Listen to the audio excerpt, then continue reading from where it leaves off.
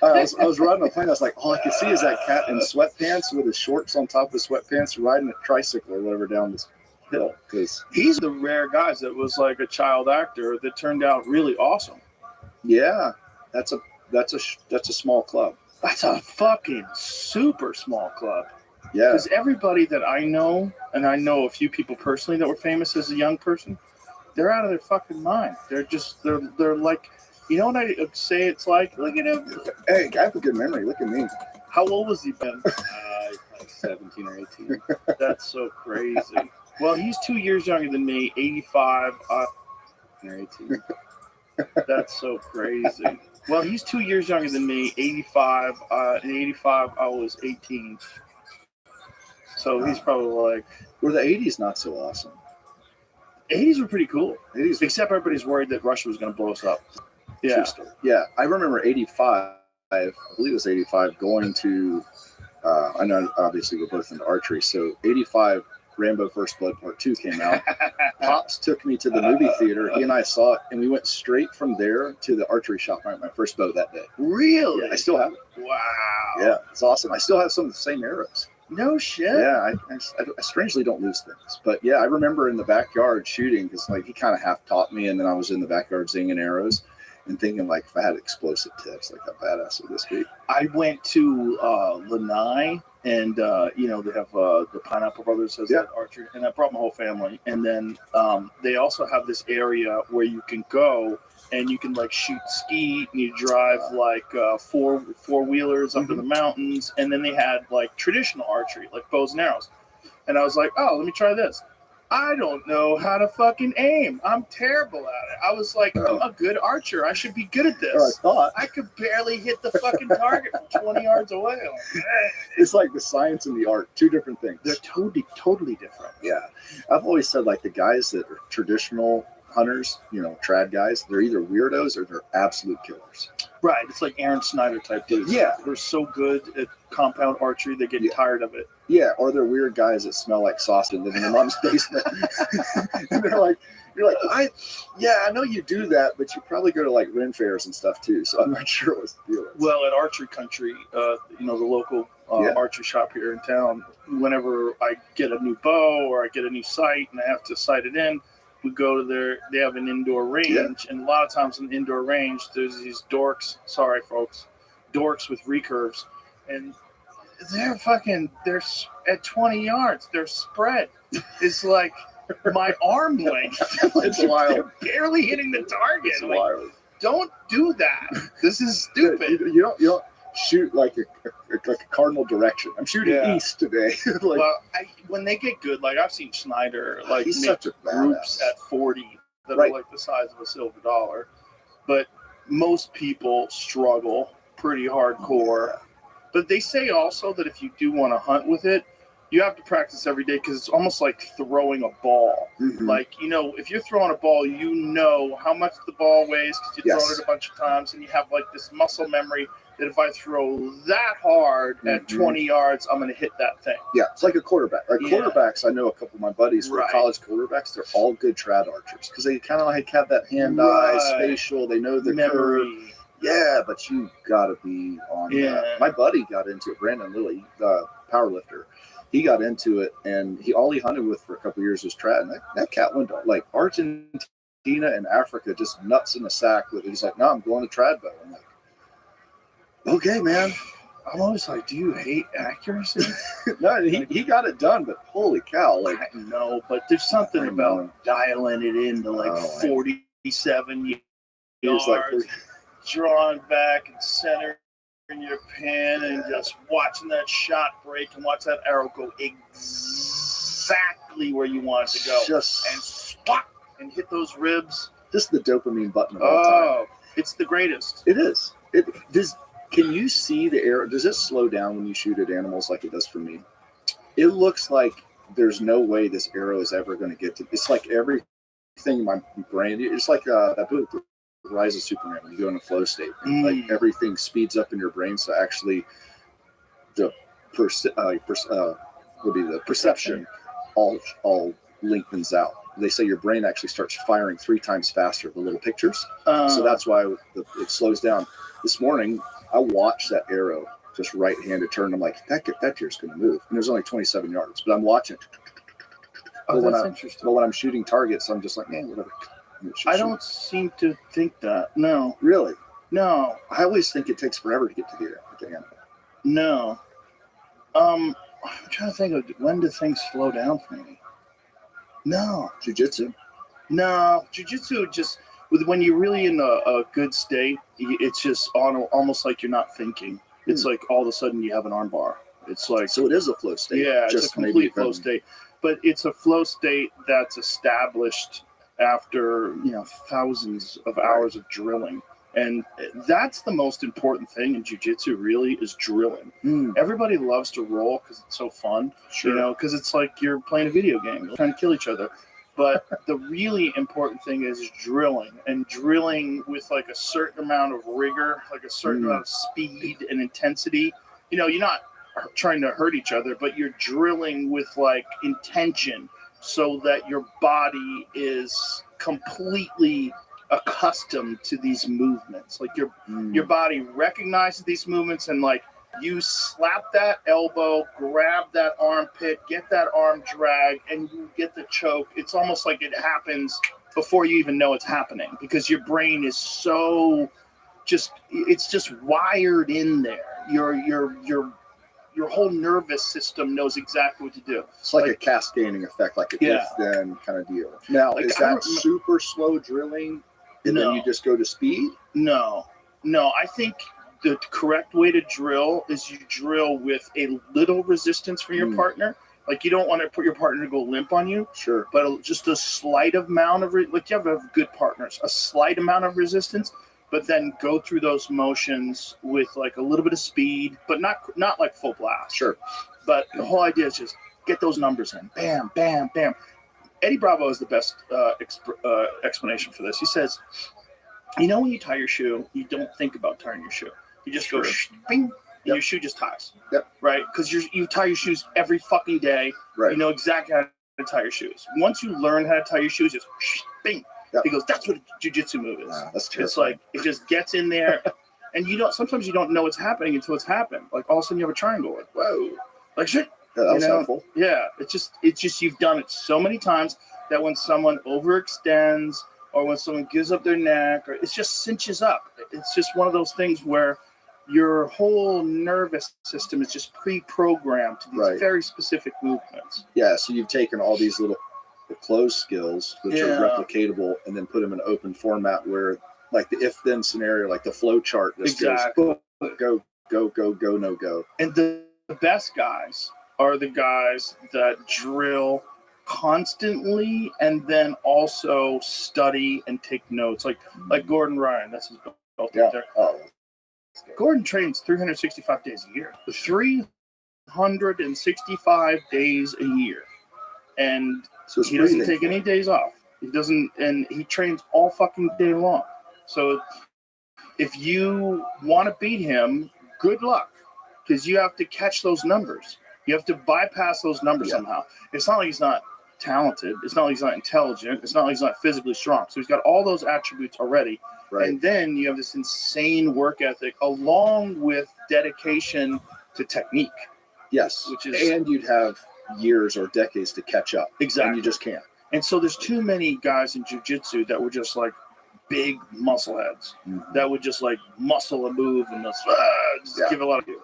Right. If that uses less percentage of their power and everything to get the same job done. Also knows exactly where to be. Like you might not know exactly where to be because you've gotten away with a lot of stuff because you're big.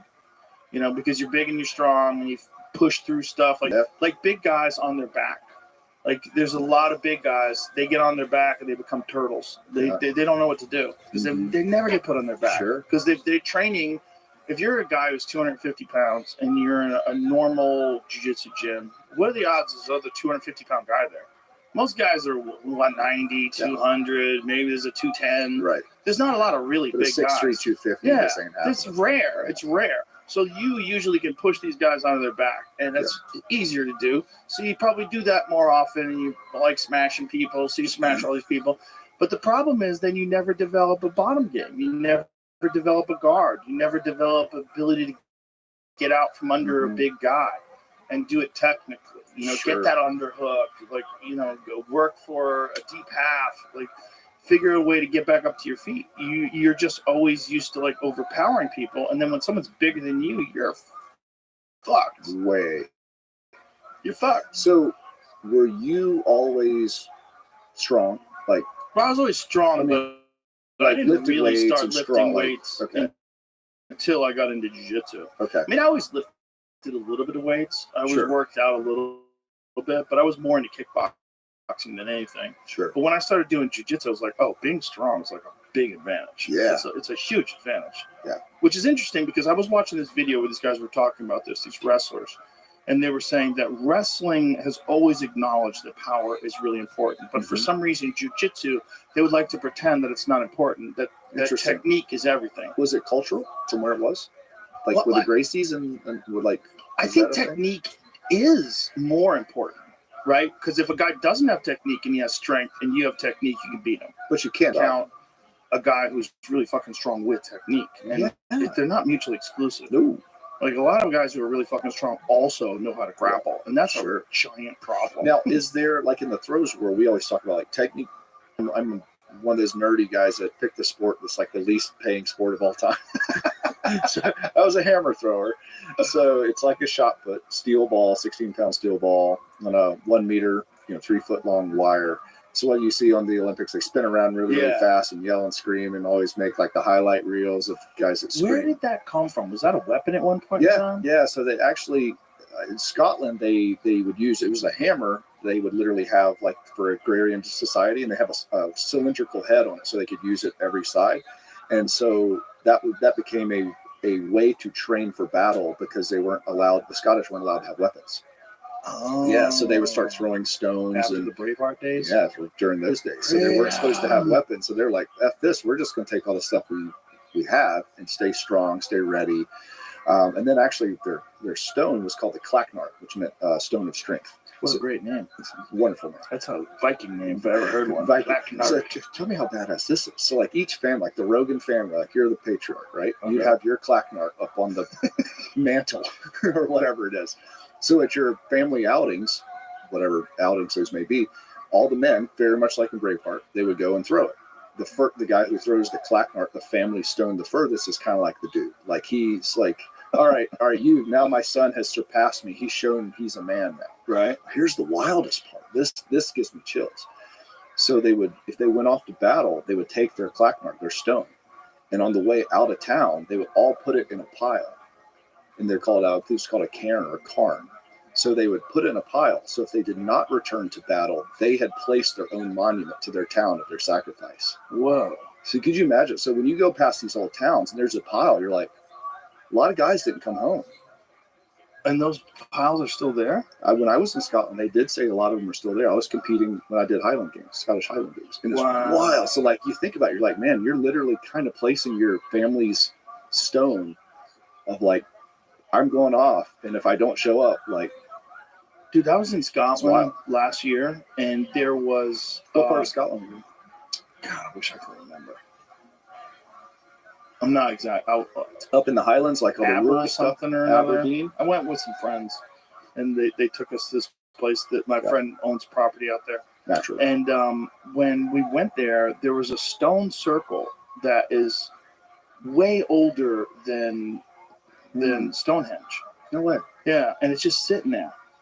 So, a lot of stuff in Scotland's just sitting there. It's just sitting there in front of this dude's house, and you can go and stand on it.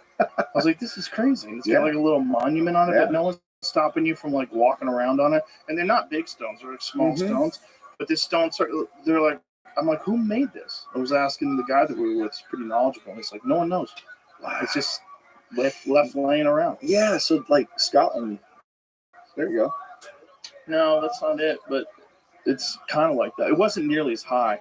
They were smaller standing stones, and it was and there's a bunch of them like laying around. Like there's a guide stone in the ground. Like how old is that? Wow. Like that's probably like thousands of years old. Wow. But nobody knows. Like they don't know who made the stone, who put it there. It's just a guide stone. Like so, if you were on a trail through the Scottish Highlands, you'd find these rocks. We're on the right place, lad.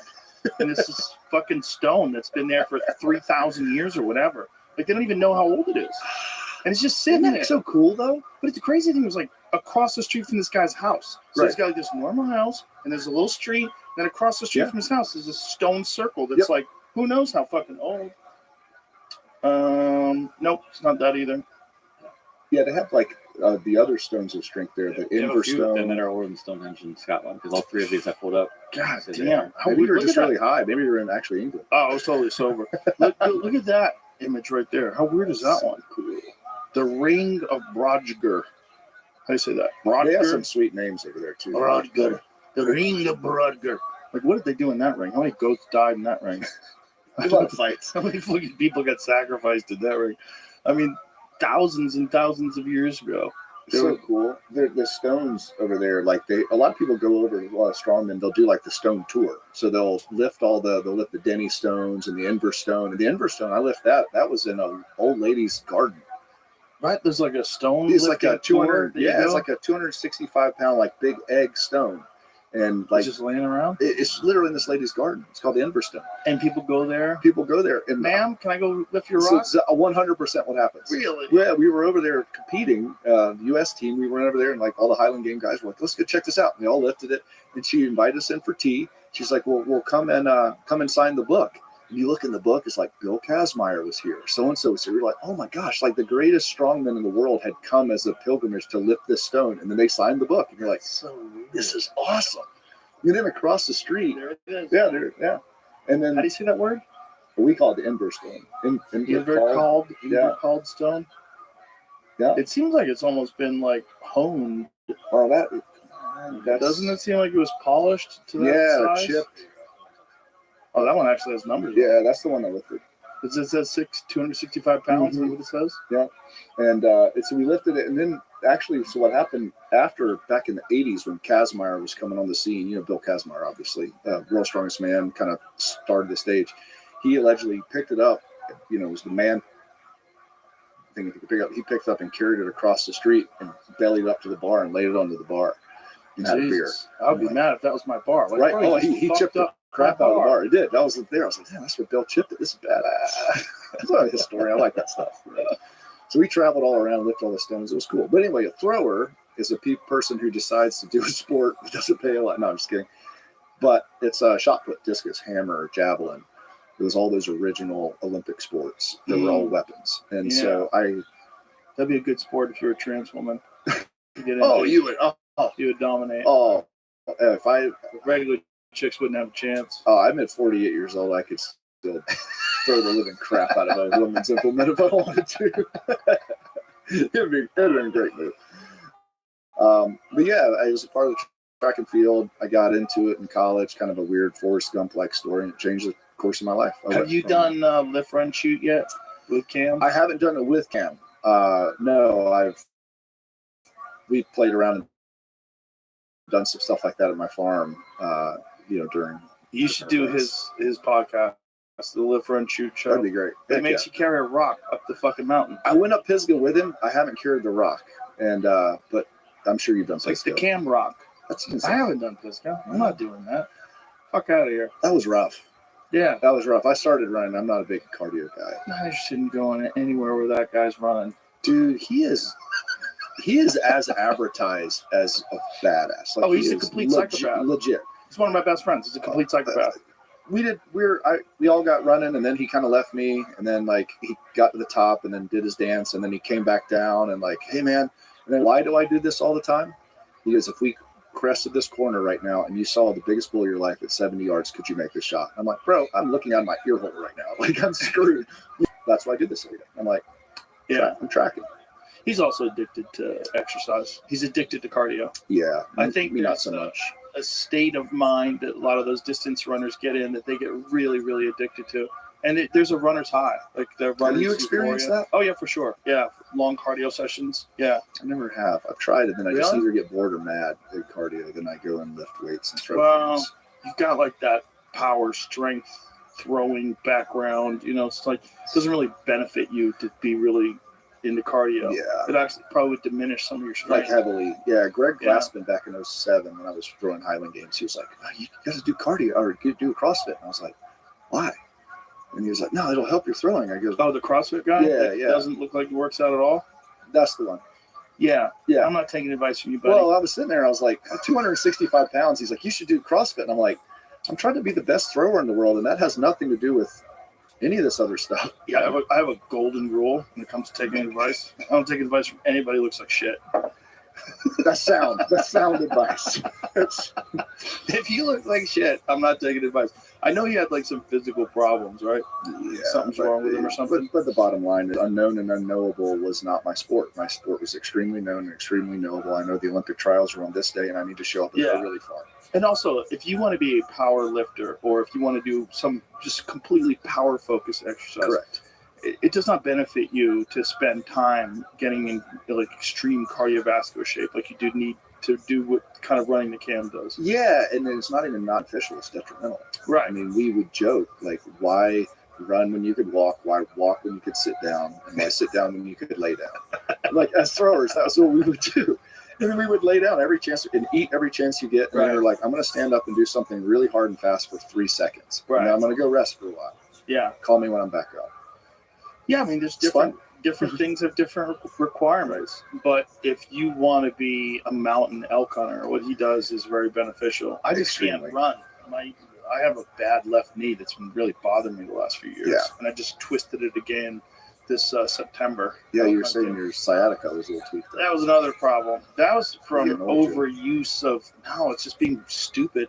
That's overuse of archery. So What? I was, yeah, because, I have two bows. I have a bow that's 84 pounds and a bow that's 90 pounds.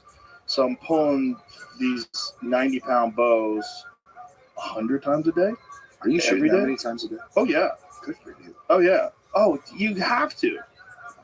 For that moment when like a fucking giant bull walks in between the trees and you have a 70-yard shot, you have to 100% be confident that you can make that shot. And so I'm shooting at 84 yards over and over and over and over. And I'm obsessive, but the problem was I developed like tendonitis in my lower back. So it's overuse from the stabilizing, from like holding yourself. Really? So it's the pulling, I'm sure that's it, but it's also holding it right there in that Sure. position. And it's all in my right lower back. But it's much, much better now. I started doing this thing called New Fit. Okay. Talked about it the other day with Derek, where they're doing electrical muscular stimulation while you go through exercises. Mhm. It's really helpful. Really? Yeah, it's been 3 It's like weeks. a microcurrent or more like a It juices you up. Like it's all the muscles it's contract. like STEM kind of thing. Yeah, but it's very strong. So this is, and you can crank up the intensity. So this is some of the shit. Like if you Okay. saw Mike Tyson when he was training for Jake Paul, he was Yeah. doing that. Like what I think it's really good for. I don't know if it's good for a lot of these things, but it's really good for rehabilitation. Sure. For rehabilitation, I think there's tremendous benefits to it. And I bet there's some benefits for athletes for working on specific things and doing it while you're getting juiced up. But Sure. man, for me, it's helped me quite a bit.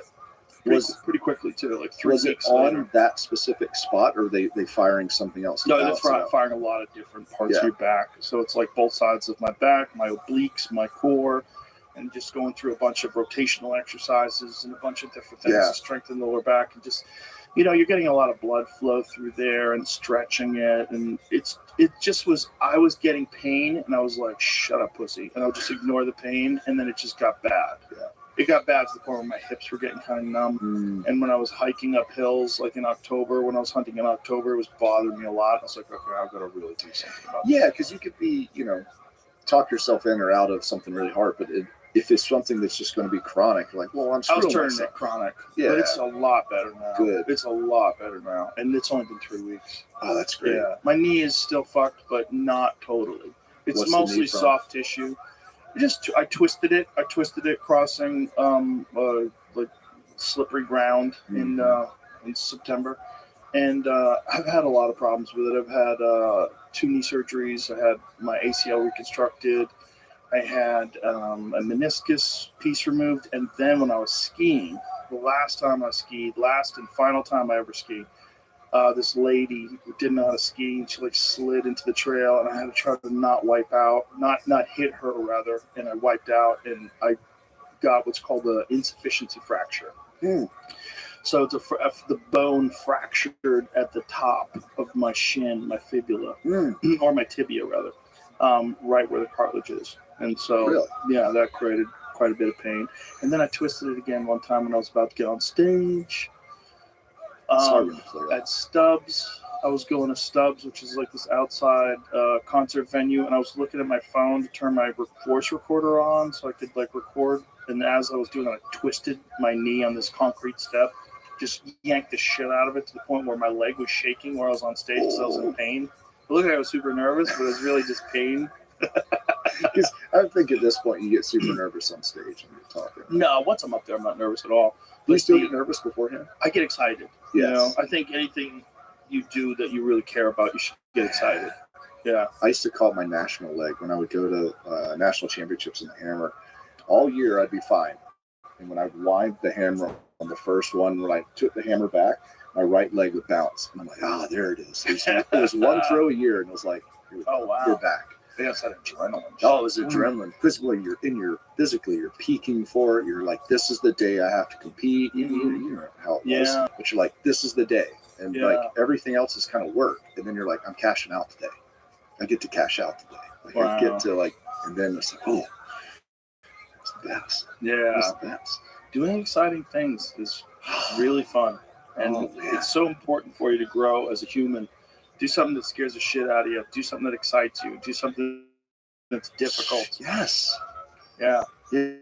And it's almost, I don't know, sometimes it's good when it's a more dynamic where you don't know when it's going to happen, but looking forward to something is pretty badass too, because then you can start focusing training and focusing efforts, and then going through like almost stages of guilt, the stages of excitement. And you're like, okay, I'm excited. Well, I got this one. Back and forth. Yeah. Let's go. It's live. Yeah, that's what it is with everything. Towards it, solving problems, working hard, pushing yourself through discipline. That's how you grow. And it's like that.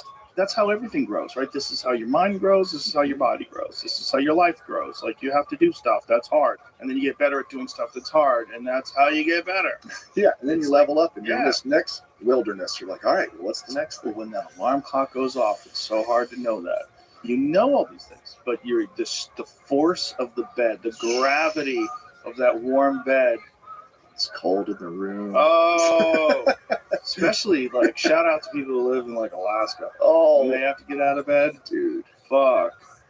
I'm sure you've done some hunts where you're in a tent or something. Oh yeah. And then you're like, I know I really want to get out there, but oh my, this. You're like, my boots are frozen. And like, maybe that bull will just kind of walk more this way. First hunt I ever did was with Steve Renell in Montana. Oh yeah, I remember seeing that. It was 9 degrees. 9 degrees in the morning. We're just, Jesus Christ, this is so cold. That was the hunt that started it all for you, wasn't it? Yes. Little forky kind of buck from that's what I him remember. Right there. No, okay. That's the buck. Oh, no. Yeah, that's the first buck I ever shot. That's awesome. That's him. Yeah. The buck that launched 1,000 hunting careers. Well, it was a life-changing experience. But, you know, one of those things where, you realize, like, wow, where would we be without houses? And it was only, by the way, it was only, I think, October. It was October of 2012. I'm pretty sure it was October. And it was already 9 degrees in Montana. Like, what was it like in February for these poor fucks? What's January like in the morning? And you're in a tent? Fuck. Well, it's like Josh Smith up there at MKC has talked about. It's like, yeah, everyone loves Yellowstone. You're all about to find out. In February, he's like, everyone wants to move here. He goes, stick around. It's going to get live here in about January or February. How many people got super confused by that show and bought a house there? And they're like, what is this? Why is the ground solid? Exactly. Oh, I love it. This is fantastic. Especially someone who's never lived in the real north before. You don't know what happens when your ground freezes. The ground is a piece of rock. Like, so if you fall on it, freezes. You're like, everything freezes. Yeah. That's a whole different animal. It's a different way to live, that's for sure. But, I was talking with this gentleman yesterday, Rick Strassman, who's a scientist. But we were talking about the time when he was living in Alaska, and he was living in Alaska, and he lived in Southern California, and then he moved to Fairbanks, where it's 39 degrees below zero. And he's like, what the hell? And then it's dark for like 10 hours. Everyone's depressed. Yeah. vitamin D Or lights. we're not dark for 10 hours, rather. It's only light for 4 hours. It's Right. light for 4 hours, so it's dark for 20 hours. Yeah, fuck that. Have you've been to Alaska a yeah. lot? I would think. You like it? Sometimes. I like the people up there. They're hardy. They're That's a good way to different, put kind of human. Yeah, yeah. I was at a Battle tested. They are, and everyone wears extra tough boots.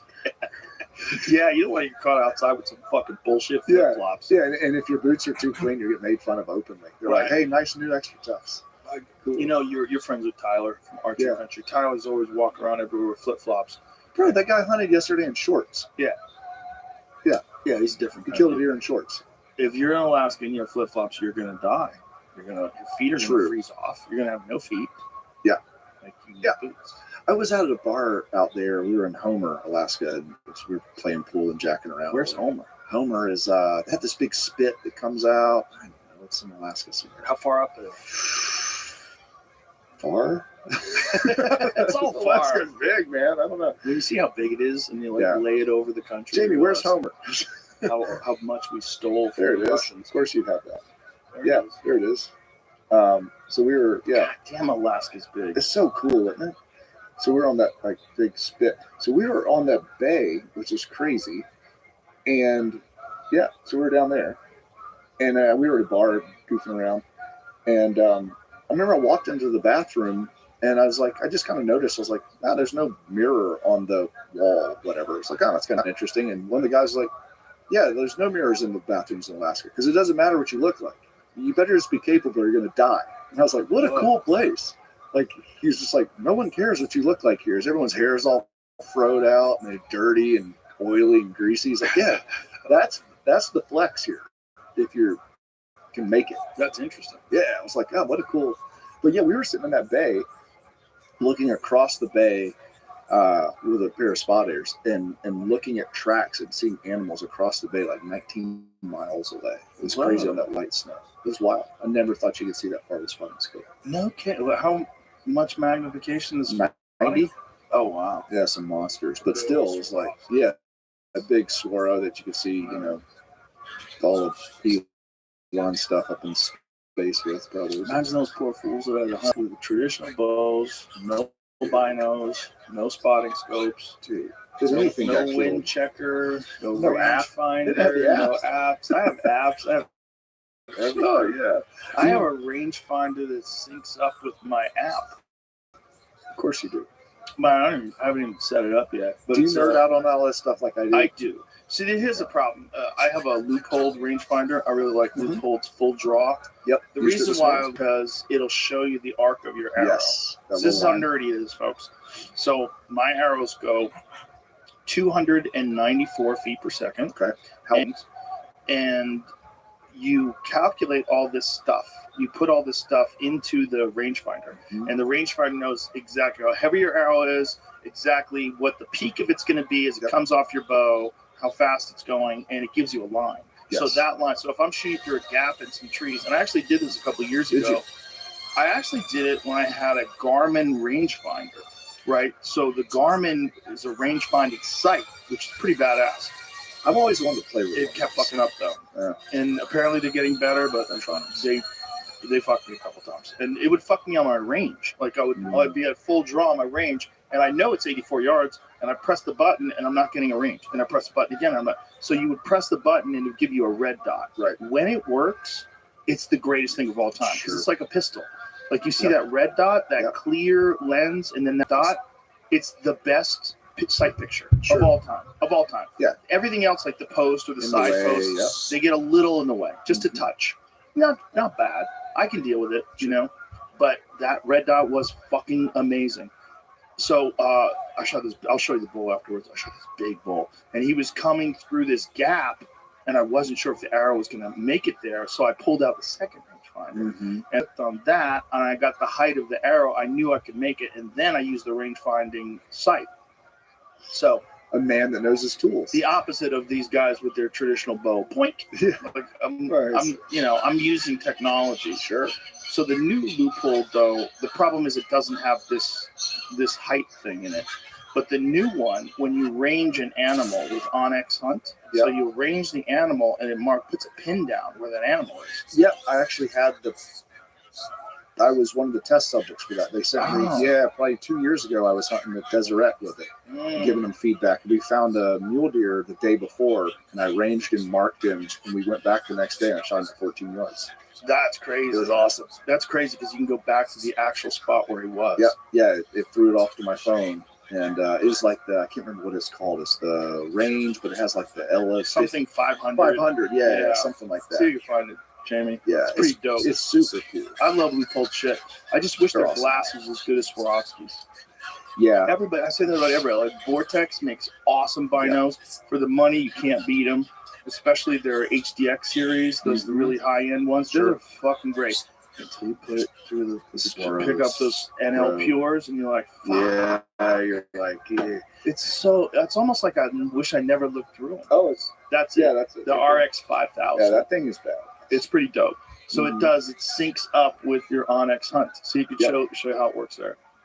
So what's really good about that is not just you know where you hit where the animal is. So if you have to go around somewhere and get back to them, you'll be able to get back to, if you're trying to get away from the wind.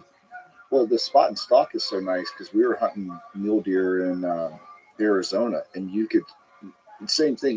You're circling around, and your depth of perception. I've been 200 yards off. I feel like this is more for the rifle hunter, and this is like they're even showing guys like going 2,000 yards with this thing. I feel like for the bow hunter, they just need to add that. Maybe they'll just make it too big, but add that height of arrow technology. I don't know why they wouldn't put that in there.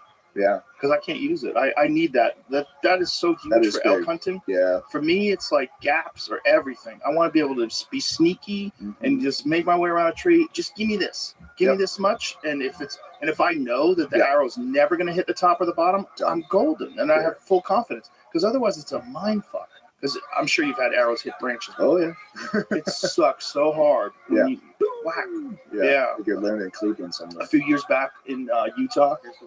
That one I had pulled up had a TBR was made for ballistics. 4, I think, this morning. These are all for archery. Yeah. Yes, the TBR. So they're right. Yeah. That is that one is a similar one. That was like, I don't think that's as sophisticated though, and I don't think that has the app.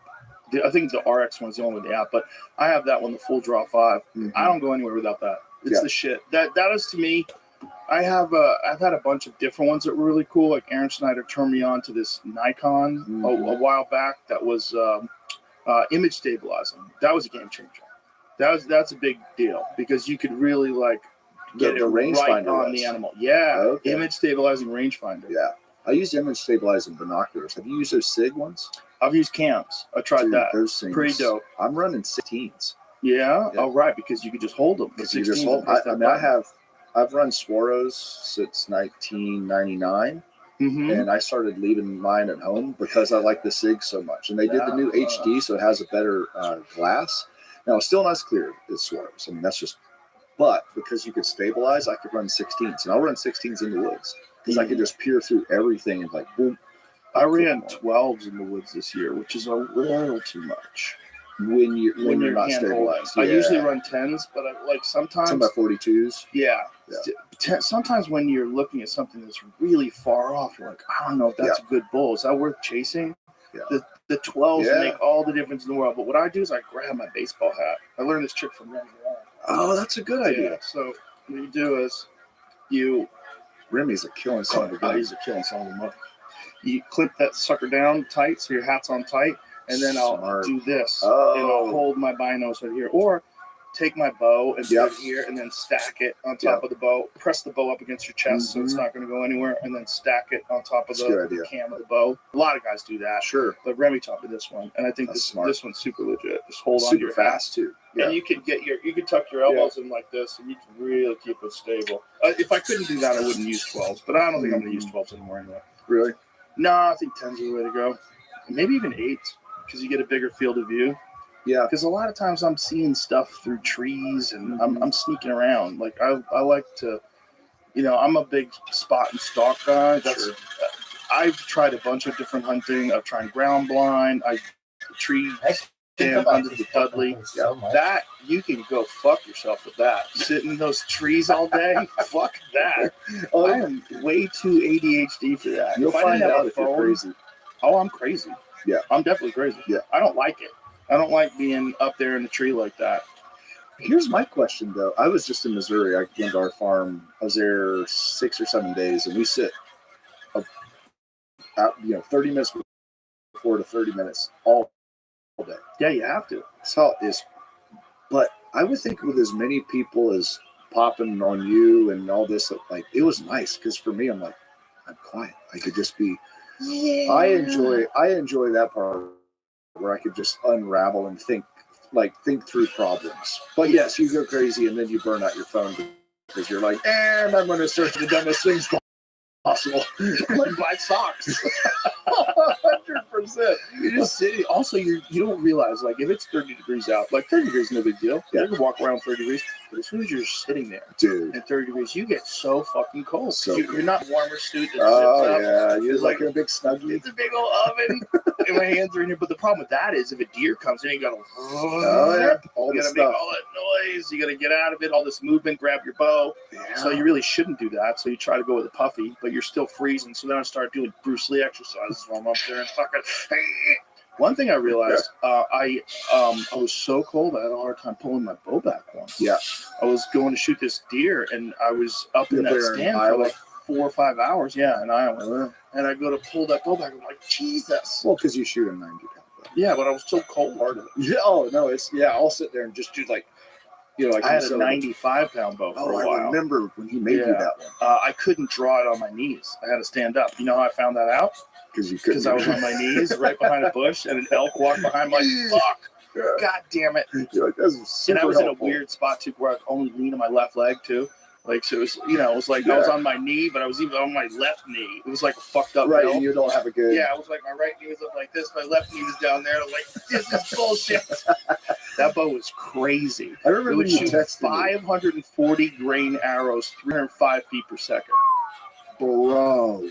When it hits, it was just like, wow. It was cool. Like, I remember we were shooting at the Deseret, and we were all shooting at 100 yards. It was me and a couple of these guys. Yeah. And they shot first, and then I shot. And the guys go, what the fuck are you shooting? Because the bow was so KE flat. was still rolling. He goes, that bow is so flat. What is that? I'm like, this is a 95-pound bow. It was the dumbest thing ever. I remember you sitting there, he was like, this thing's preposterous. It was so dumb. It also had a really short brace height, so it was super sketchy. So if you moved your hand, it was so unforgiving that if you moved your hand even slightly, you were off target by 6 inches. Oh, geez. Yeah. Just really twitchy. Driving a little Tokyo Drifter around all the time. It was so dangerous. Not dangerous, really, but like you just wouldn't, I wouldn't trust it.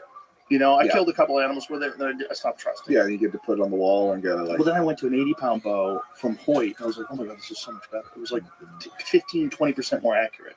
I was like, that thing is just too. I just got that RX-9 like last week.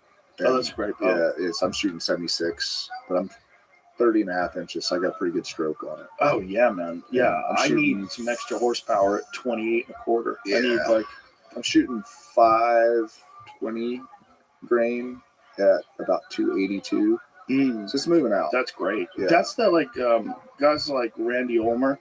Mm-hmm. He likes 265 to 280. Yeah. He thinks that that's the range where the arrows are like the most accurate. Mm-hmm. There's this thing about having too much fucking whip. Yep. There's too much, and it's almost like too much flex on the arrow. There's a lot of flex on the arrows, and it's probably more subject to wind drift when they're flexing like that. Mm-hmm. It's like when we used to throw the javelin, there was different rated javelins, and you could be too strong for the jab. And so if you don't pull through the tip perfectly, just like arrow spine. Right. And so you have a 50 meter jab, 60 meter jab, 70 meter. And when you start getting strong, you could bend a 50 meter jab like a banana. It's kind of fun, actually. You come down like Lamar from, like what was it, Revenge of the Nerds? Oh, okay. Yeah. But yeah. That makes sense that it would be just like arrows. Yep. Because for folks at home, say if you have a 50-pound bow, you could probably get away with a 320 grain arrow, 330, 350. So the higher the number, the more flexible the spine of the arrow is, and the lighter the arrow will be. Right. So I shoot a 250. So it's I like a nice stiff because of all that kinetic energy. Yeah. Yeah. Especially how much weight you have in the front creates Exactly. that more of a flex. Exactly. But to me, it's all about, like, I've heard arguments before, like people say, "Oh, you don't need that much bow power. You don't." Shut your fucking dirty little skinny mouth. Because the only reason why you would say that is because you can't pull that back. That's the only reason. And if you think that 70 pounds to you is the same as 70 pounds to me, and you don't work out, that's just dumb. That doesn't make any sense. It's like saying, well, you don't need a 500-pound deadlift to look. Yeah, but it's nice. Yeah, but if you can't squat 500 pounds and you have to squat 500 pounds, you can't do it. I can. So shut the fuck up. It's nice to have in your pocket. Shut your dirty little skinny hole. Yeah. Because all that is you're just saying there's virtue in being physically weak, and that's stupid. That's stupid. Do you need to be able to pull back 80 pounds to kill an elk? No. If you can't pull back 80 pounds and you're really accurate with 60 pounds and you have a cut-on contact broadhead, you can be successful.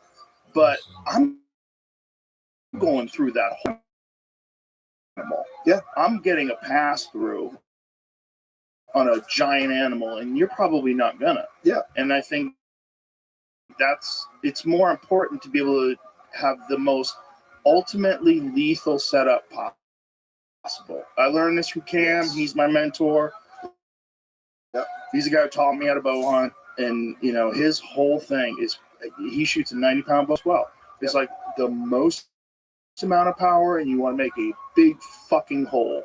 Yes. And you want that animal to die like that. Yeah. Well, with anything, why would more horsepower, if you could handle it, not be advantageous? It's stupid. That's why race cars have limits on the amount of power they could have.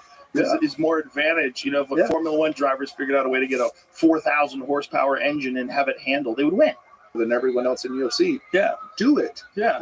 Literally, that's how Francis Ngannou became the heavyweight champion of the world. Fuck, it's harder than anybody. Yeah. It's interesting. My buddy Lauren Landau, strength coach, I was talking to him last week, and he did actually a study on, and they tested it on like a force plate, jump and force plate. And then they did a Proteus machine. Have you ever seen one of those? They kind of like, it's like you kind of throw it and push it, kind of the same thing. So they tested the power of the punch, then tested ground force, and then they did squats, but they also did like a trap bar deadlift. And then the training was a jammer on, like, a jammer on punch. So they had the sequence of force.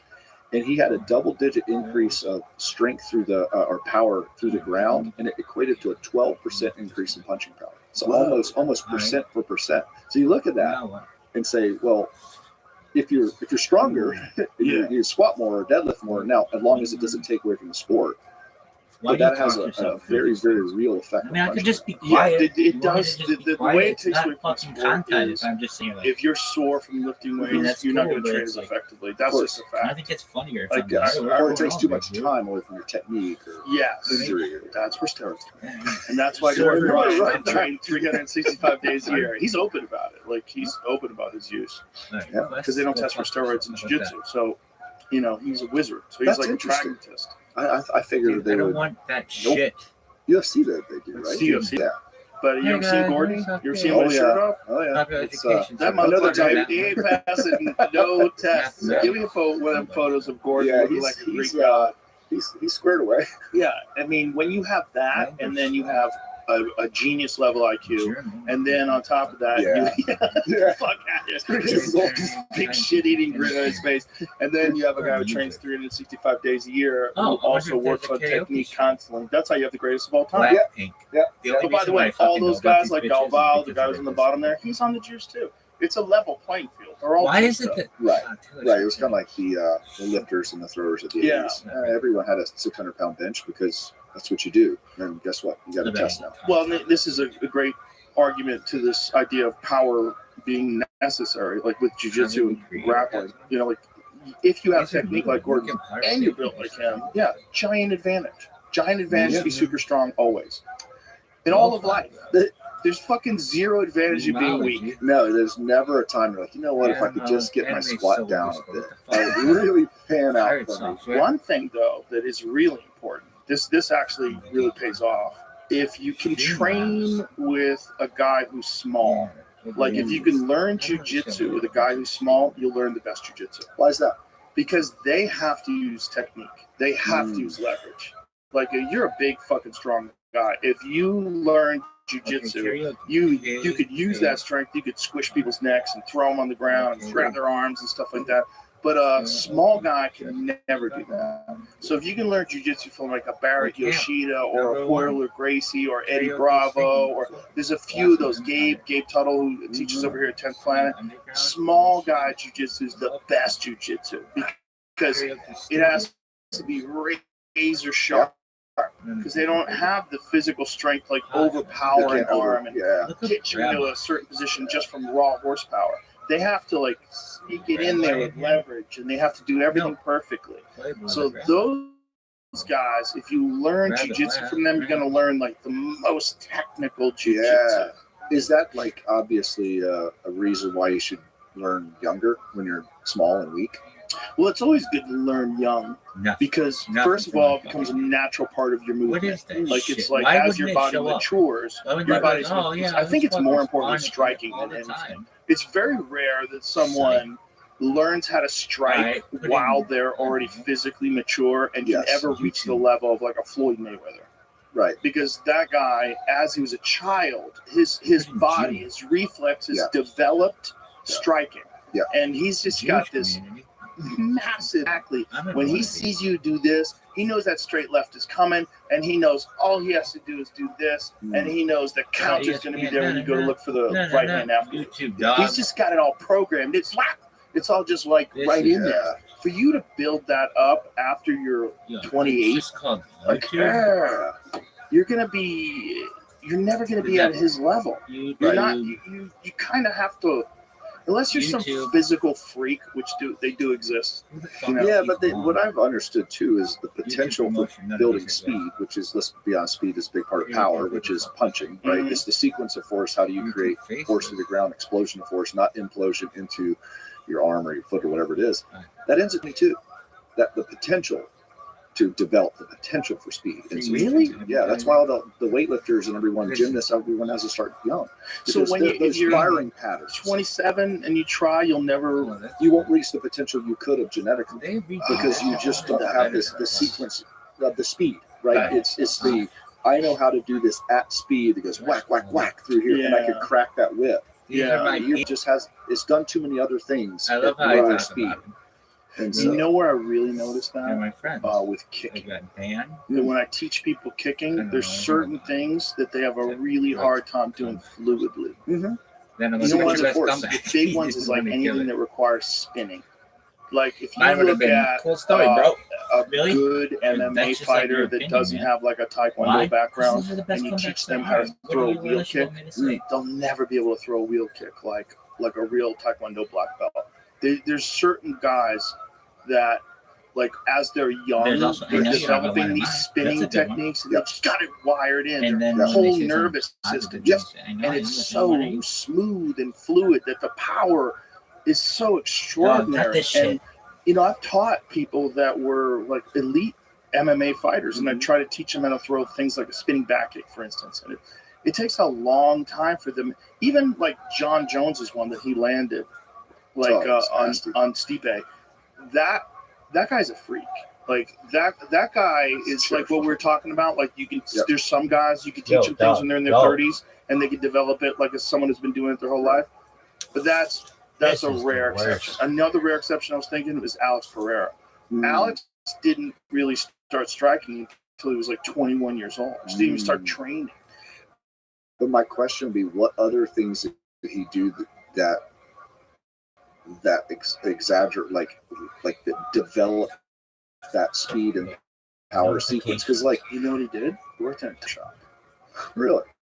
Yeah. So he's like hoisting tires and hammering tires down and setting wheels. Right. So you're learning to do the most, because if you're doing it for a job, you're going to do the most efficient method possible to move an object, right? You're also going to whip that tire up there to develop rotational strength. Right. You're throwing hammers down. I mean, he's doing this 8 hours a day, all day long. So, like, think about how many tires he's hammered, right? Yeah, that's not a training. Francis Ngannou, when he was a child, worked in a sand mine.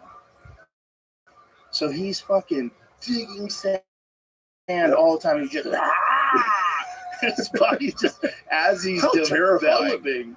I'm also massive physical specimen, right? So he's like 6'6" or 6'5", whatever he is, 265 natural, built like a fucking Greek god. A young man digging sand, and the anger you have. I can't believe I have to dig this fucking sand. It was like the Wheel of Pain. Like It is like Conan. Yeah. He really is like a guy from a movie in a sand, and then becomes a what is heavyweight this champion. bullshit? Homeless. Oh You yeah. know, This is the you ever heard his story? Oh about- yeah. So The buddy fuck, of mine, man? Bo Sandoval, used to run the strength conditioning director. He was a strength conditioning director at UFC. And so he told me about him years and years. He's like, we got this guy. And I was like, really? He goes, no, this is going to be a dude. And I'm like, really? He told me his whole I story have a about lot of Cameroon and like information. living Yeah. in France and the whole deal. And I became like, I never even looked eyes with the guy. This I was is like, crazy this guy, shit. he's my guy. I want to like him. Oh, he And then he told came the on whole the scene. We're story. like, ooh, No, His look at life this. story he told on the podcast about making his trek. Like he just decided he has to leave Cameroon, and everyone's like, "What are you gonna do? You can't go anywhere." And he just went through the fucking desert, all the way to Morocco, and then gets in a raft and does it 7 different times. He gets arrested, gets taken into custody. They bring him into the middle of the desert, drop him off. He goes right back to Morocco, walks through, hitches ride. Took him a year and a half. He makes. I don't care how much money that guy makes. It's not enough. For just being able to do that, like that is so. How about he has one boxing fight? He knocks down the heavyweight champion of the world, one of the greatest heavyweight boxers of all time. He hits him with a left hook and drops him, and almost won. Like I thought he won the decision. It was over. I was like, they're going to give it to him. I think he won the decision. He was battering him in the 8th round. He dropped him in the 2nd. I'm like, I think he won. And a lot of people thought he won. Yeah. And he came that close. Yeah. That fucking close. And so is that like obviously genetically super gifted, right? Yeah. But then also like we're talking about like shoveling and doing all this work. When you do that work for that long, you learn how to become efficient because you don't want to spend extra time and effort doing stuff. So you just learn how to kind of move stuff. There's a little bit of that, and I think to be really charitable, I think Tyson Fury probably didn't think that he had a chance. I think Tyson Fury For probably people in didn't the train as future, hard just as know- he would have trained if he thought that Francis was I a real really threat. don't like Right. I think he probably thought, I'm going to box this guy's Really? fucking face off. How could I this like being MMA by fighter? myself. And then I he really gets hit with think one of them in my hammers. heart, Yeah. I Thug. am He's the He gets Terminator, left and you're hooked in the side of his head. He's like, what the fuck did this guy just hit me with? And he's on his ass as the heavyweight champion of the world, fighting a guy with 0 professional fights. That was his first ever pro fight, his second ever pro I mean, round. yeah, I talk to And he people if I drops have one of the to, greatest or whatever, heavyweights in the history of the game. I I think like being by here's myself. my Mount Rushmore of Like when heavyweight people are in boxing. here saying, "Oh, fuck, Mike we have Tyson's to number go." one. Unless Mike they Tyson know the deal. from They're just doing their own thing. That's my favorite. 1986 to like When you fucking have to figure it 1990, out, there like, was not, I'm or not here to end up- 88, whatever it was. There's a few years before the wheels You came wanna off. just come He in was and just say going hi? crazy and That's tight. partying, fighting with syphilis So and shit when I like that. get in here, He's a just fucking maniac. clash But with that everybody. guy, the It guy who sucks. knocked out like Michael Spence, I like how I the got guy all who this knocked fucking out Larry space and I'm Holmes, like, no, the guy let's who just won the talk title from right here Trevor on the edge. Berbick. I think Tight. that guy's the greatest heavyweight fighter Yeah, of all with time. Mark He was Thompson. a That juggernaut, failed. man. Bring The that guy who shit knocked back. That out might be the Marvis biggest Frazier, podcast that's the in scariest history. version of Tyson. Why? The Marvis Frazier version. But you So guys, you were take like shit, probably late high Really? school. Like, Yeah. yeah. So I was like a little kid, and I remember like walking out with my skateboard, and they're like, "Did you see Larry Holmes fight last night?" I was like, "Oh no!" Yourself. But I heard it was like 19 seconds or whatever it was. It was We crazy. were just all pumped. no, about it.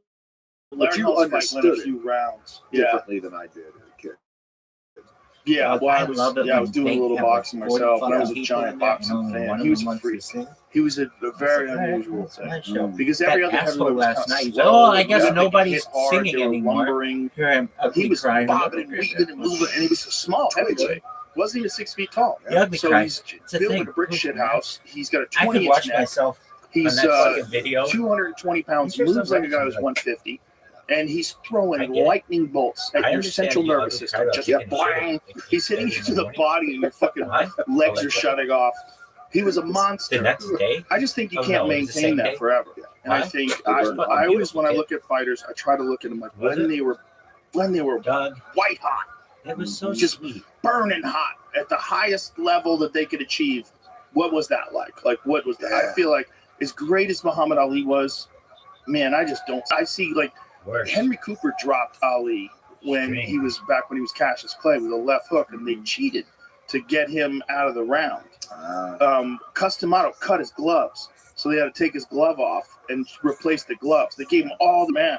It was this British boxer, this guy from England who had a nasty left hook, and he caught Cassius Clay just bam, perfect one. And it was like leg, and he's like slumped down on the ropes. He was Dunsville, but it was at the end of the round, and then Angelo Dundee. I mean, that guy had been around the block. Yeah. He knows some stuff. Let's cut these fucking gloves. See if you can find that, Jamie, because it's a crazy fork in the road in history. Right. Because if they don't cheat, likely he gets stopped. Likely Henry Cooper, who landed the perfect left hook, hits him with a couple more, and that's it. He's done. Right. He looks done already. Like, watch this. Henry Cooper had a nasty left hook. Look at that, bro. Right. Look how he's down there. Yeah, that's not regular down. That's Ugly fucked up down. That's like real trouble. But it's the very end of the round. I like Look at it this, myself. bro. Well, look how it goes down. That's Dunsville. I mean, I've heard So Seals that's someone a minute that- earlier. If he gets hit with that, And I'm the sick, whole baby. thing changes. Right. The whole Right. thing changes. He's Really? not undefeated when he fights Sonny Liston. I mean, He's what not else? this unstoppable I'm cool. force. Isn't that crazy? Crazy. Don't you ever get bored of That seeing? It's can like this is happen. literally And what there I'd are be doing. fighters that Really? I have seen in the UFC that I go, 100%. this guy could be the next fill in Why? the blank. This guy could be the Because it's next tight as great fuck. welterweight champion, the next great lightweight Why champion. not? And they have Oh, one look at this stretch. And It's a in good one stretch. fight, something happens. They get hit with a flying knee, or they get head kicked, All right, so now or what are you gonna something do? happens. I like and it when then you would do their whole concerts. path changes. Hey, everybody, Wow. it's Mariah If Carey that guy tonight. wasn't overmatched, if he Right. didn't fight that guy. So You know this is what the it is difference when there between was some- boxing and the UFC. Oh, The sorry. UFC is like, when you're ready, it's come to Mariah us, Carey and you're going early to fight the afternoon. best. Wow. Boxing is like, we're going to build you. We're going to take you, and you're going to fight a few Is that guys even that are recording? like Look at that. real slick, but they don't have power. And then you get to fight a big guy with a lot of power, but he doesn't have any endurance. Yeah, and That girl, they're I like, just he's saw ready Notre for Dame. this now. You know, if you have a Says really good That trainer was like so good. Tyson At Fury's like the trainer, perfect Sugar time. Hill, I mean, once you said it, I was he's like, gonna like, he's ugly cry. analyzing your movements. He's breaking down things. He's figuring out what to change, what not to change, when to back you off with training. Like you're a little too hot right now. Let's not peak too soon because we got 2 weeks Dude, before Nicole the fight. Kidman in this I want you to fucking take a day movie off. Like, take a day looks off. I'm ready to so eat fucking nails. hot. No. Her No, we fucking gotta. They know exactly, Yeah. and then they're like, he's ready for this level of competition. So they'll give you a guy that'll offer you some because when struggle, these two some lift test. meet the one Maybe he's that's got on a the big, Donkey Kong, big punch, something and, like that. You know, you might Anyway, lose the that fight, bitch is but you're most stupid. likely gonna win, and this is how you Well, find out if a guy's gonna make it. Right. Slowly is- move. So there's a lot of boxers. You know, by the time they're fighting for the title, they're 14-0, 16-0, 18-0. Right. Charles Oliveira. she's I one mean, of the hottest. what is Charles bitches of all Oliveira's time. record? Let's see I don't Charles think she gets Oliveira's enough record. credit for how hot she is. So Charles Oliveira, when he became the lightweight champion, he had a ton of losses. In the When I UFC. found out about it, He got stopped by Paul Yeah, Rabbi, Felder. why? Cub Swanson KO'd him. He got, I'm pretty sure Jim Miller knee barred him. So what is his record? wait, I gotta Jim's do a the fun. Look at that, 35-10. Valley. Okay? This game sucks. And so out of those 10, a few of them have been recently. Scroll back up to the top, please. So the Islam Makhachev, he loses the title, and then Arman Sarukian, he loses a split decision. I thought he won that fight, by the way. But it was close. So those are the 2 out of those 10. So that means 8 Being by losses, and yourself, some of them brutal knockouts. Yeah, Because I can fucking you're talk. in there with the Lions, with I all don't the think I'm talking Lions. like And so you want to be if in the the cameras UFC, were not on. you win I a would few not be fights. talking. We're going to throw I you wouldn't in, or even if be it's whispering to them. I've said it before, I say flash, it. short Ask notice. anyone with Yeah, whom I short work, I notice don't fight. talk Let's go. just like And the thing you find out too is that ask the anybody with whom I've level gone to at the school. UFC, as great as some of these guys Really look in quiet. these other organizations, the Sex is level at the fucking really UFC, quiet. that's the peak. Really? Those are the greatest fighters on the planet. There's no Yeah, argument. I don't call this really We shit. I found don't out do that. about that this past weekend Why? because Alexandre Pantoja, who might be the best pound for pound fighter Bonkers alive, if you he's do a it in front flyweight of champion. people. He fought this dude Kai Asakura from Japan, Anyway, who's a fucking Kind assassin. of tubular. But Are you Pantoja gonna just sing a ate him fucking alive. song? Just ate him alive. And he got caught with a couple of good shots too, a couple of good knees to the body, and Dude, is this thing? you know, Kaya Sakura is a really good fighter, but the level is just different. Ugly Like crying Pantoja just Ugly. he crying. strangled him. But But it's just the way I he could did see it. it. I mean, There's he like was a fucking little him up tear on the that feet. He was comes fucking down him my up everywhere. cheek. He was just Like in that pushing Princess him. Diana And video he's that I fucking do. I insane pace. You watch those You little find it hard guys to fight. find Like video? they fight like pit bulls, man. No. Yeah. Like just yeah, like it's, I don't cry that wild much. scrambles comparison where to they're most moving people. For the so shit through fast, which just I trying to go, call the fight. It's Oh like man, me I and think Daniel I'm were very talking about it tough. during the commentary. Like we have to recalibrate our brains. Yeah. Because you went If I from a wanna heavyweight fight to a cry, flyweight I fight. can. Whoa! It's like And I listening to don't think podcasts when you turn it to Yeah. 1.5. Yeah. I actually had to start listening to your podcast at regular speed because I thought you talked really fast. I was just like, oh, Joe, no one talks that fast because I listened to it super fast. Somebody sent me a clip of some political person talking about one of the guests on the show, and I was like, "What is wrong with the clip?" And then I had to realize, like, oh, they got it on speeded up version. Yeah, do you listen to stuff speeded up? Never. A buddy of mine taught me that. He listens to books. He got up to 4x, and so he But just are you downloads. absorbing it the same way?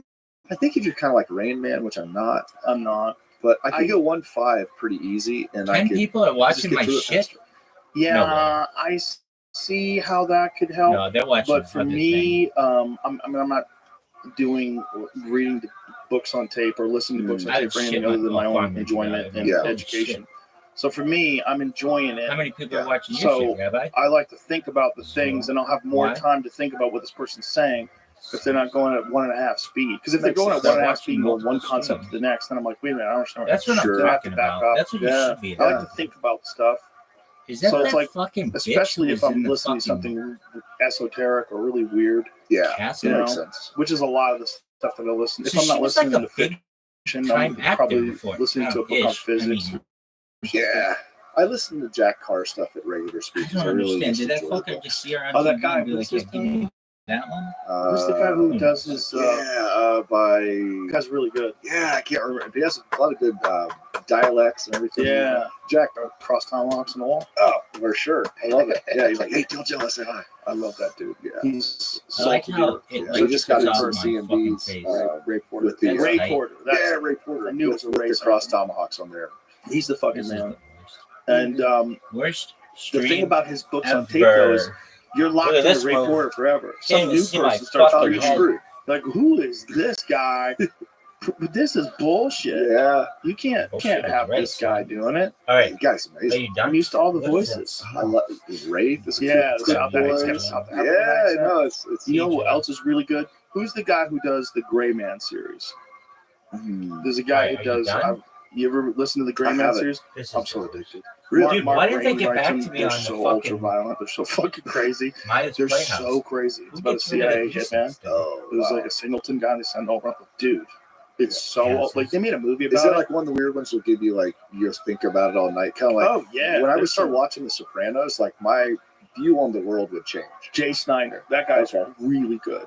He does really good girl voices too. It's weird, but those fucking books, man, they are so ultra violent. They're so crazy. They're so crazy. Like sometimes I listen to them and I have to shut them off before I go to bed. Like if I listen to them, like I like to take the sauna before I go to bed. And so if I'm listening to like, a book on cosmology, that's great. It's interesting. We're going to think about space. That's really cool. But if I'm listening to some Gray Man before I go to bed, I'm like, I'm going to shut off. Yeah, we don't need that.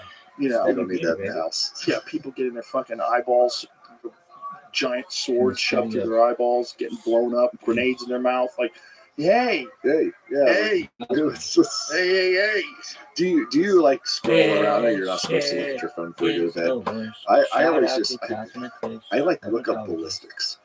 My wife's like, "What are you doing?" And I was like, she's like, well, that's good. That's not social media. That's good. Well, I do it because I actually think about stuff, and it doesn't Where's matter. Bong I have to look at something that doesn't matter. That lady's nice. Like if I look at like a good don't check an email. Like you're screwed, right? Like, and I'll tell my wife, she's like, "Hey, I got a question for you." Fuck is Bong on? The lights are off. Don't ask questions right now. Like I'll be all night. I'll be thinking of this problem I have to solve. Yeah. So like I'll just sit there. I'm like, "Hey, I wonder what the stream I have ever seen the 350 Remington Magnum is." By the way, anybody with a beard like yours, I would assume they know the ballistic coefficient of a 350. It's like they see a dude in a beard like that. He's kind of jacked. I'm like, That guy knows how to shoot some things. Yeah, but 100%. I'm just like, oh yeah, so you would be Probably about loads his own bullets. yeah, another Everybody 9-inch drop to 300. Interesting. Okay, I'll keep that in mind. You probably load your own rounds. Yeah, Hey well, everybody, it is Elvis Costello night in the carry. presses. Pops used to They be want really, Elvis really into Costello. that. Yeah. Thankfully, I know the guys at Nostler, so they just send me ammo, which is nice. I've made the mistake of looking at social media before I go to bed, and I get mad, Name or I one get upset, or I get company sad, song. or Those are I two some names weird I shit was just going on in the world. Yeah. And when I was Elvis younger, I'd Costello. Engelbert. read things that people would say about me, and I'd be like, "Oh my god, like, who's this asshole? That's not true." And you get all upset, and then I realized, like, wait, Hey, this you is a done though? person. Like, Because this I is the wouldn't talk word.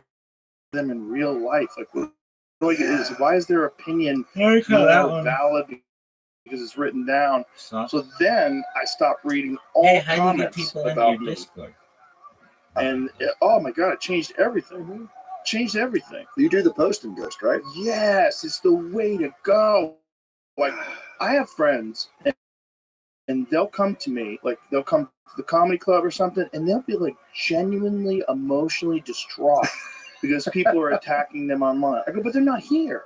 Like right here, Right, your yeah. friends are here, and you're all freaked out because I know I gotta stop reading that stuff. I go, you gotta stop reading that stuff. First of all, it's not true. You're really funny. You're a great guy. Right. So it's all bullshit, and they don't know you. Right. So they're just deciding to do this, and they know that it fucks with you because you talk openly about it, and so now they're gonna accentuate it. They're gonna keep jabbing at you. They're gonna rock. There's a window. Yeah, they're in the Yay! cheap seats. We're Yeah. looking at them there.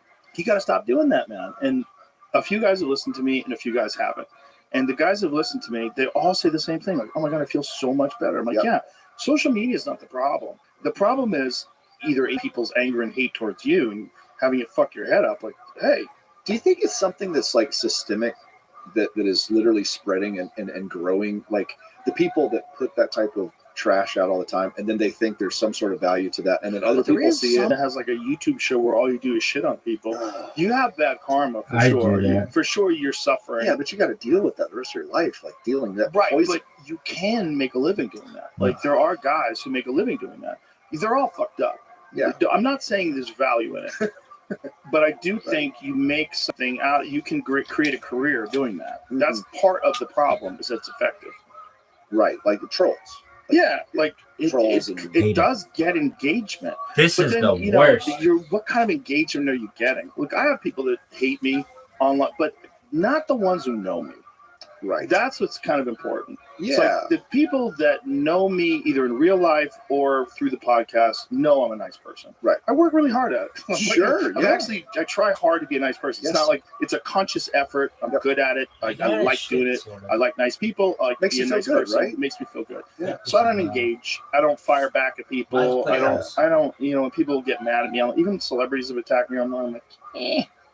How's Okay. it feel like probably being in that world a bit more, and then now having people turn on? Probably feels strange.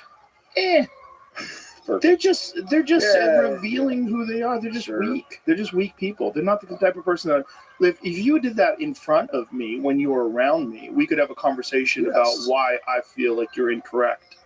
Yes. And this assumption that you have of me is Yeah. totally wrong. And also, if you're talking to someone in person and you're saying something about that person, like you could just kind of like form some bullshit narrative.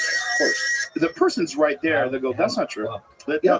So you're saying something, I and know. if it was true, then you'd be justified in your anger. But what you're saying is not true, and you're taking things completely out of context, Right. and you don't know what you're talking about, and you're doing this because your life sucks, and it's Right. the only time you do it. That- I've always that's said, it. do you think Michael Jordan is posting on This YouTube? He's interaction making comments? failed. No. When he was in, if YouTube was around when Michael Jordan was the king, would he be doing that? No.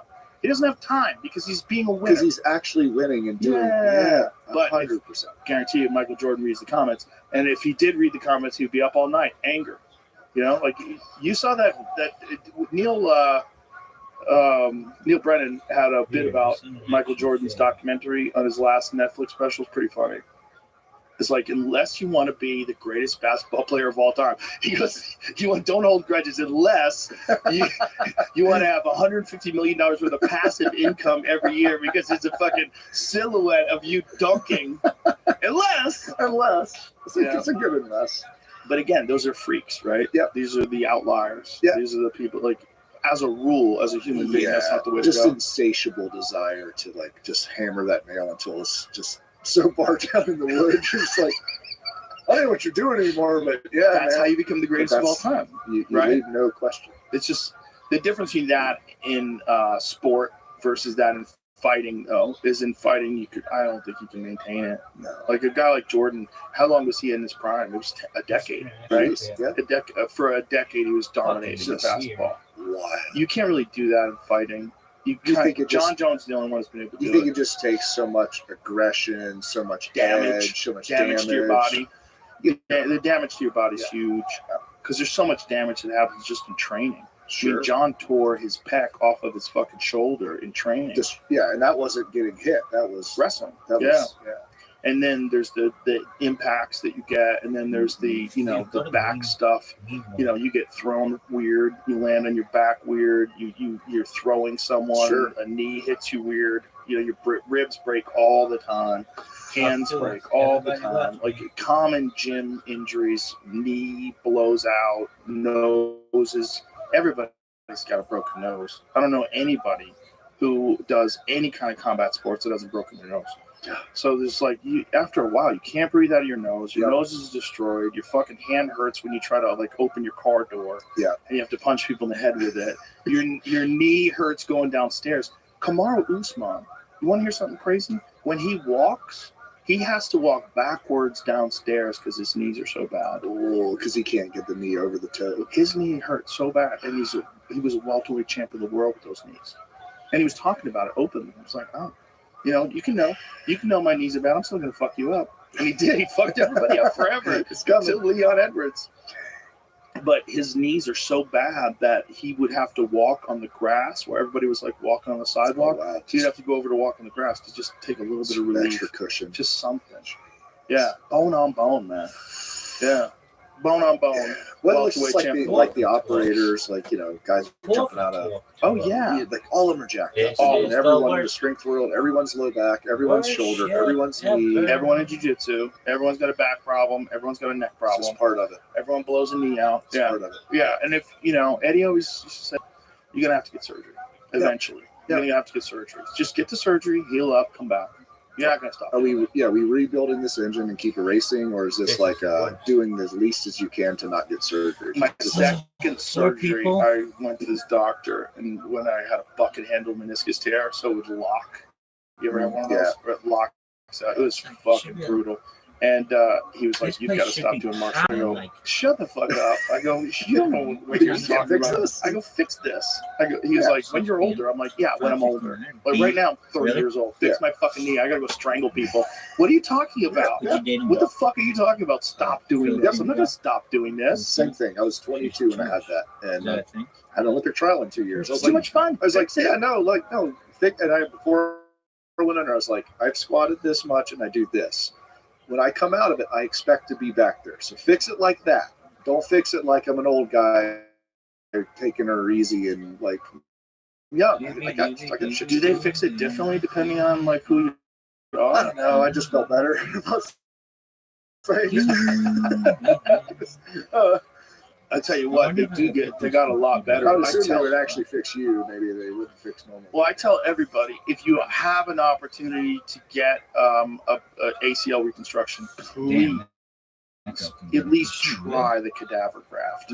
I know a lot of people want to do that patella tendon graft because you don't have the risk of rejection. I don't know anybody who's had a rejection from the cadaver. I do know people who have pushed it too hard, too early, and then reblown it. Because you know how it works. Do you know what happens? I'm not familiar. It's really kind of interesting. You get this. So my right knee, when I blew my ACL out, they take a cadaver. Like I have a dead dude's Achilles tendon, which is much thicker. I don't know his name. I was a Tyler Francis Zagano. You're like, that was some stud. Just fucking animal, just giant Viking dude. So it's thicker than it's 150% stronger than a real ACL. And so they screw that in place, and then it's not like you have this dead guy's thing in there forever.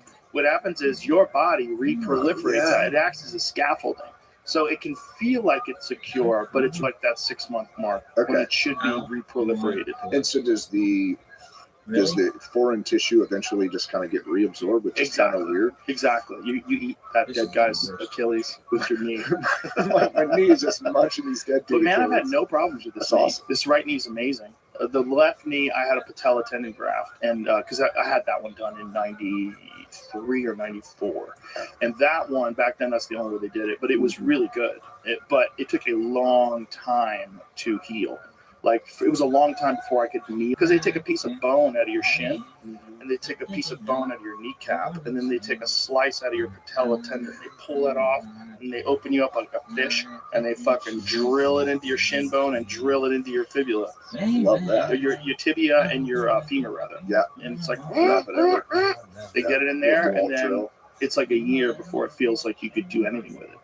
It took a while before I felt like I really trusted it.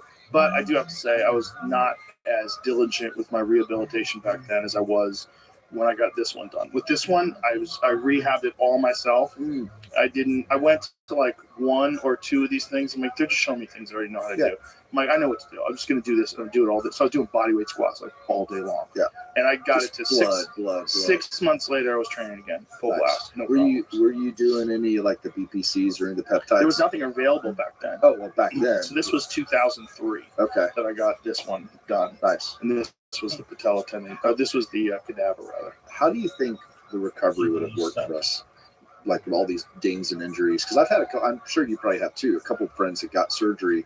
That actually, the doctor hit them site injection and even IV with BPC 157 during the reattachment of a pec or a bicep. Super legit. It's super legit, along with TB 500. Yeah. Apparently, that combination of those two together It's like the is the Wolverine, most right? effective. Yeah. Super effective. And, there's a lot of people that resist that for some strange reason. Why? I don't know. I think there's a bit of ego involved in not knowing something when you're an expert. I find that with there's a real problem with, unfortunately, some orthopedic surgeons. Aaron Rodgers was explaining this to me, that his doctors were telling him not to do stem cells after he got his Achilles fixed.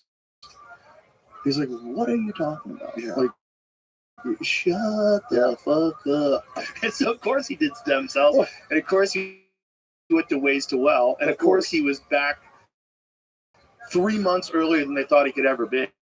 Yeah. And, there was, like, some real thought at the end of that season that he was probably going to be able to play. Yeah. Where everybody's like, this is nuts. Like, nobody recovers from this stuff. But he was very smart. And he didn't push it too far. Yep.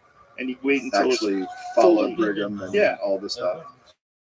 But yeah, stem cells work. There's a reason why you have to go down to Tijuana to get the good ones. Because they fucking work. And Like anything that works, it's like you're not allowed to do it anymore. Biden, it is Really fucking helped- really the helped us steroid out thing on in that. '91. That cocksucker, he really did. I was talking to a strength conditioning professional the other day at the administrative level. We were just talking about different things. And I said, I said, I said, there's people, in my opinion, in your world that don't know about BPC. And I'm like, okay, I was taking it 8 years ago.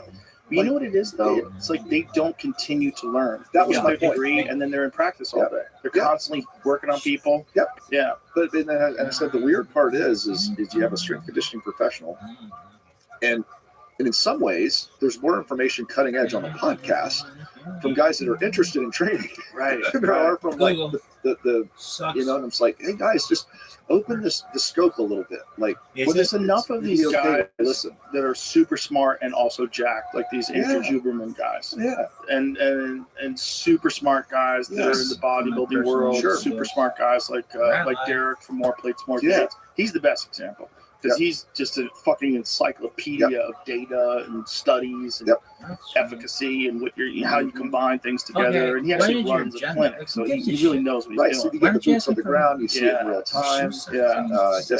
My doc is Eric Serrano. I don't know if you know. Oh, Doc we want to Serrano's know up if we should refer to you. Dude, don't. in Columbus, but everyone Who the has fuck gone to gives him a in shit? the last 30 years. But he's one of those dudes that has like a basement Columbus, gym. Ohio? Columbus, Ohio. Oh, yeah. that's where Louis was. Exactly. He was Louis' doctor. So yeah, he was Louis. He was, you go through all professional baseball. It's like, okay, got it, track it. He's one of the rare guys that we went to him to do a podcast. How was that? Oh, it was Did awesome. you go to Bob Evans with him? No, we hung out in his gym. Yeah. And he just was introduced me to a bunch of freaks and showed me all the stuff that he invented and why he invented it. So cool. Louis Simmons, he was the fucking man. He was so funny. Awesome. He was so funny. He was such a character. He was telling me about how he got his shoulder blown, got his shoulder replaced, and then immediately when he got back to the gym, they made him max out and bench. And I was like, "What are you talking about? You need to recover." It's like they were like, "Don't be a pussy. Yeah, you have to max out." Yeah. I was there in 2002, and so Louis and his wife Doris, and you always meet the Bob Evans in the morning, and he would eat and like do the whole deal. And he was telling me a story about how he got pissed off, and he couldn't something in his cell phone. He threw it out the window while he was driving, and then so he didn't have a cell phone for a couple of weeks.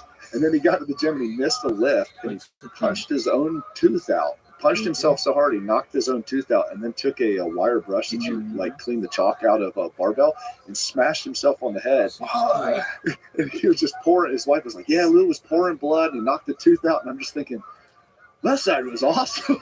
Like, holy crap! So I got talking to him, and he was I like, had no biceps. Yeah, right, because he blew him out. I just never got it fixed. Yeah, a lot of those guys. Yeah, it's wild. But he was like, yeah, those cats they'd fight, and he goes, we would literally like. There's some tuned up dudes in there. And he said that we would just literally kick them out the door. If they were fighting on the floor, we would kick them out of the way so they're out of the way of the monolith so we could keep squatting. Like every 30 seconds you're up, or 90 seconds, whatever. It's like, I don't care if you're fighting, literally hitting each other with stuff. Move the next guy up. I'm like, this place is wild. They created some fucking animals. Hey, here's a wild story. So we were there, and this drunk chick came in. She was like, because this was the old West Side. It was like in this little shopping center with the windows were all blacked out and everything. It was pretty dope. And this drunk chick walked, and she was like, "Hi, y'all working out in here?" And she was tuned, man. She was like all sloppy, like legit street person, right? And I'm like, oh, this is gonna go bad. Like, I'm just reading the room, right? Like, there was not a lot of estrogen in that room, right? So I'm like, oh man, this is gonna be bad. He was like, hey, come here. So he puts a weight vest on her, and then puts a second weight vest, so 25, 50-pound weight vest, and takes her outside, wraps a belt around her waist with a sled, and had her walking, doing sled pulls back and forth with 50 pounds of weight vest on her shoulders. Drunk as shit.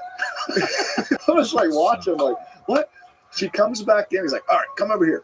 He puts her on the monolith, 2 red bands, maybe just a bar, wasn't a lot of weight on it, and had her doing speed box squats, 8 sets of 2 for speed, and was teaching her how to box squat. She finally said, girl, he goes, no. I'm like, she was just some remember that person a year ago. I'm like, oh, he goes, she could be world champion. You know her now. Wow. And I was just like, no, that's what a crazy mentality. That stuck with me for so long. He's like, why? Most of these people are broken, and they have some addictive thing and something. And he goes, if they could channel it into something, that might be the next world champion. Wow. And I don't know if he ever saw her again, or if I was just there that one day, and it stuck with me for 22 years. And I just thought about that. I'm like, he put his money where his mouth was. He was a coach, and he wanted to see what could someone do. You know, that's so interesting, because one of the guys who trained with Louis was Matt the Immortal Brown. Matt the Immortal Brown, I know he did some training with him. And I've always said that there's something about guys that used to be addicts that have like died, and Matt died, and there's been a few guys that I know like that came back. They were the scariest fucking people, because they had crossed over, and then they realized there's a good addiction. The good addiction is to training. Just be completely addicted to training. And so those are some of the fucking scariest dudes. It was wild. I mean, I knew a lot of those guys from that world, and a lot of them are addicted to different stuff. And unfortunately, they get into training, and then if they get out of it, that addiction might come back. That happens with fighters when they retire, and then also generally dealing with some issues mentally Yeah. from impacts, you know, and so Yeah. a lot of those guys start drinking, they start doing coke. I always loved how Louis just saw it differently. And my dad was the same way. Like he used to always say, look for something not of what it is, but what it can be. Yeah. And that meant human potential, that meant designs, that meant like application of stuff. And it's just like, yeah, that person's whatever, but if you push, and you tweak and you push and you tweak, there might be something in there that's like super beautiful and awesome. But you never know if you just said that's a drunk chick who walked in the gym. Well, it's crazy with him because he's actually done it a bunch of times and it worked, right? Weird. So this attitude is developed over time to just accept the fact that the person might come in 16 Coors Lights deep. Dude, just tuned. Just tuned. You know, but and a buddy of mine, he trained at Westside, and he said, I mean, half the time, he said, he's like, I've seen guys bench 700 pounds like on acid, like just freaked out of their mind. It's just like wild stuff. And I'm like, holy cow. Like that whole world's wild. Yeah, like you had an old, I mean, it's the whole world, like, is so extreme, like the fighting world, the lifting, the throwing, like dudes who do some pretty wild stuff. Yeah, well, and whenever you get like these male-oriented alpha characters that all get together and they're all butting heads and trying to figure out who's the baddest motherfucker around them, they also develop like a culture of like acceptance of certain aspects of life that come with like the injuries and pain and suffering. And you know, like wrestlers, they like brag on suffering the most. They want to suffer more than anybody. They're like, that's the badge of honor. Is what time did you get up? 4:30. I was on my 14th mile at 4:30. You know, like just drag you into deep water. Let's just make it worse. That's the part of the culture of wrestling is embracing the grind. That's the whole thing. It's like being the guy who can push, being that Cam Hanes motherfucker that does those 340-mile runs. Is because I think I've read before. Is this accurate that the highest winning percentage in the UFC were all from the wrestling background? Is that accurate? I'd probably say that's probably accurate. Yeah. I think if you had to say like what's the back, I've always said that's the foundation of martial arts, because the wrestler can decide where the fight takes place. A wrestler, generally mentally, they're going to be tougher because they went through the hardest thing when they were a child. The hardest thing as a child is wrestling. You're starving yourself when you're growing. You know, you're dehydrating yourself before matches. You're training and competing dehydrated. You're in a fucking hot room, you know, clashing with other alpha males, and you're throwing each other around. And it's the hardest thing. And staph infections every once in a while. But that skill is so important. Yeah, the skill to be able to manipulate bodies and take them down. And if you can teach a wrestler jiu-jitsu, oh my God, they're so much better at it because they're just so accustomed. It's just they just have to learn a new series of movements to go with this skill set that they already, they're great at controlling bodies. Yeah, and just the proximity. Like people aren't good with being all up in people, and they're like, I live here. They live there. And then the other thing is, if you could teach a wrestler how to strike, they have such an advantage because you can't take them down, and you're worried about them taking you down, so that opens you up to certain shots. It happens all the time where guys are worried about a takedown and they get blasted because they're thinking this guy could take me down at any moment, and then you get hit.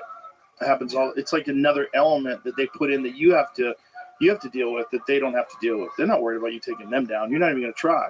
So they can be completely relaxed with their takedown defense. So then they horrible. Being there with an elite wrestler is fucking horrible. I've even seen like elite wrestlers, even in business and stuff like that. It always feels like they're trying to shoot in on you. Right. Right. They're looking for the weakness, trying to shoot in. You're like, this is just kind of in you. Well, they also know that they can. You know, you're walking around knowing that you can pick up any guy you want, dump him on his head. Yeah. And most likely, there's no saying it. Like, there's nothing they can do. You don't get a vote. Yeah, man. If you're around a gym, like right above your head, because that guy's just gonna use that coat and slam you into the concrete. You're basically helpless. Yeah.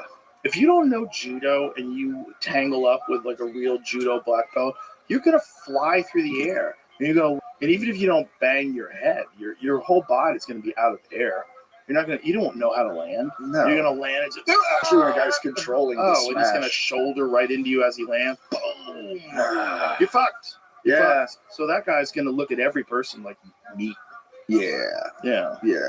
I never realized how effective a gi choke was until Hoist gi choked me. It was my first ever. I was like, yeah, I'll try jiu-jitsu. And he did like a clinic. He's like, come on up for this thing. And my buddy's on me trying to do the thing. And then I thought Hoist put me in like, remember the old thing, like the paper cutters? Oh, yeah. Pretty sure that was what he has for a forearm. Like, way different. Yeah. My big buddy that's my size, Hoist is way different than that. It's leverage and Holy technique. cow. And I was tying that shoe. It was like his choked people arm were so made many with scissors. times. It was just like, this is amazing. Like, it's so cool to see perfection, right? Yeah, well, that's the other thing about coats and jackets, or even a hoodie. You could choke someone so easy with a hoodie. Really? Just get your thumbs and teeth, squeeze it like that. Yeah, you could choke the shit out of somebody if you grab somebody with a hoodie. Drew them in, especially like I said, a leather coat, like a leather coat or a winter stretch. coat. Yeah, good grip.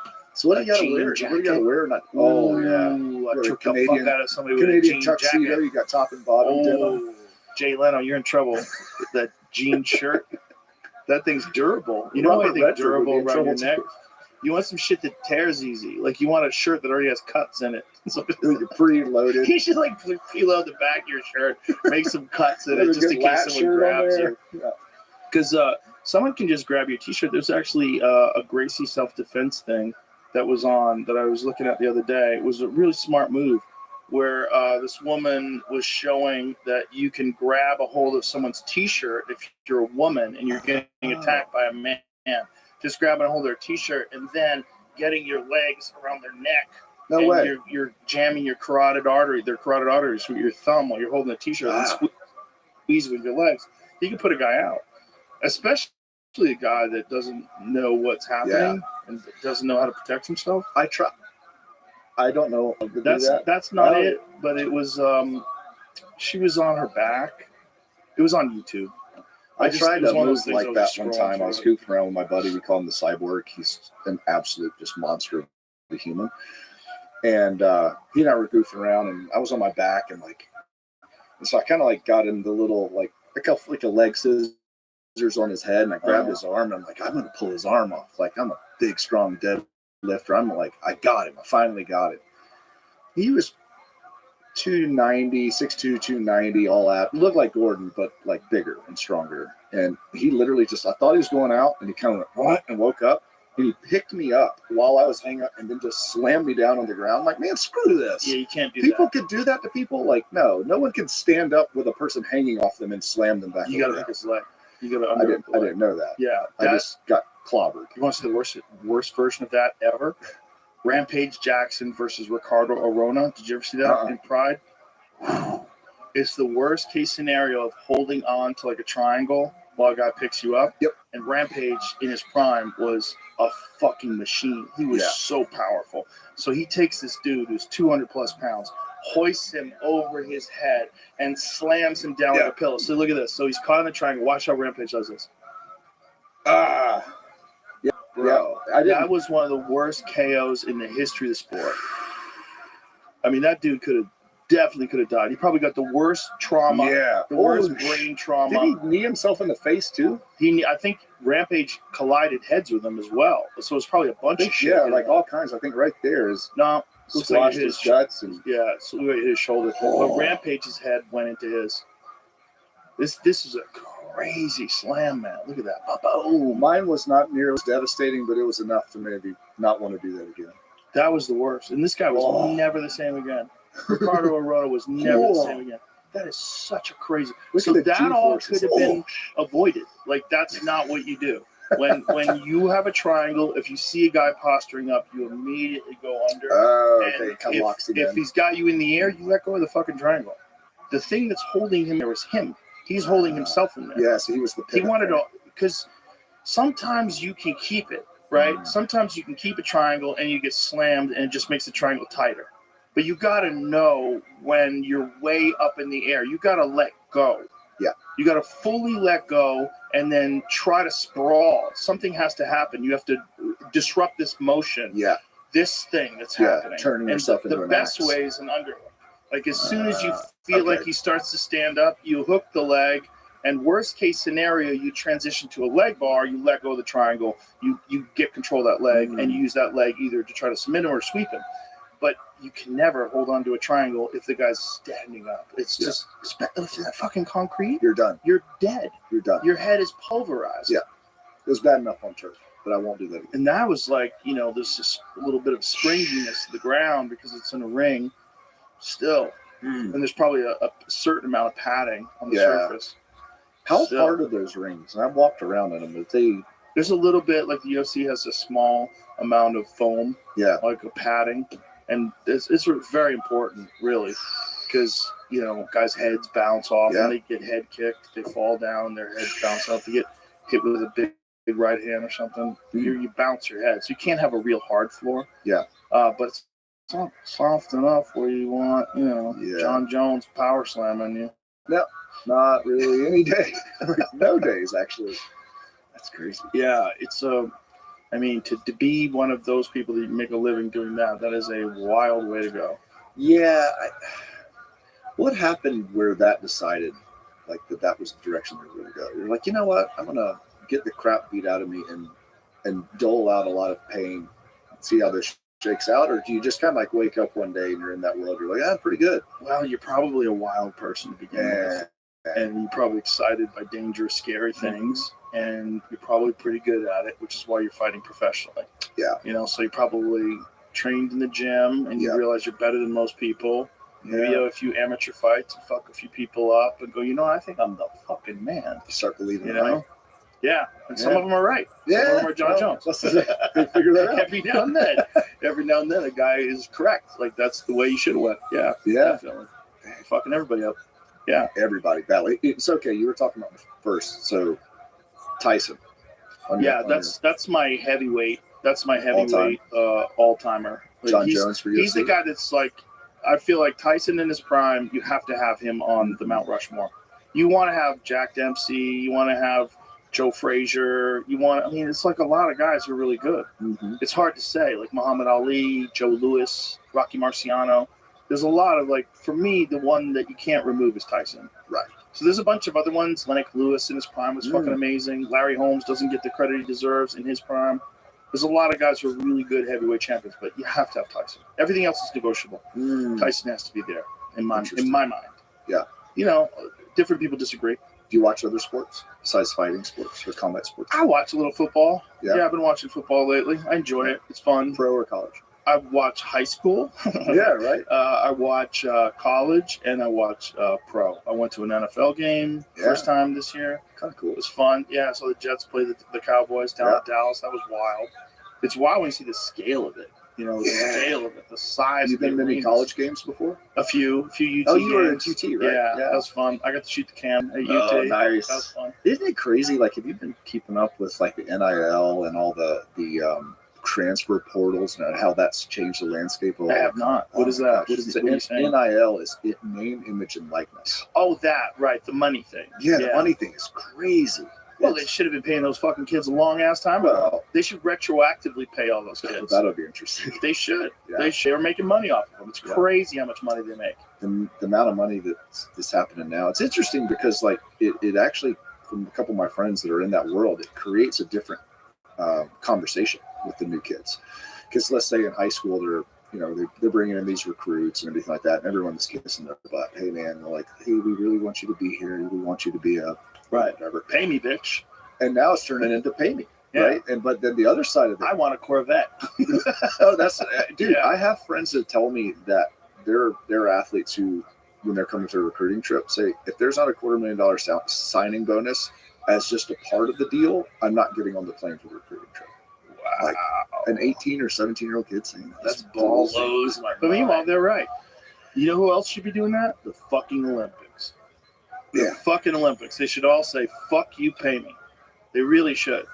That's the greatest scam in all of the sports. Everyone. Well, now they can now. I mean, the Olympic Committee, but originally it was amateur. They can. Meanwhile, like, what you mean is like the NBA players can represent the United States and play in the Olympics. Yeah. That's cute. But what about the swimmers? What about the people? What about the gymnasts? What about the boxers? All those people should get paid. Yeah, every single one of them. And no one really cares about Olympic athletes, but every 4 years. Like, a buddy of mine won the 2004 shot put Olympics, and he was like, I still have to ask my mom for money. Wow. He's like, because no one cares about the Olympics but every 4 years. God. And you're like, you have a degree at Dartmouth, a business degree, and you're the Olympic champion.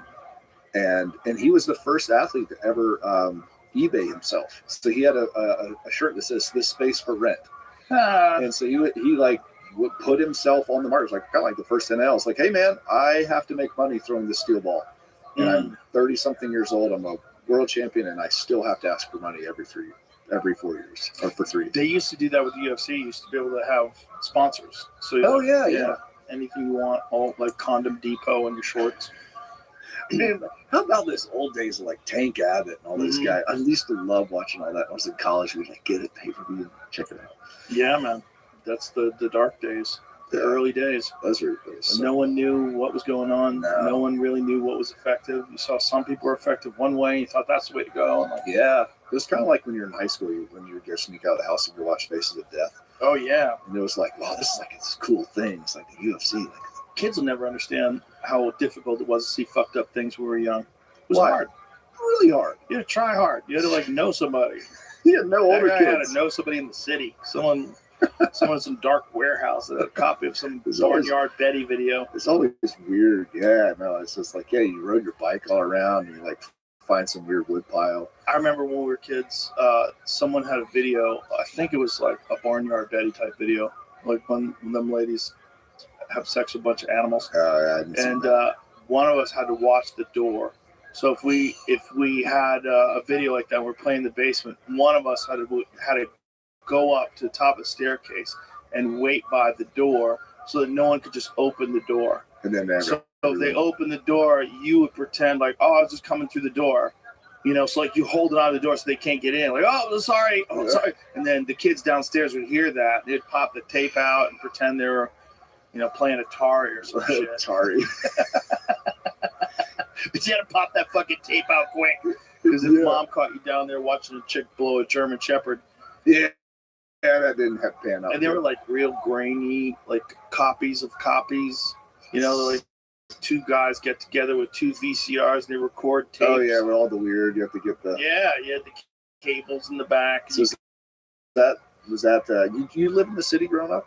Or I lived in the suburbs. I lived in Newton, a suburb of Massachusetts. Okay. Boston. Yeah.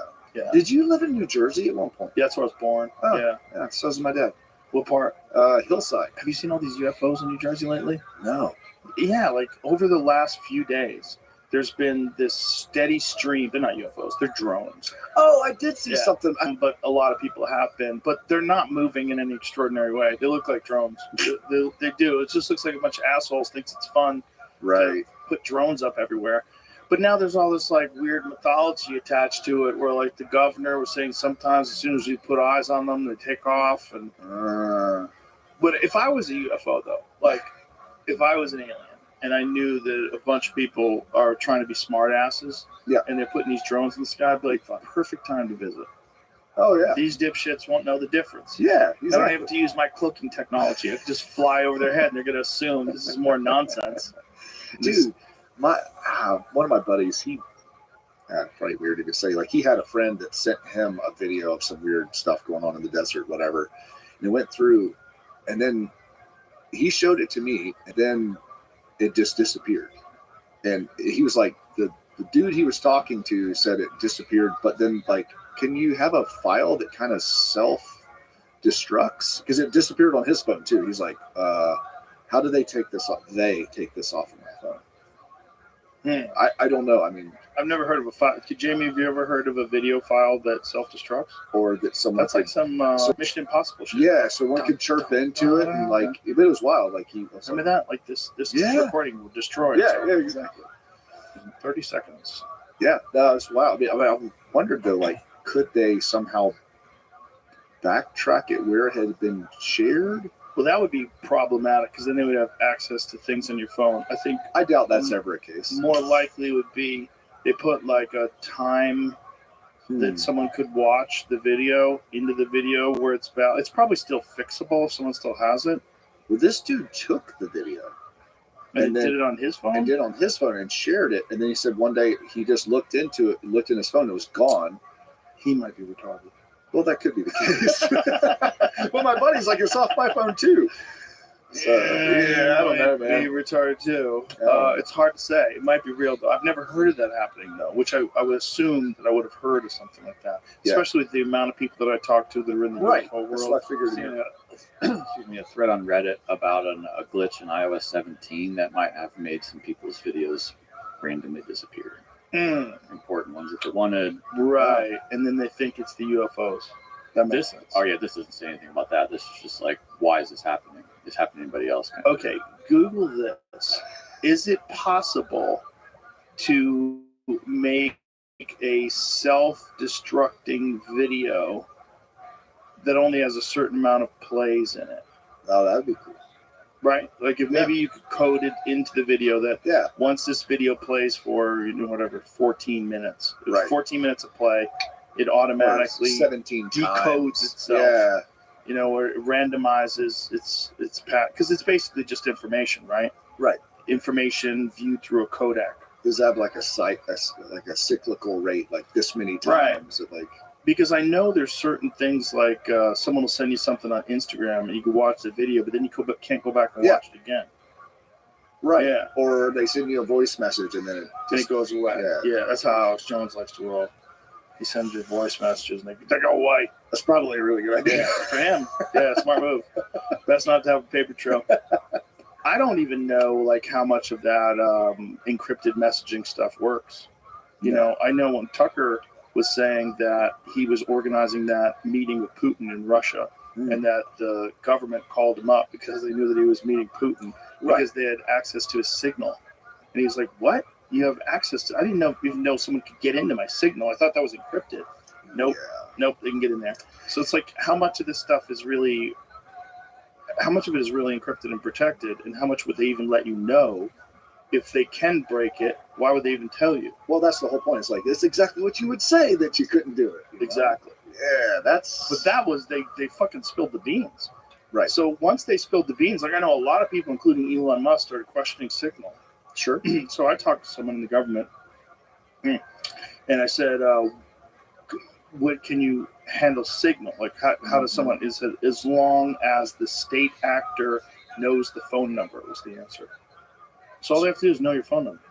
So if they know your phone number and you have Signal, Game over, boys. if you are, Yeah. I'm sure they probably need to ask somebody if they could do it. It's probably not something they could just do.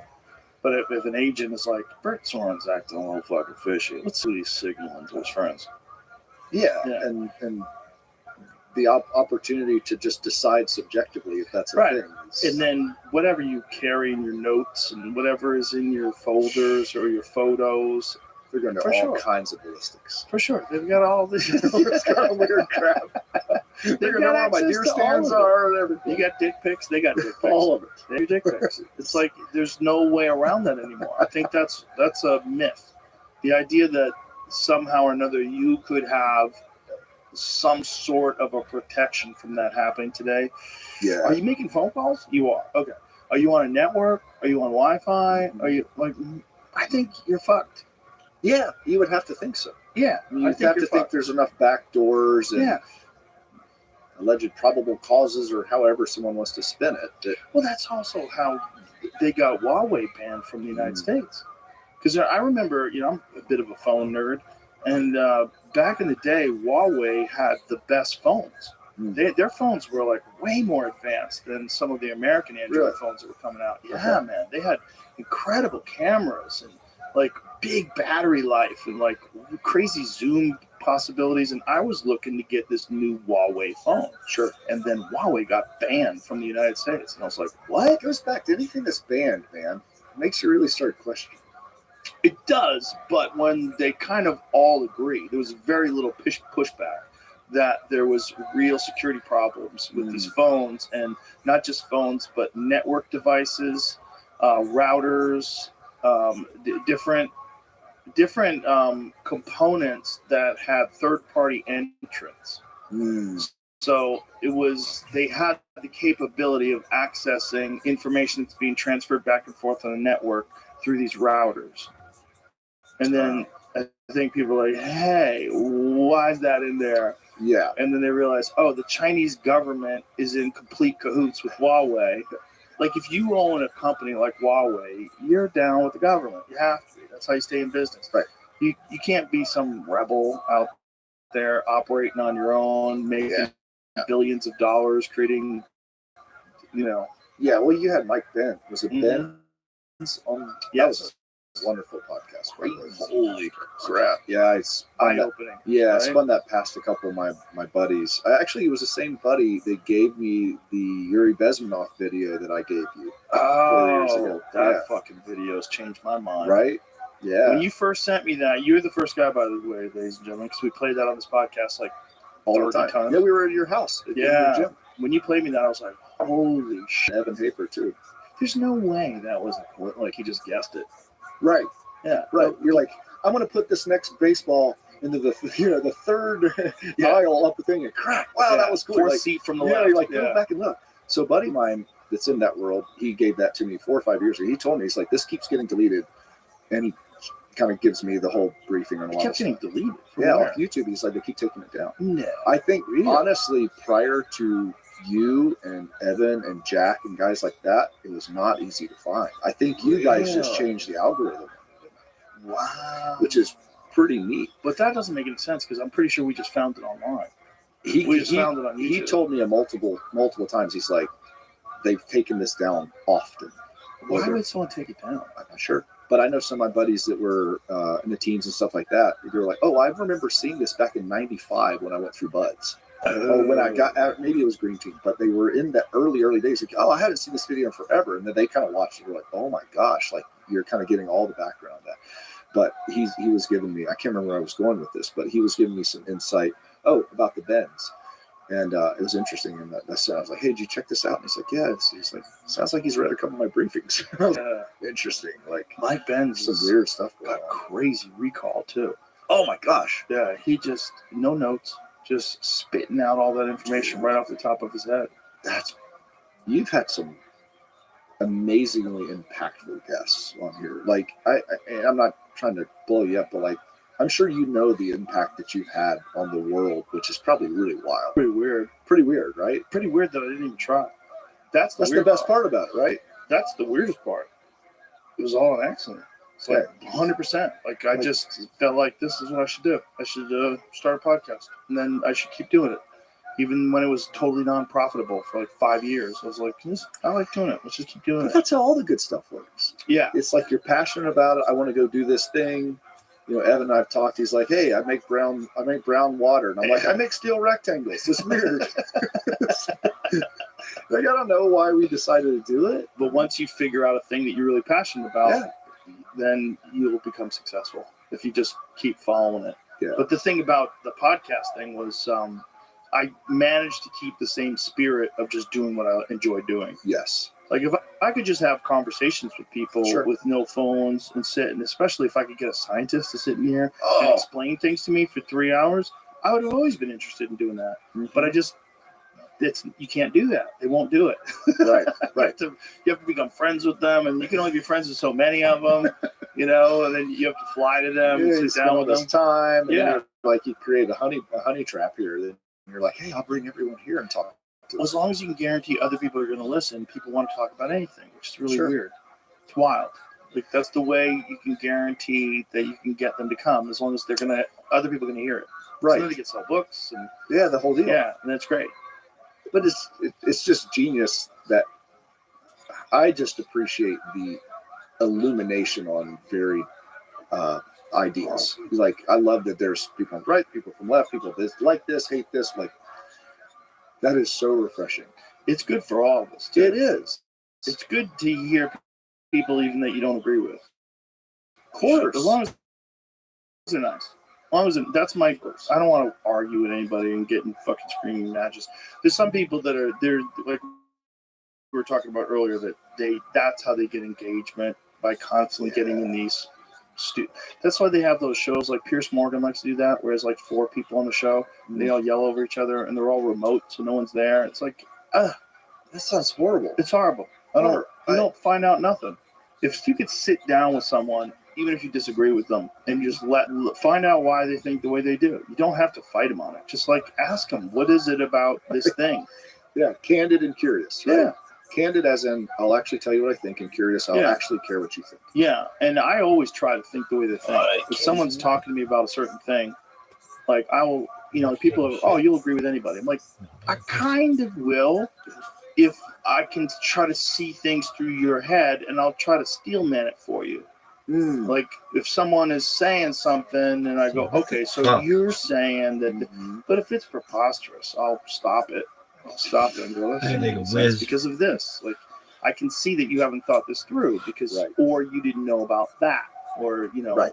how could you say this when this is possible? Sure. Like how do you manage And those so two few things? people will push back with kind of love, right? Because Right. the disagreement doesn't have to mean dismissal. No. And when it does, that's the opposite of love and respect. It's Yeah. like, no, I don't like you. Well, that's cancer. Well, especially if people get shouty and arguey, it's like there's a way to do it where you can just talk about stuff and not be dismissive of someone. I mean, I see so many people do it where they have their opinion, like Bill Maher likes to do that, like dismiss something, saying like instantaneously as they're in the middle of explaining it. It's like it's kind of a sparring thing, You're trying to win rather than trying to just have a conversation. Try to see if the other guy flinches. Yeah, you're shutting down. You're shutting down things you think you're calling bullshit. It's also a lack of patience, right? Because sometimes you have to have patience to let someone express themselves fully before you disagree, which is really important. Because sometimes someone will begin to express themselves and I disagree, but then they'll take it around and give me some nuance and some understanding of how they came to their currently opinion, sitting then just I'll like go, everybody okay. else is. Okay, Right. so I see how At you least I see the say track. that. Yeah, and so it's more important for you for this than it is to acknowledge that. And they're like, yes. I'm like, okay, I understand. So when did you decide that was? And then I want to go like, I want to know: are you a real thinker, or are you a person who has adopted a conglomeration of ideas that comes along with an ideology? So there's really smart people that have done that, and they might not even know they've done that until you corner them, and then you find like Where did it come? Where's the trans origin? kids. There's like occasionally, there's a subject like make sense of this. You make sense, Right. Yeah. Follow it upstream to Right. the source and then Make go. sense of this, and let's acknowledge what a kid is. I want to know how vulnerable you think children are. First of all, I want to know, do you have any? Second of all, I want to know how malleable and suggestible, like how open to suggestion are children in your eyes. I want to know do you think kids should be able to get tattoos?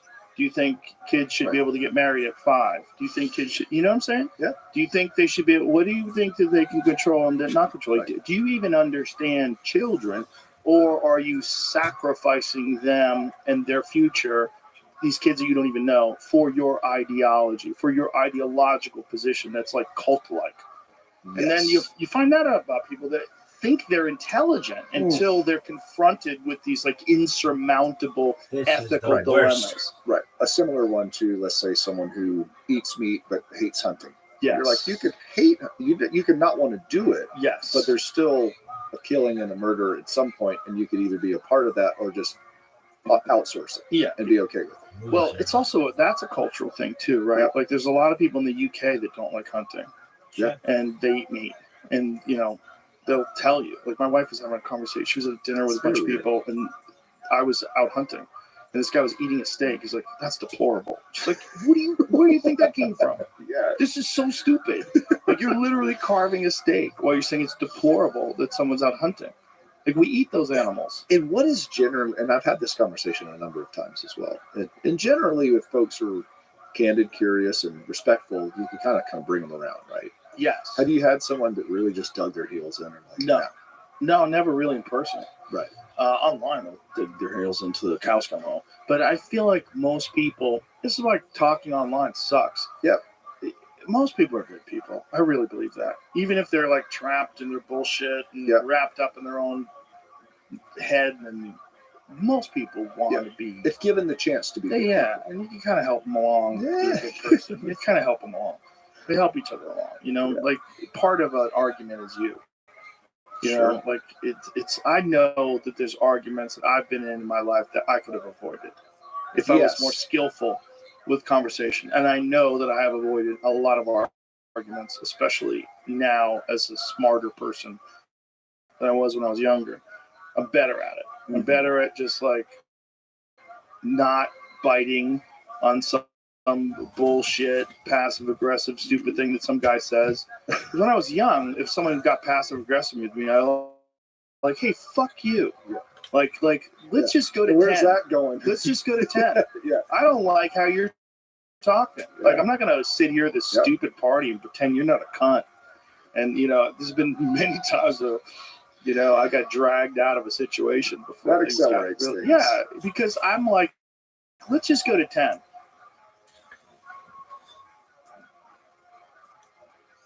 I give them all to you.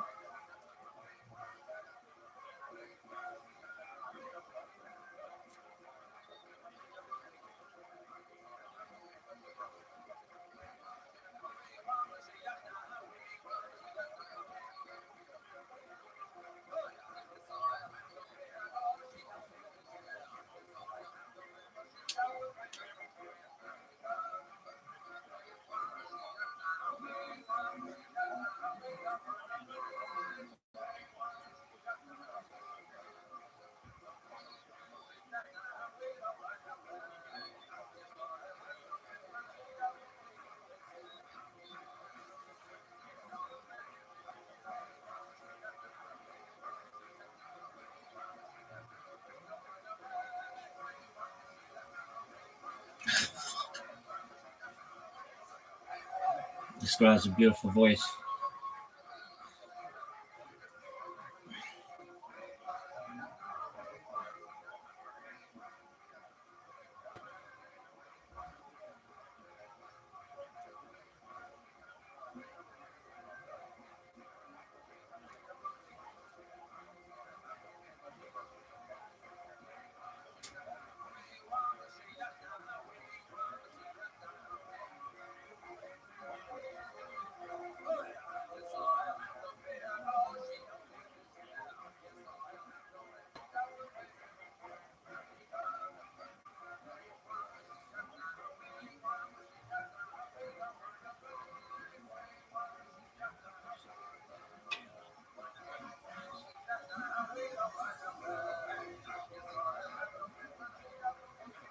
Where'd you say go?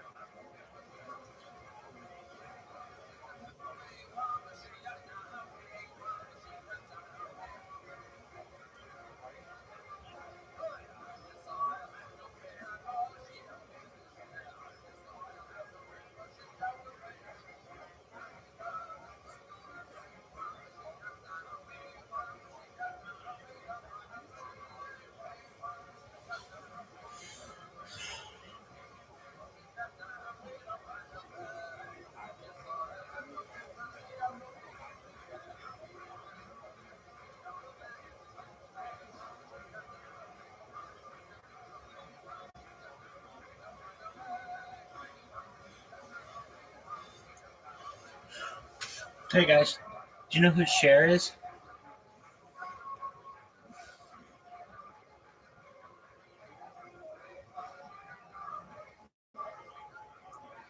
Do you know who Chaz Bono is?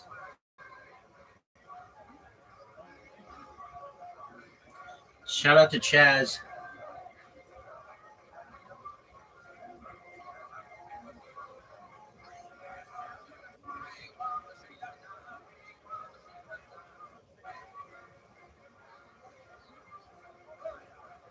Look at that. Look at that one. This is going to be the worst. Hey, have you ever had an entire island nation hate you? Well, get ready to witness it, folks.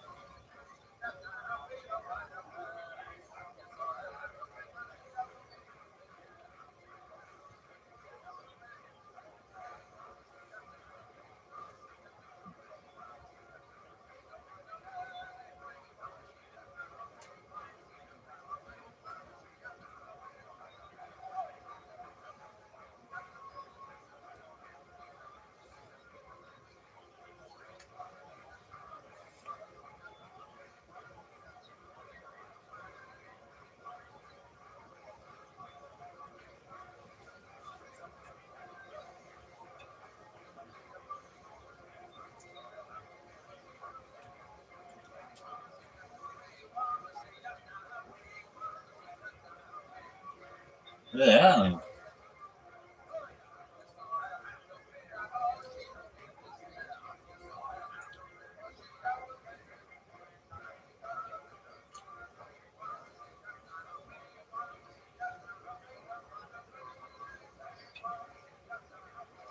Yeah.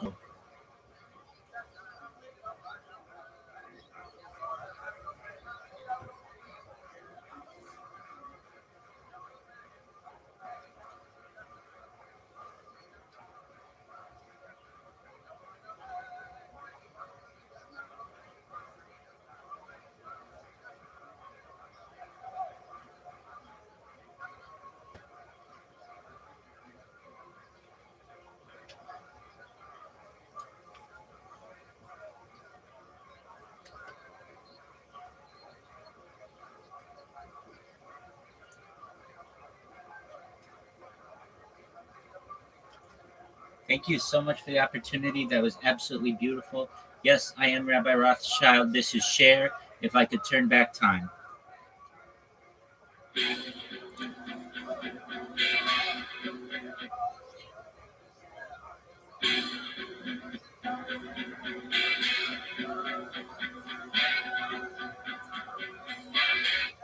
If I could turn back time, then I could find a way. I take back those words that hurt you, and you'd stay. I don't know why I did the things that I did. I don't know why I said the things I said. Rides like a knife, it can cut deep inside. Words are like weapons, they wound sometimes. I didn't really mean to hurt you. I didn't want to see you go. I know I made you cry. Maybe if I could turn back time, if I could find a way, I'd take back those words that hurt you. You'd stay. If I could reach the stars, I'd give them all to you. And you love me like you used to do. If I could turn back time, the shattered I was torn apart. Like some took a knife and drove it deep in my heart. When you look at the door, I swore I didn't care. But I lost everything, darling, then and there. Too proud to tell you I wasn't sorry. Too proud to tell you I was wrong. I know that I was blind. And darling, if I could turn back time, if I could find a way, I'd take back those words that hurt you. If you'd stay, if I could reach the stars, I'd bring them all to you. And you love me like you used to do. If I could turn back time, if I could turn back time, if I could turn back time, oh baby.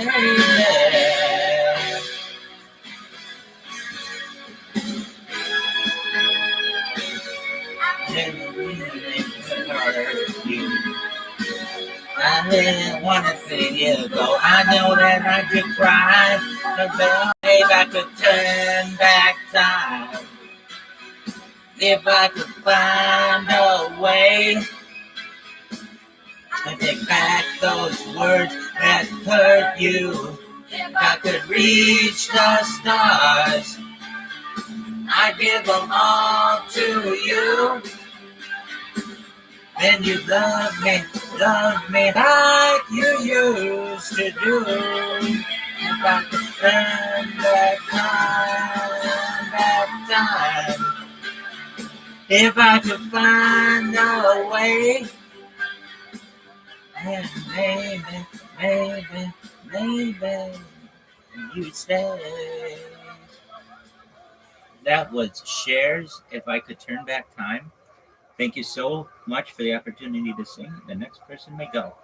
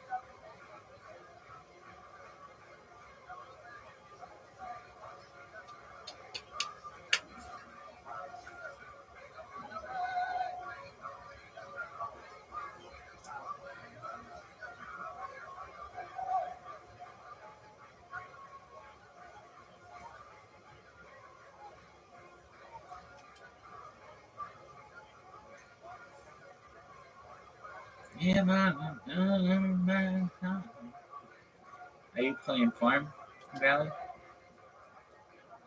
I bet these people are so good at this game. I really think that Philippines crops should be like you used to do. Yeah,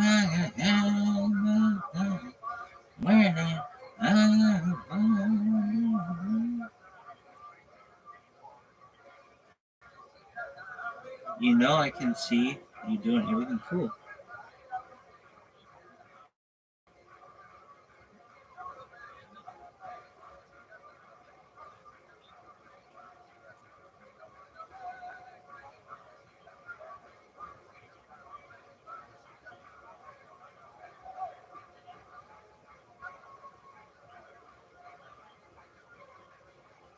Back to back cool story, bros.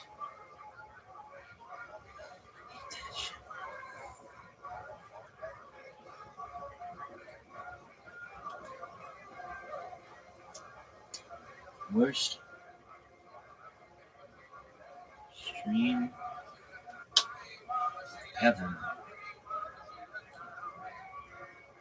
Are you fucking serious? They took me down from a share? This is the worst. Oh.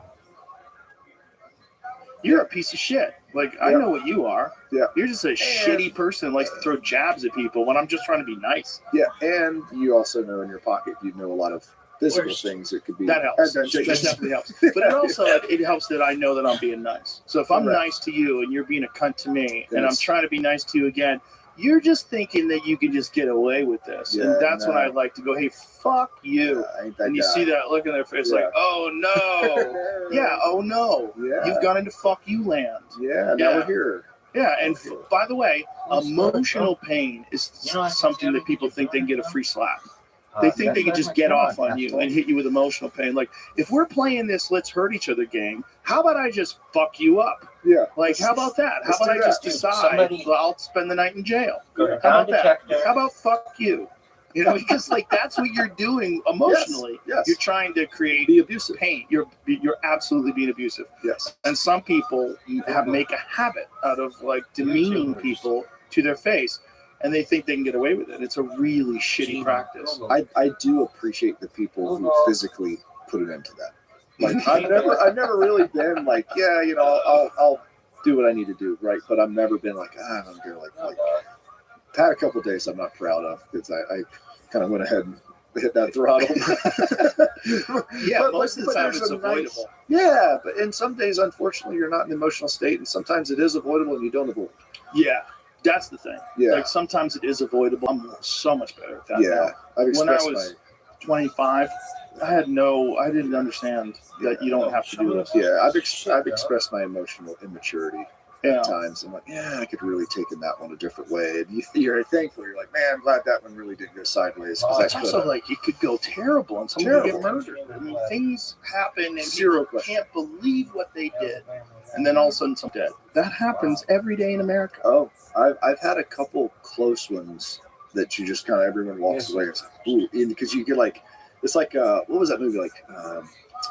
Sherlock Holmes. Remember when you could see the situations and he like pauses it and you could see like, and when he like pauses and you're like, this would happen, this would happen, this would happen, and then you're like, oh, there's a dead guy. Yeah. You back it up. You're like, glad that didn't happen. Okay, bye. I'm Yeah. gone. Bye.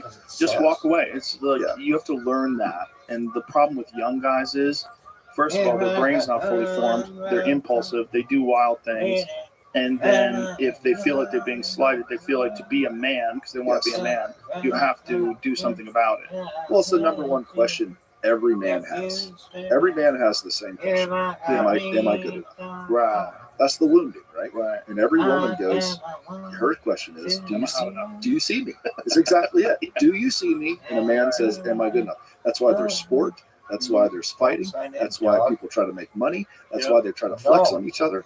It's the little boy inside all of us going, am I good enough? Yeah.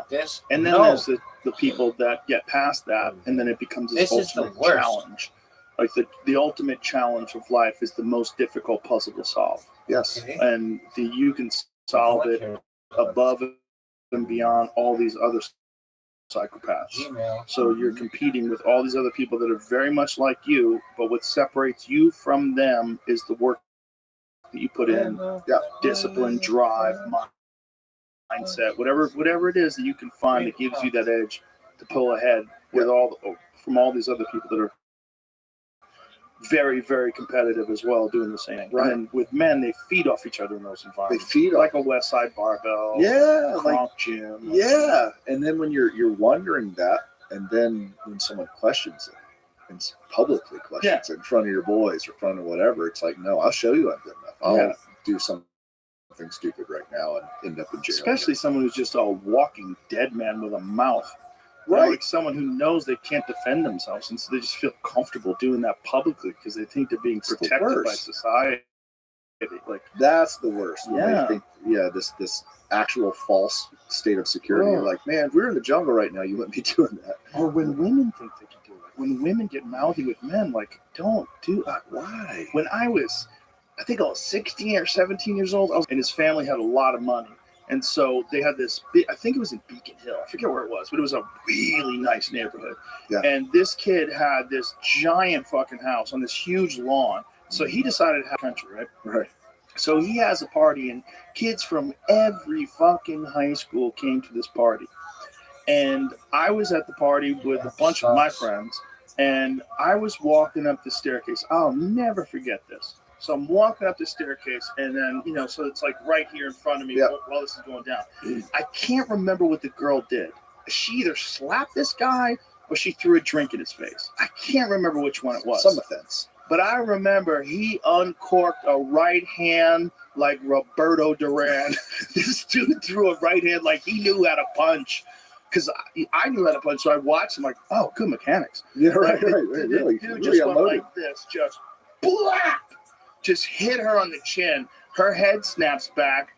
A guy catches her. She goes out, and then it's bedlam. Oh.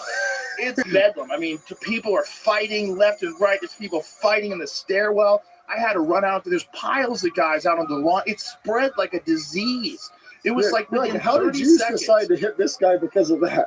It was screaming, and then screaming started people screaming at the people screaming, which people were fighting the people that were screaming. It was the wildest thing. It was like a disease ran through the house, like World War Z, where everybody's like, ah. And I managed to not have any fights. A couple of my friends got in fights. Like one of the better fighters there. Yeah, you I was, managed not but to I have was fights. never interested in street fighting. I'm like, Yeah. let me get out of here. Yeah, This, yeah. I know what this is. This is Sure. fucking, I understand danger. Yeah. So I got out there, and but I'll never forget that. That girl thought she could hit that guy or do whatever she did. I forget what she thought. Right. She, wish I could remember. Yeah, quality kind of. All I remember, Boom. because it's like 30, how many years ago was that? 40 years ago? It's a while ago. Oh my God, it's 40 years ago. Yeah. So it was like this. Blap! I mean, just fucking, I'll never forget that, man. Horrible to laugh at it because she forgot a lot of things that night. She definitely She forgot might be listening to the the podcast third now. grade. Yeah, she was probably like, that's me. I still can't talk. But she for sure got a broken face. I mean, he hit her so hard and her head snapped back. Just snapped, like she had no idea she was going to get punched by a big guy who knew how to punch. But he was like, hey, fuck you. Like, he just got the wrong guy with like 3 Millers in him. And he just probably not the uncorked first one. time that guy. Probably not the first guy he hit a chick. Yeah. Because the way he did it was like, he didn't slap her. You know, he didn't slap her. That's a scary He one. could have just slapped her or pushed her or something. He didn't have to KO her. But there's women that think that they can just go up to a guy and yell because they're protected by society. There's fucking psychos out there. It just goes back to be nice. Yes. Be nice. Be man. nice. Like, be nice. But there's like, you motherfucker, I'll fucking kill you. Like, hey. Yeah. Hey. I've been backed up a couple of times with the bumps on Yeah. the chest, and it's like, all right. Then you're like backed against a car, like at a tailgate or something. You're like, Yeah. And when you say don't touch me, yeah, it gets Yeah. gets hot, and then it's like they might just touch you because you said don't touch me, and like I'm Yeah. telling you, don't touch me, and then you You're have to there touch now. them, and then oh, you're assaulting me. Like no, you're still talking, so I haven't assaulted you. Like Right. if I assaulted you, this would be over super quick. Right. So let's not do that. that happened to me in DC. I was walking with my wife, and it's during when everything was popping off, Oh, big time, oh, big time. things people got. You know, truth be told, I'm walking through. My wife looks like a Viking also, and we're walking through DC during the height of everything. No mask because I'm outside and I'm a sovereign individual, and screw that. You know, and a whole chattering group of a certain population of, all Antifa, and so they're rah, and I was like, and I just said, I'm not going to stop walking. Please move out of my way. Rah, F you, F this, F them, just. Meanwhile, you did nothing. I literally was walking across, and they were 40 yards from me, and ran across the street to come yell at me like a bark. They ever seen like a bear or a wild boar gets like bayed by dogs, and they're all like, "Ruff, ruff, ruff." Yeah. And we're just walking, and it's like, okay, please. And we're trying to get to my hotel, and there's a cop because they boarded everything off because everything was crazy. It was like the 4 big groups were all doing the deal that weekend, and I was like, my hotel's right there. Sorry, I said, sir, do you think I really want to deal with this? Like in there, everyone has their cameras out. So like, big guy's going to smoke somebody, right? And there's a whole deal. And then finally, one of them was chirping at me. And she fell down and tripped over something, and I helped her up because that's what you do. And then get your hands off. I was like, okay, man, can I please get my like this is a thing. So, and then they played music all night till 7 a.m. right outside of our hotel just to make sure that no one slept. It was a Great. wonderful time. Fun times. It was a great time. Whatever happened to Law and Order? Why do people think that was a good thing? Why there were so many goofy motherfuckers that didn't want people horrible. mad at them, so they started yelling out "defund the police." They It started was getting on terrible. board with it. Even Kamala Harris posted "defund the police," defund the police on Twitter. Yeah, like when is it a good idea ever? Like kind of cancel anyone? Like there's like besides like someone that hurts children. Like after that, kind of do what you want to do, right? Well, like, that's I don't not know. even a canceling thing. That was just people had decided that there was an enemy out there. I say this, that like protests are too much like war. You're on the ground and you're marching around with a bunch of people yelling. You all have a cause and you're all moving as one group. Yes. It's too much like war. I Yeah. think there's triggers. That's why mob mentality exists, because you got to be able to kill people if some shit's going down, if you're at war. because so what there's it like escalates. right. There's a mode that people snap into. It's called mob mentality. Why does it exist? It exists because at certain points in history, we have gone to war with other groups of people on the ground. Yep. And I think that's built into your psyche. Yep. And I think it's just like catching a fish. You know how you catch a fish? Like if no one's ever caught a fish before, you catch it. Oh, you get so Yeah. excited. I think it's because your brain is hardwired to know that fish is going to feed you, Yes. and that's why it's exciting. Yeah. And you're hardwired to know that if you're yelling and you meet an opposing group, those are the bad people, and you're going looking for people that are opposing groups because you course. got power. There's Yeah, a bunch yeah, of them. so, Yeah, you're a bunch of rolling deep. bullies. You're rolling deep, and you find that fucking white guy with the beard, and you're like, he's the enemy. It was wild. It was wild, but Yeah. it was like an open door to this psyche Yeah. that has always existed. That mob mentality has always been a thing. And if you open that door and you allow it to stay open and you don't do something to close it, with Yeah. law and order, you have fucking madness. You have madness. And we had that. We have that on the streets. In certain places in this country for months at a time, it was fucking chaotic. Bonkers. Yeah, it was actually pretty cool in my. I don't want to say none of that world was cool, but during my town, they started burning stuff and everything like that. And my sheriff, he's a friend of mine. He's like, yeah, we shut that down fast. I was like, what happened? It's like someone threw a brick. I got center mass with a beanbag. Period. First time. And I go, how long did that take us? We haven't had a problem since. He's like, perfect. He's like, you know, And that's kind. It's being kind. Yeah, exactly, Using the beanbag is being kind. yeah, a severe punishment Yeah. really fast generally trains people pretty quickly. And then there's like, all right, our town went back to being cool. Everything was fine. Yeah, there's no reason for it. It's crazy how quickly it all boiled over, and it was all these events happening together at the same time, right? The COVID, the lockdowns, the anger. Oh, Everybody got real weird because everybody was just locked in their home for months at a time. Damn, girl, And that's then some the cat George bitches. Floyd I thing, love and the this. public outrage, and I nothing don't going know. on the street, and then people were encouraging it and funding it. There were certain groups that were encouraging it, organizing it, and funding it. And they got money from people to do it. And they had pallets of bricks that were conveniently located on the street. All that stuff's real. oh yeah, yeah. No, we saw it. It was remarkable to see it in real time. That's why it's crazy having a guy like Mike Benz lay out Right. how it all Yeah. is going down. Yep. And you think, oh, it's all organic. People are fed up. No. There's a bunch of people that are profiting off of this. Yes. They want this to take place. They want to be able to push new Where laws else are you through. gonna They want to be able to grip tighter, Yep. tighter control on I gotta censorship. pull up Tighter that because social website? media No, companies have I to love pay. it. They're responsible You for this. are No, so you crazy. fucking funded it. I love You it. fucking funded it with tax money that was filtered don't through even know, NGOs. You Yeah. cocksuckers. You guys are a part of this. You want this to happen. I Right. love That's it. where everyone just like everyone just Yeah, pause. Yeah. Just like pump the brakes if it Which feels side like did you take?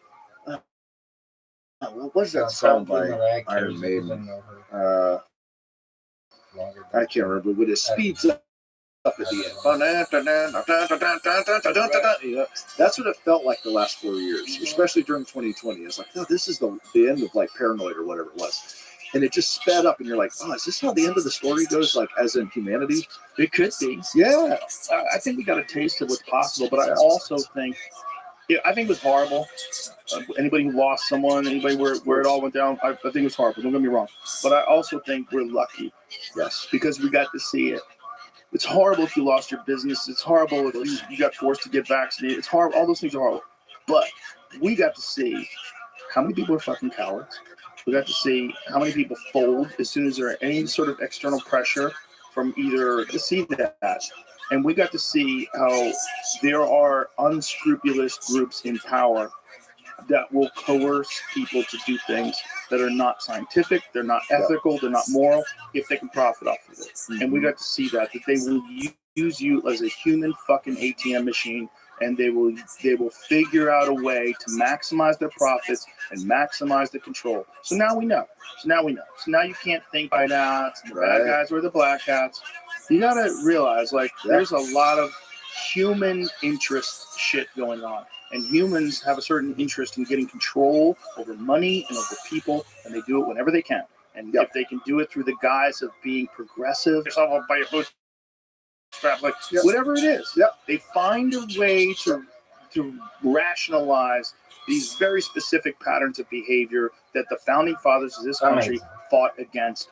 When they created the Bill of Rights and they created the Constitution, they did all that knowing that these human nature, these human instincts exist. Yeah. It'll keep float charting back down to this eventually. It's like, hold on, people are people, and people don't do people stuff. And every time they pass something like the Patriot Act or the Patriot Act 2, they just chip away at that. They're chipping away at that.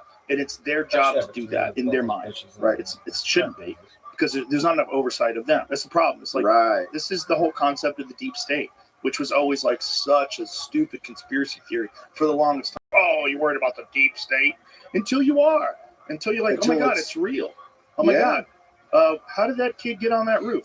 Come on. How did he walk around with a fucking rangefinder? Like we were talking about before, rangefinders? Yeah, that's what he had. That's why you use those, folks, for fucking shooting people. He's not golfing. The whole thing was nuts. And we were all just sitting there going, oh, the deep state's real. Like, oh, someone did something here. How did his apartment get professionally scrubbed?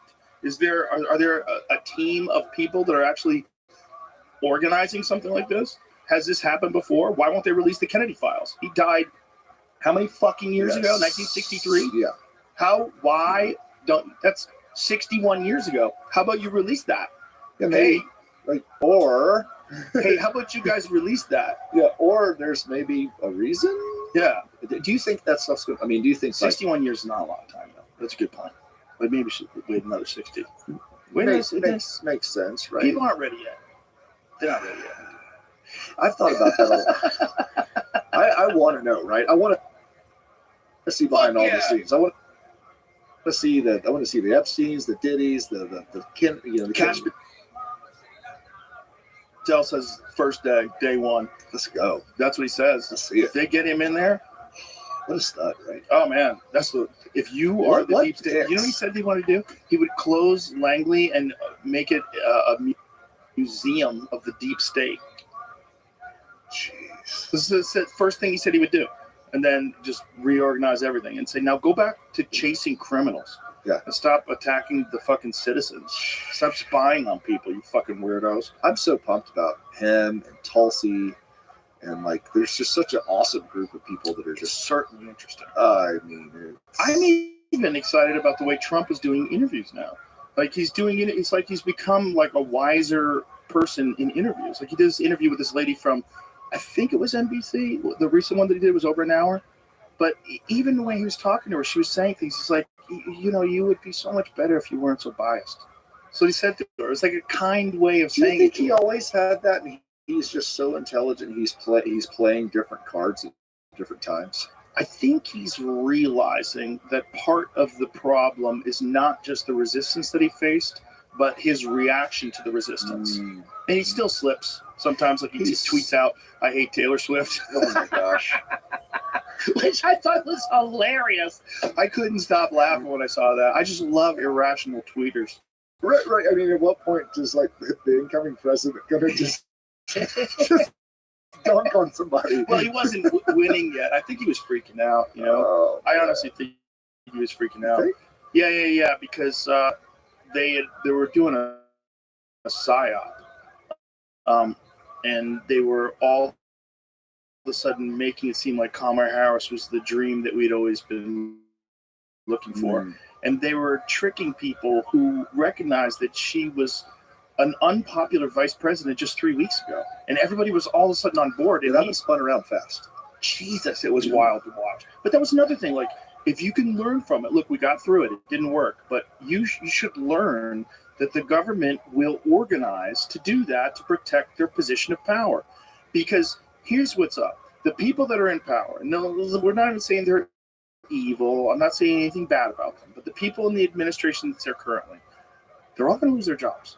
Okay, or they keep their jobs. So if they can keep their jobs, what's the way we keep our job? The way we keep our job is we present her as they have a vested interest. We're talking about thousands of people that are in control of these very organizations that were going after social media, and we're getting them to take down factual information because it was dangerous. They have already shown that they don't give a fuck about freedom of speech and the First Amendment. What they want is to keep their fucking job and keep power, and also not get in trouble for some of the shit they did that was maybe illegal, which we wouldn't even known about if Elon didn't buy Twitter. Yeah, I mean, I agree. I think Elon buying Twitter was like that. It's a game changer. The game changer. The fork in the road for civilization. Yeah. It's wild to think. Isn't Mark it? Andreessen has said there's two forks in the road. There's one, Elon buys Twitter, and two, Trump turns his head and doesn't get shot. Those are the two. Yeah. If those two things don't happen, who fucking knows where we are? I don't disagree. And you look at those both scenarios, they're both like 1 in a million. Like, how would the Trump turns his head? Like, that's wild. Right. But then, like, how would a guy like Elon exist, first of all, in our lifetime? Right. What are the odds? What are the odds, right? That has the vehicle of Twitter or and all the things line up. Not just has the vehicle, has so much fuck you money that he's willing to blow $44 billion on something that's worth $200 billion, maybe. Right. So, or rather $20 billion, maybe. Right. So one of the things that, like, there's this narrative, like, he's such a bad businessman, Twitter is worth $20 billion less than when he purchased it. No. It was never worth that much. He overpaid for it. Right. He overpaid for it on purpose. Yeah. Knowingly. Yeah, knowingly. He And just that- wanted to take control Yes. of this fucking thing that has always been so important to us, which is the First Amendment. Yes. Like, here's my favorite. People keep saying, I keep seeing this where people that go over to Blue Sky, they keep saying, what Elon's done is highlight right-wing voices and accentuate right-wing, and Twitter is overrun by right-wing now. No. This is actually representative of the real country, which is 50-50. This is what you never had before, because conservative voices were always censored. So now conservative voices and progressive voices coexist, and the progressive voices, who are the babies, don't like it, because now they have people that think completely different from them, and they can't stop them. They're used to silence them. Right. You used to not be able to say anything about certain things. You would get kicked off, and now you could fully express yourself. Sure. And you're finding out there's people you agree with, there's people you disagree with. That is the world. The world is not some fucked up echo chamber where if you say, to a man is never a woman, you get banned for life. That happened to my friend Megan Murphy. She got banned for life because she said a man is never a woman, which is biologically true. But they were like, no, that's transphobic. For life. For life. For life. Forever. Bye. So they don't want any narrative contrary to what they have accepted as doctrine. And that's what's so fucked up. Remaining dogmatic in the face of alternative information. And pushed by the government. This is what's really important. And again, that's where you kind of look back and go, if something is being pushed by anyone, Right. follow the money, follow the track. Like, why? So they're What's the point? doing it under the guise of being progressive. So this is why they think it's worth doing. It's like, if you can allow the government to censor you under the guise of them being on the good side, then you're lost. Because then you get into this nonsense. And you have, if you just looked at it objectively, you have people that are still supporting the military-industrial complex, still supporting overthrowing democratically elected governments in other countries. Still the same shit that you hated about the right. And that same government, you've let them into your home and you let them control this most important platform of free speech in the world, because you think they're doing it for your side, which is good. It's a good thing. Meanwhile, they're drone bombing people in Yemen. They don't give a fuck about you. This is so stupid. They're just trying to stay in power, and they knew that they were going to lose power if that Hunter Biden laptop got out. They're like, we're fucked. This could cost us 10 million votes. And the wild part is, I guess because it's after the fact, but it doesn't seem like that whole thing really, really changed the scoreboard. And maybe I could be wrong. The Hunter Biden laptop thing? I think it did. I think it did. I don't think enough people were talking about it. They didn't know. First of all, where do people find out things? Most people are not finding out things through the newspaper. No. They're finding out things through social Memes. media. And if you can block it on social media, they don't find out about it. Of course. There's so many things I talk to people about that's like kind of in our world, like just everyone knows this stuff. And I'll talk to people just on the street, whatever. They have no idea. Yeah, most people don't have any idea. And that's where I started going, oh, there's different narratives being spun to different algorithmic groups, because we're all in the Truman Show, our own little Truman Show. 100%. And we all think that we know what's going on. And I'm like, hey guys, we all have our different scoreboard somehow that's been put up. So like, let's just question the scoreboard for a minute. And learn how to communicate with people you disagree with.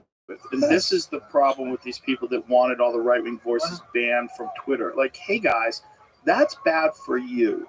It's bad for you. Yes. And it's bad for your own objectivity, your own Yes. understanding of the world. Yep. And you need to, even if someone's wildly incorrect, if they're wildly wrong, like Yeah. you need to be able to know that people do think that way. It's Make good it- for you. Yeah, make a good point. And like, let's listen. Yeah, Yeah. And I enjoy talking to people from all over, and like much like yourself. And I stupidly got into some some DMs with like people just like hitting me up, and they're like, "Hey," and then I'm just like, "No, I'll ride the ride," Yeah. and I'll ask questions and this and that and the other. But it was very illuminating. Like, oh, clock a Mhm. whole different thing, and it makes me at least question myself. And go, well, maybe I'm the crazy one. Maybe I'm No, they're just a Cowboys fan.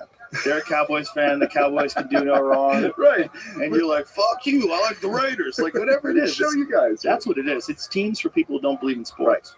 And that's politics That's for a lot of very those interesting. fuckers. A lot of those fuckers are not into sports. And they're, or see, competition. I've always been super reluctant to the whole team thing in the first place because when I stopped playing baseball and I started fighting, one of the reasons why I did it was like, I didn't like that little Billy could drop the ball and I'm a fucking loser. Oh, I get it. I didn't like that. I get it. I like to rely on myself. Like, I've and never the- played a team sport. the most relying on myself to me was like fighting. I was like, we're the same weight. There's no trickery. You're 3, 2, 1, go. You know, you're like, are you ready? Are you ready? Go. It was like so simple to me. Yeah. Like, this is what I'm looking for. Yep. This is like competition that makes sense to me. Yep. And this idea of like joining a group of people and all of their opinions I have to agree with, like, that's horrendous to me. Right. Like that, like, what are the odds they're going to be right? What are the odds? Even in fighting, so many people are so wrong in their ideas. Mhm. Like, there's guys in the gym that I'll hear them giving advice like, you don't need submissions, you want to learn submission defense. Like, what are you talking about? Don't tell him that. Like, you should shut the fuck up. Like, and this guy's a trained fighter in a gym. He's telling people you just need submission defense. Like, no. You need to learn how to do it so you can even defend it correctly. Right. Just even know what's out there. Right. It's like listening to the other side. Right. Just like, hey, tell me why you believe X, Y, and Z that I think is absurd. But yeah, give me. Oh wow. Okay. Well, now I realize you're crazy, but at least I know. It's Like, also like, who are you training with where you don't think that works? You know, like, Right. why don't you go train with Fabricio Verdum and then tell me you should Yeah. learn your guard? You don't know what you're talking about. You're talking nonsense. You're Right. you're saying something from this very narrow-minded perspective. Like, you can only learn so many skills. Like, no, you should learn the whole thing. Right. And if you can't learn the whole thing, you're in the wrong game. Because these kids that are coming up, guarantee you that. I watch some of these kids that are coming up in the amateur ranks and the kids that are fighting in the UK and they're going to make their way in the UFC. These motherfuckers are complete. And they're like Yes. 18. Some of these kids that are fighting in ONE FC, they're like 17, 18 years old. And they're complete. They can do everything. Like, you better learn how to do everything. You're gonna meet that guy. Yeah, that guy's out there. And otherwise, you're in the wrong game. Right. And if you're giving advice saying you don't need to learn that, like, oh, Well, that's a good. Like, if you're ever giving advice to someone who doesn't need to expand their horizons, like that's just wrong. right. But imagine if that guy's your coach. And imagine you have a team. And everyone in the team has to believe that submissions are That's bullshit. Be building Yes. that same narrative. Right. No. And then you get trapped with all these meatheads that think it's just all about ground and pound. And then you get triangled every weekend. You're like, I'm tired of getting triangled. Yeah. Well, it's the same tribalism and strength conditioning too. You either get guys who are like, oh, all the powerlifting moves. That's all you got to do. Bench squat, Right. Then it's like, oh, the other guys are Olympic lift. You got to snatch, clean, and jerk, and everything else is stupid. And you're like, okay, guys. Like, and I used to joke. I was like, I could look at your shoes and I could tell you what tribe you're in and what music you probably listen What are those shoes that you look at? Converse All-Stars. A lot of guys lift with those. because they'll be West Side That's guys. a hardcore dude. He's a hardcore dude. He's going to run He's going to run Converse. He's going to box squat. He's Let me ask gonna you this. sumo dead. Why doesn't Converse make an All-Star with a wider toe box? You would Because think I try to lift in Converse, my these are stupid. they're hard. They're Yeah. hard to do. I like a wide toe box. Yeah. I like think a Vivo barefoot like Yeah. that. But Converse are good because they're flat. There's not a lot of no well, cushion it there. depends on what you're doing, right? If you're like more of a wide stance sumo or box squat, because your heels aren't elevated, it's actually a better situation for squatting. Right. Well, if you're an Olympic lifter, you're going to be closer, so you want a heels elevated with a flexible toe. And that's what's like you look and you're like, oh, okay, well, this is what you're doing. And then I kind of laugh at like the guys with the cross trainers are usually just dudes that do a whole bunch of crap and they're doing plyos and dancing around and whatever. But there's always like these little tribal things. Like if you're this person, you're wearing Chucks and you're listening to Pantera. Yeah. Like it's Yeah, just yeah. part of the gig. You know, and it's always funny. And it's like, all right, Some people think you have to lift heavy. If you don't lift heavy, you're a pussy. oh, or you have to Is listen that- to music at like 8,000 decibels to lift heavy. Yeah. And slap your fucking thighs and scream. I've danced that dance before. Throw the powder. Oh, I've done the soul. I've done the Smelling salts? Smelling, of course. Oh, we do smelling salts in here. Let's go. Right here. Yeah, let's Right roll. here. Gosh, let's go. Ooh, It's a good one, huh? Rough. It's probably better than what I had back this is in a the good day. one, and it's not even that fresh. Yeah, it's not even fresh. That's worse. Worse That's, than I remember. That's Jujubufu's. Yeah. Yeah. We are an unlicensed promoter of this brand. Yeah, I know. Yeah, we used to do the little capsules and break them. That's a whole different animal. Yeah, that shit's real. That's Yeah. a whole jar of it. It's Yeah. like this. It's potent. The fumes that come out are so strong. When you have a sealed bag, you could smell it on the outside of the bag. And when you open the bag, you have a sealed bottle. I think my ears are bleeding now. just the smell from opening the bag is gross. Yeah. No, I just What does that do? Does that really help you? Have you ever tried to lift before that and then it's kinda add like it? just snaps the central nervous system. Kind of like, when you're passed out, Does it right? make you a little stronger, you think? More mad. Or mad? More mad. That's good. That's good. On big gross motor movements, squats, deadlifts. I used to call deadlifts are just how mad you are. They used to have the strongest man competitions all the time on ESPN. Yeah. Where those dudes were like So holding on to cool. cars. Oh, They had it the was cars best. and the ramps. Oh, so The cool. cross. Yeah. The big stones and Atlas stones. Oh, it was so yeah. great. It was fun. Yeah, I watched them all the time in the 90s. And then actually my dad was in 1980 at the Playboy Club. He was with Bill Kazmaier when he did the silver dollar deadlift. It was What's the silver dollar? he had like 900 something pounds of these like clear boxes, and they were filled with silver dollars. Oh, And it wow. was super cool. And so it was like an iconic lift, and Pops was like hanging out with those cats, and it was funny because there's like an old picture, and then I'm pretty sure, I mean, he was obviously training that. I think he was partying pretty hard too. Straight off of a ripper, and I was like, man, the 80s were awesome. He looked like he looked like Magnum PI. It was awesome. Yeah, they were just learning things. Oh That's man, the pioneer days, basically. jeez, it was so cool. You always knew that if you were watching The Strongest Man, if the dude's name was Magnus, he was Yeah. going to fuck things up. Yeah, There's yeah. always some Magnus These are for character. Magnuson, a Samuelson. If there's some sons involved, One of those guys is fighting MMA. He's been fighting at Mariusz Pudzianowski. oh, I remember Maris. Yeah, he went from being a strongman to being like a terrifying. really good MMA fighter. I could see that. In the beginning, he was getting fucked up, but he Sure. tried to dive in right away. Like he tried to fight. He fought some good fighters like right away. When Marius was at the height, because we used to do a lot with the Arnold He fought Strongman Tim Classic. Sylvia, that's who Oh he my fought. gosh, did he? He fought Tim Sylvia like really early Really? on. Like when Tim, so he fought Yeah. Tim Sylvia in his third pro fight, the Yikes. fuck beaten out of him. Yeah, well, Like that was just. but I never. Then he fought forget- Butterbean. He beat Butterbean. He lost to James Thompson, and he beat Sad. James Thompson. Oh well, no contest. It says. What a stud. Fought Bob Sapp. That was when Bob Sapp was like taking kind of Yeah, my dives. my buddy used to train with Bob. Holes Gracie beat Holes Gracie. Yeah, he knocked Holes Gracie Jeez. out. Yeah, so he's had like a bunch Yeah. of like legit MMA fights. Yeah, Pudzianowski was like one of the first guys I ever saw that was that big that had like vascular lats. So we were in the backstage, and it was kind of weird because like he was considerably bigger than before. And I think even taller too. I was like, this guy wasn't just like, well, there you How go. did he get taller? I was like, that's what I was questioning. I was He's like, on all kinds of I don't crazy remember shit. him being taller. That's as my amazing. height, but it Oh was boy, really got weird. taller. Look at the Seriously. size of that Yeah. motherfucker. Yeah, he was backstage, and everyone was like big, but it was like Marius is in a whole different category. Oh, he's a tank. On See if you multiple can find levels. him now, though. He's slimmed down considerably. He still looks fucking huge. But as an MMA fighter now, he's See there, see. Click on that Yeah. picture. No, the He's other still- one. He's still terrifying. Go. What above it? Right above it. Yeah, but what year is that? Oh, because it's blurry. Does it say that it's 22 years old? 2002. Oh, okay. See if you can find some footage of him actually fighting. Maybe there's some. I'm sure he's got some highlight. There he is, right there. See, it's on his knees. Oh, here we go. So he's still stiff, but he's got good Yeah. technique, and he's got a lot of power, man. Yeah. Look at the muscles on the back of his neck. He looks like one of those bucks during the rut. When Yeah. their necks blow up really Yeah. good. But it least like he's throwing correctly, hands up high, and this is all technical work here. Well, it's like Brian Shaw's been doing a little bit of sparring with Derek Wolf. Oh Jesus! How terrible is that? What does he weigh? 390?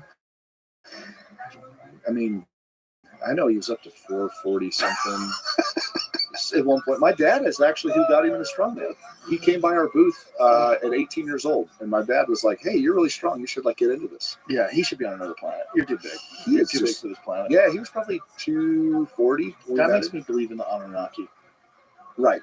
You know, Right. see- There's those dudes. You remember Cleve Dean? You ever remember that guy? No, you see. So he was an old, they called him like a pig farmer. He was the one who won the original World's Strongest Man, but he was an arm wrestling champion. And it was like all this old, like weird, it's like 440 pound, like just giant farmer. Yeah, there he goes. Oh. Yeah, that cat. Oh, why is that poor little fellow arm wrestling? I mean, look how big that human is. Jesus Christ! Look at his hand. Yeah. Oh my God! Yeah. Look at that photo. That's Big Daddy Goodrich. It was MMA fighter. Look at that. The hand holding the table in the front. Look at the size of that fucking Wild, right? Yeah. If you could teach that guy to throw a jab, you'd fuck a lot of people up. I would like to see a fight between him and Andre the Giant. Oh God. That'd been awesome. Definitely wouldn't be long. Right, right. It Did probably you ever can't meet go very Andre? long. No, I did not. Yeah, I would like to have met him. That'd been. I met Hulk Hogan twice. Did you? I met him once when he was super tall, and then I met him multiple times, but I met him once when he's super tall, and then now he's just like regular big. Really? Yeah, because he's lost like 5 or 6 inches of height for his back. Oh, you're just His- getting all of his compressed. back is all like fused. Wow. His whole back is fused. He's so fucked. How many surgeries did he say he had, Jamie? Some crazy amount of back surgeries. Really? Yeah, his whole back is fucked. Like he walks with a cane. It's rough. Have And you it's talked- because of He went 5 in the last 10 years. 25 back surgeries. Oh, so he just He's lost 10 all were of back. his. He's had knees, hips, shoulders, face, abs. Oh, I'm sure you've met Stallone before, right? Yeah. Yeah. Have y'all just talked like random old weird stuff? Like, no, I didn't get a chance to talk to him very much. I interviewed him once for, I think it was Spike TV when I was doing the UFC thing. I interviewed him. It was fun. he is wild. He's very similar to you, and then so like wild, like remembers everything from like those eras of stuff. And you know Gunnar Peterson. So I was at Gunner's gym in LA, and Stallone was in there. I was like, oh, that's freaking Stallone. Like, I'm a kid of the 80s. And I was like, hey, you know, would you mind? He sat down with me for 45 minutes. Oh, wow. And we just talked like, but he mentioned Cleve Dean. Like, he remembered like all the arm wrestlers, the boxers, like historian of the human performance world. I was like, oh, this is so cool. I figured you guys had to like have nerded out about it. Have you ever paid any attention to the old catch wrestling guys? No, what's that? Okay. Catch wrestling was catch as catch can, which is what they used to call it, I think, when it was when they were in England. Okay. And then when they came over to America, it was called cat. What it was basically wrestling with submissions.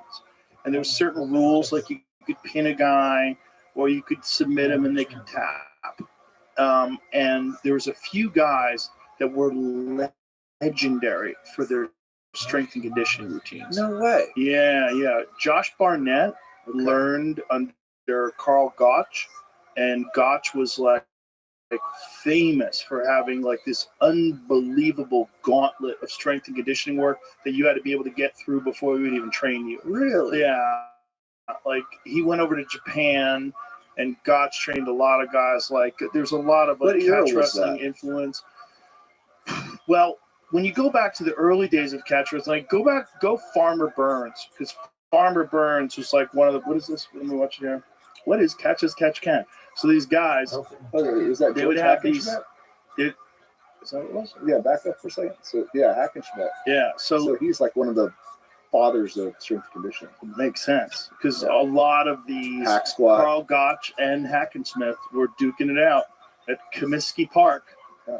And they would have wrestling matches, but they were real matches. Wow. And then these carnival matches, they had, regular people that they would find, and they would like have predetermined outcomes. Then it became pro wrestling. That's where pro wrestling was okay. given birth to. Right. It was out of this necessity to kind of rig the matches. Right. But- you get the Wahoo chop. and See, stuff. these are kind of enthusiasts that are doing it now, like in a modern setting.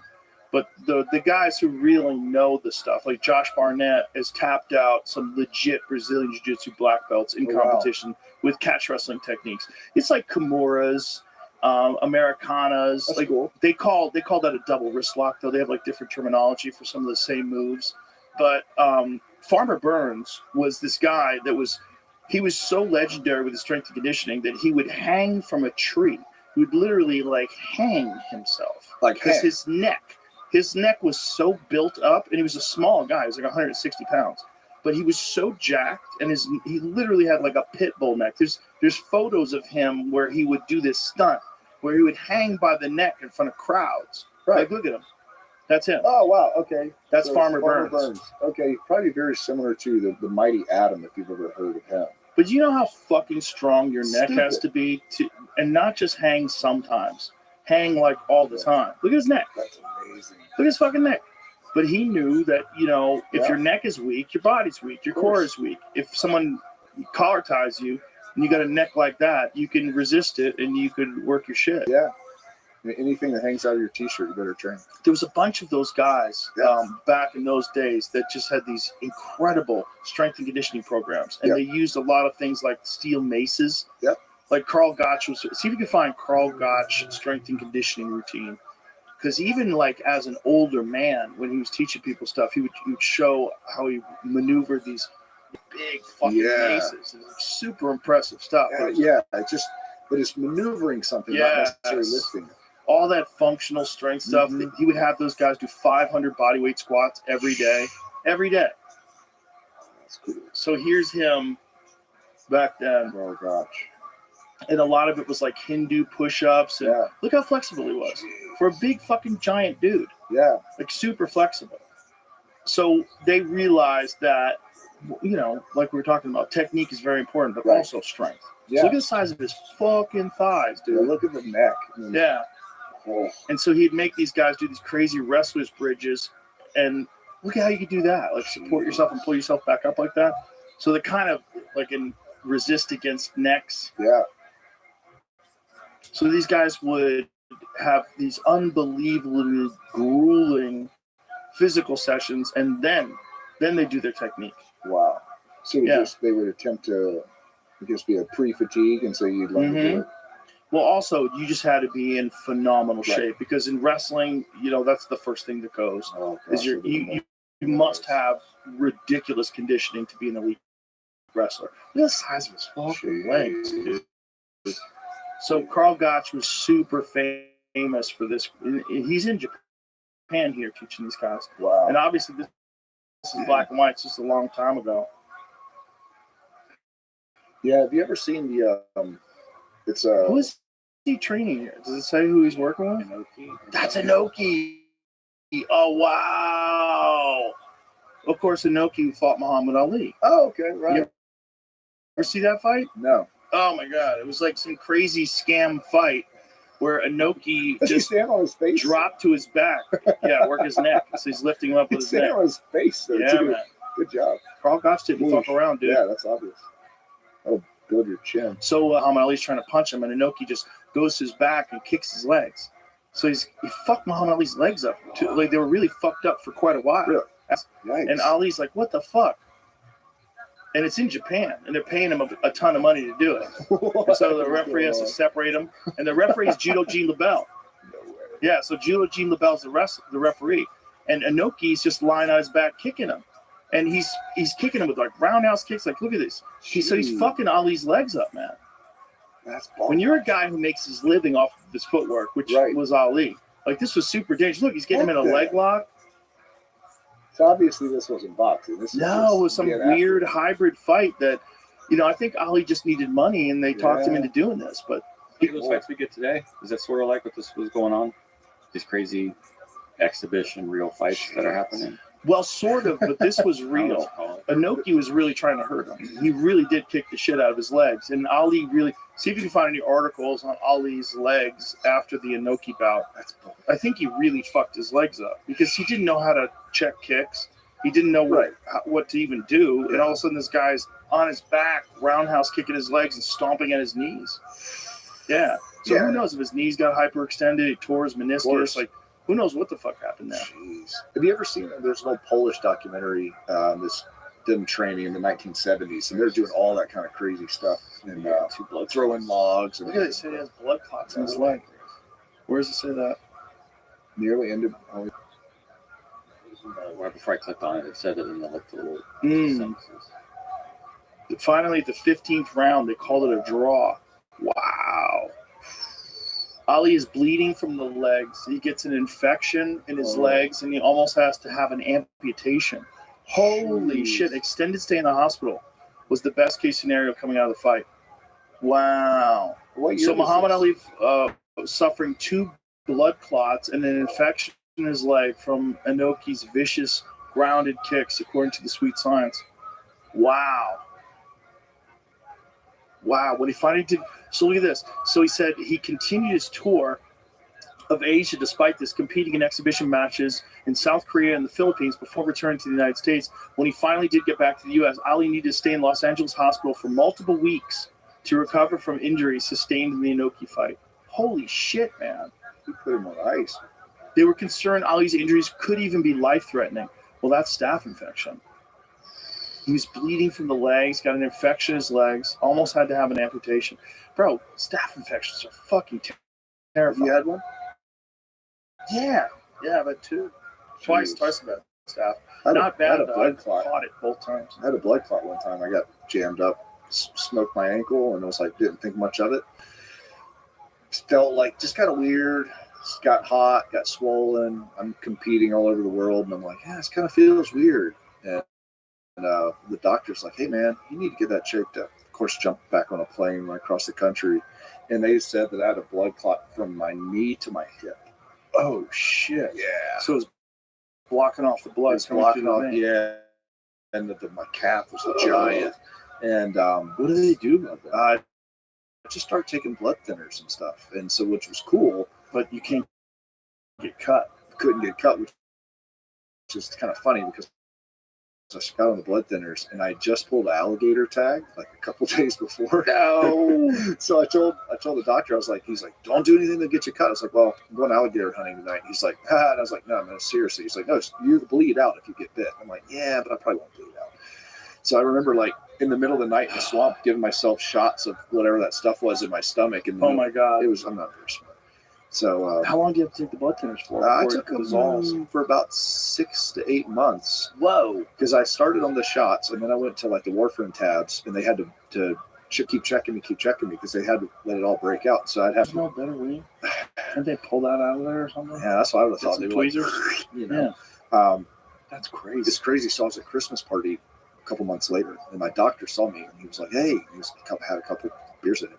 So he's like, hey, you're one of your descendants are gonna do something special this world. I'm like, what do you mean? And he's like, you know where that blood clot should have been? I go, well, where? And he just tapped me on the chest. He's like, right there. He goes, no way you should have died. I go, really? He goes, you heated it, you iced it, you massaged it, you flew, you trained. He goes, you did everything if you were trying to commit suicide by blood clot for months. He goes, how it didn't travel? I have no idea. Anybody, when someone tells you that, you're like, well, that's cool. I guess things are going to go awesome for a while. Or you just got lucky. Yeah, and then what happened? My my lower leg basically, like they said, it grew another vein, so it grew a bypass around it. No. So all the swelling started going down, and they're like, yeah, one of your minimized veins or smaller veins actually grew in capacity and just worked its way around. They're like, the human body will do that. I'm like, so it just worked its way around the bypass. What would have happened, though, if you didn't get that vein diluted with the blood thinners or that blood clot? Something that kicked loose in me. It was right at my hip. It doesn't go away? Your body doesn't absorb it ever? I mean, if the the hematocrit or whatever, the blood, the thickness of the blood was still at that. If it ever broke loose, he's like, it would have gone to your heart or your head. That would have been a stroke or heart attack. And, but it's weird, like, and it was just an ankle injury. Ankle, That's crazy. smoked it. It's like, oh, okay, I'll be fine. Started walking it off. And what screwed me is the next day, it was all black and blue, the whole deal, right? I'm walking. Everything's not fine. It sucked. And I had to go on a business trip. And I was like, let me go check and make sure it's not like broken, that I have to get it like actually fixed. I went to the doctor and they're like, hey, you got to mobilize this thing. And I'd been walking for a week. And so they wrapped it up and mobilized it. And I remember I was on a plane, I was sleeping, and it felt like someone lit a fire in my calf. And I was like, wow, what was that? And I went to my hotel room and I filled the trash can up with ice and I just dumped my leg in there to cool my leg down. And that was like in May. And I competed at the Hammer World Championships all the way to Labor Day. And I was in San Francisco, and I'm like, something's weird. And I pulled down my knee sleeve, and one of the docs was there, and he was like, what is going on with your leg? I think I pulled a hamstring or something. He's like, nah, you didn't. And so I came back, called my guy at South Carolina Sports Medicine, and he got me in right away. He was like, dude, you got a big ass blood clot. Like, you got to get this squared away now. Holy, imagine if you didn't do that. But Imagine if you just die. You've just been like, hey, one day you would have just died. I would have been a 30-year-old, really healthy guy that just keeled over. And so it's like that kind of hits you. And that was honestly kind of the end of my competitive sports world, because I started realizing like all I got was winning, and all I cared about was training and winning. And I forewent social relationships, being smart with my body and all this stuff, because I was like, no, I'm going to win worlds. I'm going to go do this. I'm going to be top level, whatever. Yeah. And it was just like drive. And I was like, man, I didn't see this very obvious thing that could and should have killed me. It's like, I need to grow up. Like, I need to like refocus how I'm looking at these things. And so I had to mature. I'm just like, okay, I've competed for 15 or 20 years or whatever it was at that point. It's like, maybe take a pump the brakes for a second and just go like, am I making good choices for my family, good choices for my business, people that rely on me? Because if, cool in all things, but if Bert just keels over, like, that's not optimal for really anyone. It's interesting how you can get completely caught up in one goal to the point where you don't see anything else in life, and you just miss out on a giant chunk of life. But if you want to be the best at something, it's kind of the trade-off. That's the Neil Brennan joke. That's the trade-off. Yeah, I've talked about like the rabbit hole guy versus the 90% guy. And like the 90% guy, which I think I've kind of turned into, like if I train for something and get into something, I've generally found if I really care about it, I could be as good as 90% of the world at it, like a lot of different things. Right. But if you're the guy that wants to go down to be the best, the GOAT, you have to go down so far around the rabbit hole and forsake all other things. Yeah. To where you lose sight of reality. By the way, you could still not make it. And you could still not make it. Yeah, you could be in the same weight class as John Jones.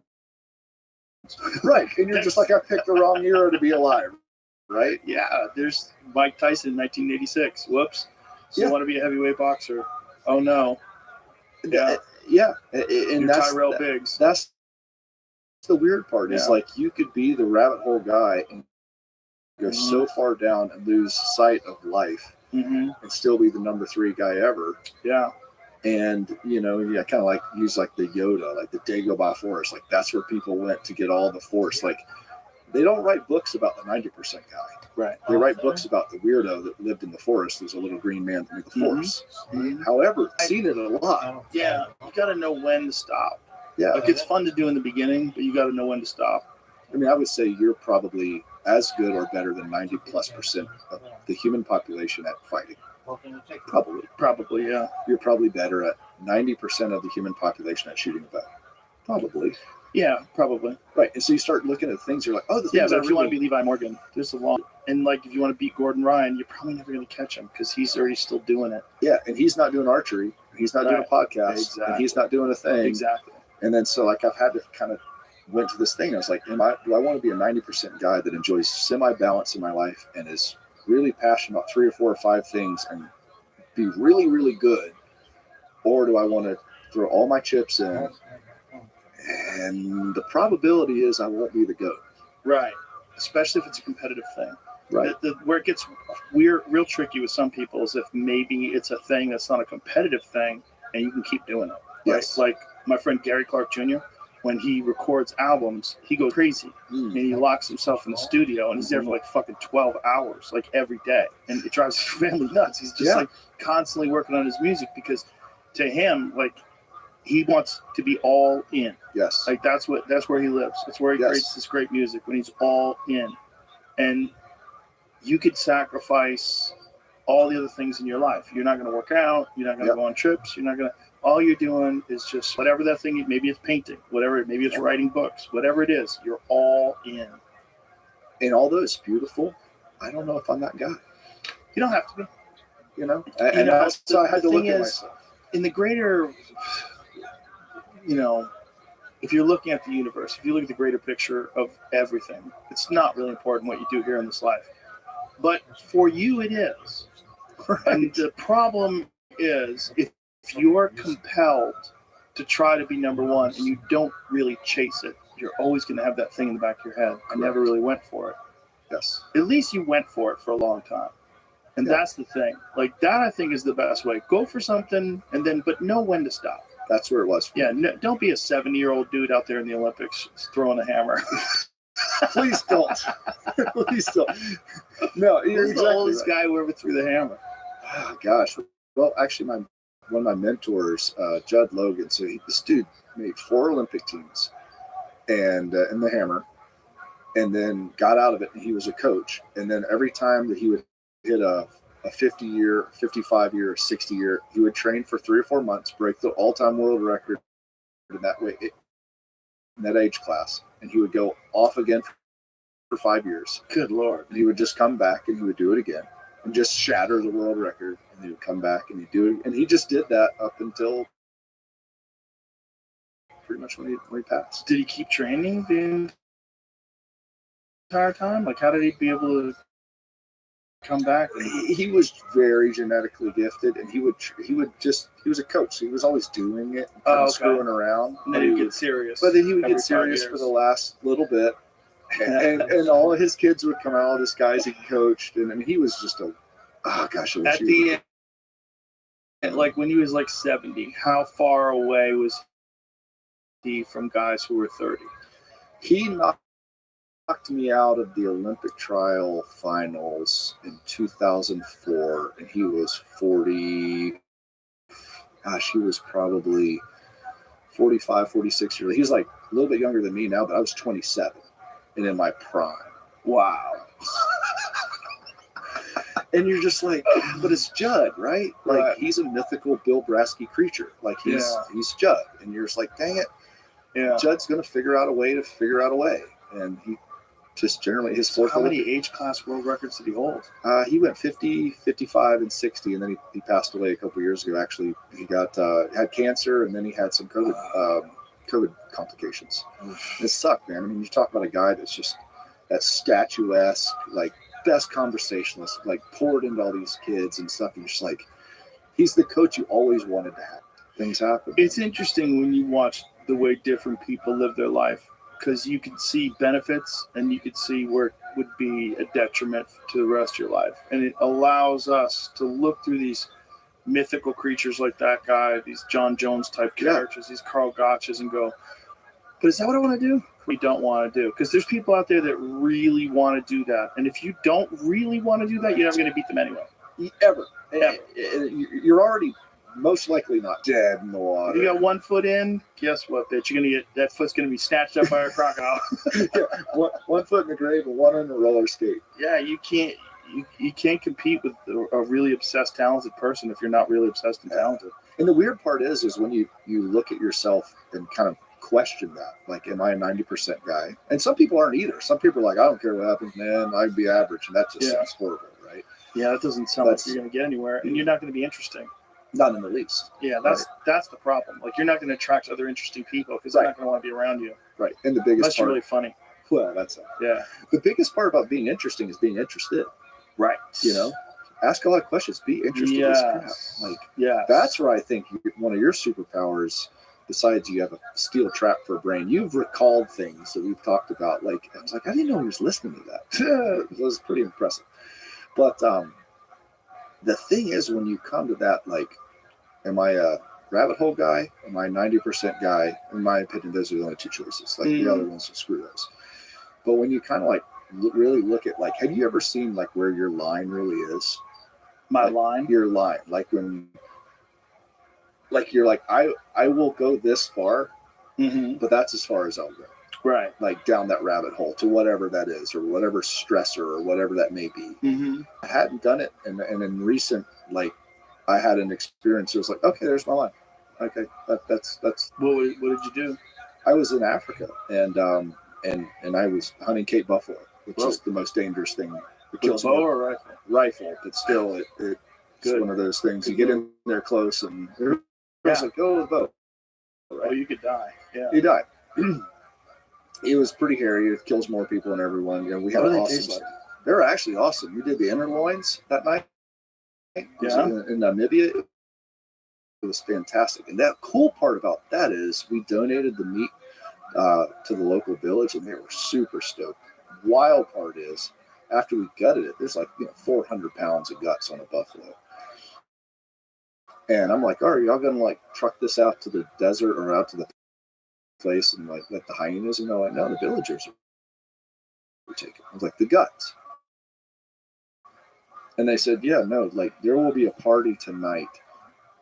No running water, hearts, lungs, liver, stomach, gut. Mm-hmm. And they go, they will be so excited to get that. And so that was for me, I go, oh, we think we understand poverty. We think we understand in this country, like, what not having. We're like, oh, yeah, I didn't have a whatever. Like, no, this village is stoked to get 400 pounds of guts off a Cape buffalo that's been laying in Real. They were pumped. Like, Old guts. old hot guts. We put a tarp over it, so before we could get back out there to get the bull out of the, out of the jungle or whatever it would be called. So it didn't get super hot. We struck a big black 2,000 pound animal. What are they doing with the guts? How are they eating it? They said they'll wash out all the fluids or all the guts, shit, and everything else, and they'll put it on the grill and fry it and do all this. Like they said, protein does not go to waste in Africa at all.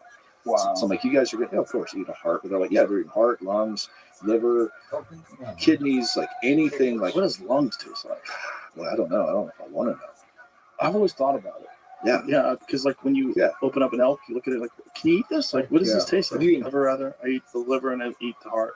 Yeah, but It and then seems like lungs are no. I've never heard anybody. and then stomach and stomach line. I guess that's what haggis is, right? It's Yeah. like haggis, lungs, and You know what I know? A lot of stomach. guys do. They take the caul fat from the, Yeah. and then they chop up meat and then they wrap it in Wrap the it. caul fat and put it on the grill. Ranella did that. didn't Yeah. he? That looked really They did look real good. Season it and then wrap it in caul Yeah. fat and then slice it open. We ate dinner once and they were really good, but they were talking about how the villagers out there were like, yeah, all this meat that these hunters get, like it all goes to the villages. I don't think people understand like how much that changes the game. So when you say you're lying, what did you mean by that? Well, they had another opportunity to do a lion hunt, Oh, yeah, I'm not interested. and that was my line. Yeah. It was like, yeah, for multiple reasons. Well, first of all, you're not going to eat it. Right. You could. I mean, I know dudes who eat mountain lion. It's Yeah, delicious. Mountain lion is actually really good. According to everybody that I know that's eaten it, they're not lying. Yeah. There's people that are iffy on bear, I enjoy bear, the rivets. Yeah, mostly they know how to cranes and cook bears, but the reality of lion is I don't think anybody's out there eating African lions. Yeah, right, and they're just a multitude. I mean, they're big. I mean, I got nothing against the lion to start with. They're too cool. They're cool, I but don't want to eat a lion. they're big. They're scary. They hide really well. They're really fast. They're dope. There's If a lot of they didn't stuff. exist, you'd be pumped.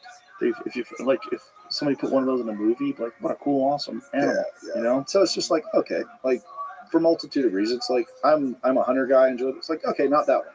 Okay, and Yeah. then not this, and then you start looking at even training. You're like, hey, I'll do this, but I won't do that. Right. And I don't want to shoot anything I'm not going to eat. I'm not interested in that.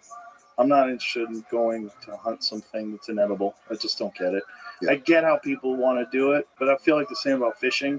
Like, I don't want to catch stuff that you can't eat. yeah, you fish a good bit, don't you? Yeah, I love What's your fishing. favorite thing to fish?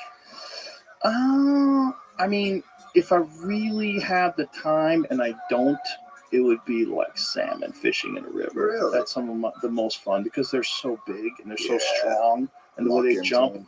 And there's something about rivers, like ocean's cool. I love ocean fishing, but it's like less personal. Mhm. There's something about being on a small boat on a river and you hook a salmon. It's Oh, yeah. you see it jump.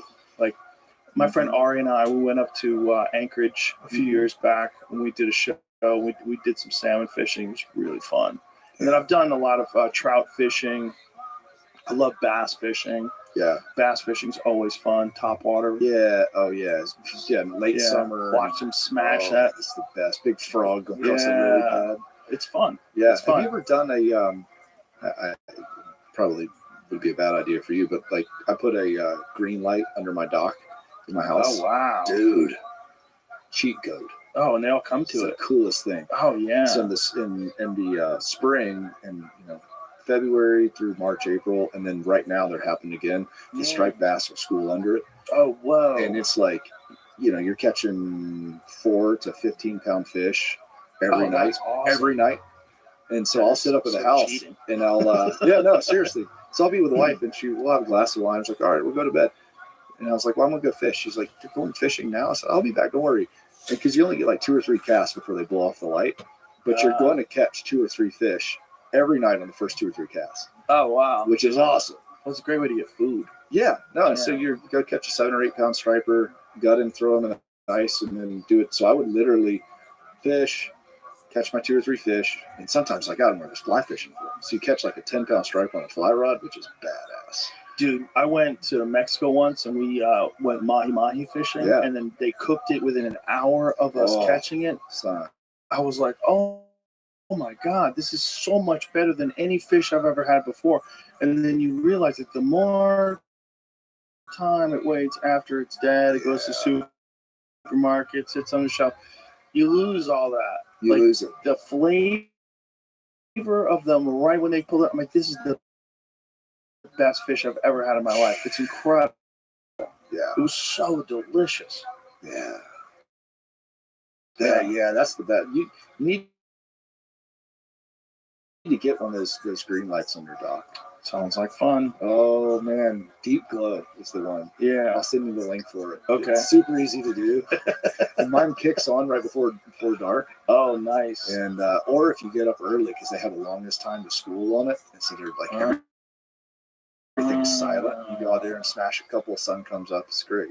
Oh, that's a good move. No, and then That you is get a cheat kids code. too. 'Cause then Right. it makes you actually a bad fisherman because after that you're just like, I don't feel like going out. Like I'll just catch them tonight, Right. and then everyone starts like marking your spots. And It's like the guys out here that hunt over deer feeders. yeah, it works. But they'll tell you, like, well, we hunt, but it's kind of like hot. elk. No, it's definitely when you're sitting down the whole day, Yeah. waiting, eating chips. It's good. It's a good time to catch up with emails, talk to your friends. Yeah. Yeah. There's a lot of that, like the ground blind guys Yeah. like to sit in ground blinds all day. Yeah. It's a totally different I thing. did it this morning. Yeah, it's fun. I did it. Yeah. I enjoyed it. It was awesome. It was fantastic. It's a great way to pig hunt. Oh yeah. You Yeah. know, I stuck one 2 nights ago. the thing is, like, you're actually doing a service to the environment by getting food. Yeah. And if you get a good butcher that can turn that into sausage, Oh. it's fucking fantastic. Yeah. My little boy, he killed his first pig last week. He's 8 years old. What was it like when you ate it? It was awesome. We did it for Thanksgiving. He was like, wow. He was marinated in Coke for like 36 hours. Coca-Cola. Coca-Cola. Really? Yeah, kind of broke it down. I learned that from Jen Rivett. So she would do bear with like Dr. Pepper. No kidding. Yeah, And then they know how to cook some Yeah, bears I up mean, there. you know that work. You know. Yeah. So we did that and then like made a kind of like butter and all this kind of cool, kind of drizzly deal. Wrapped it in bacon, wrapped pork and bacon, and then put it on the grill. It was freaking awesome. Do you know that guy? He's a cook. He's on YouTube. What is it? His name Guga, G-U-G-A, Who's that? Guga Foods. He's always cooking steak, like different ways to cook steak. But the other way he did it the other day was he marinated it in buttermilk for like a week. What? Yeah, took a steak, buttermilk for a week, and like when he pulled the steak out, you could see like the buttermilk was breaking the steak down. That's at Guga Foods. That dude. See if you can find his buttermilk steak man. one. Oh, he's cooks look a at that. brisket and Coca-Cola. This guy is every human way possible to cook a steak. This No guy's way. done it. What's Like your favorite way everything. to cook a steak? I am a reverse sear guy. Same. Yeah, I got taught that by Chad from Whiskey Bent Barbecue.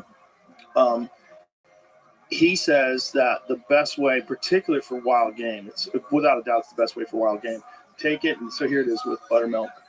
So he did it one for 24 hours, and he did one of them where he sat it in the buttermilk for a week, and he said it was sensational. Maybe you want to try it. Look at that. Yeah, buttermilk just pull. We did that with ducks afterwards, and pulls out a lot of stuff out there. That's Yeah. awesome. This guy knows how to cook some fucking steak. Yeah, let's do it. My way is I like to use the either Traeger, or the best way, honestly, if I have the time, is I use an offset grill with actual hardwood. Sure. So I'll cook, get some live oak in there, and I'll get it up to about 250 degrees, and then I'll put the steaks in there with meter thermometer, and I get it internally up to about 120. Yeah.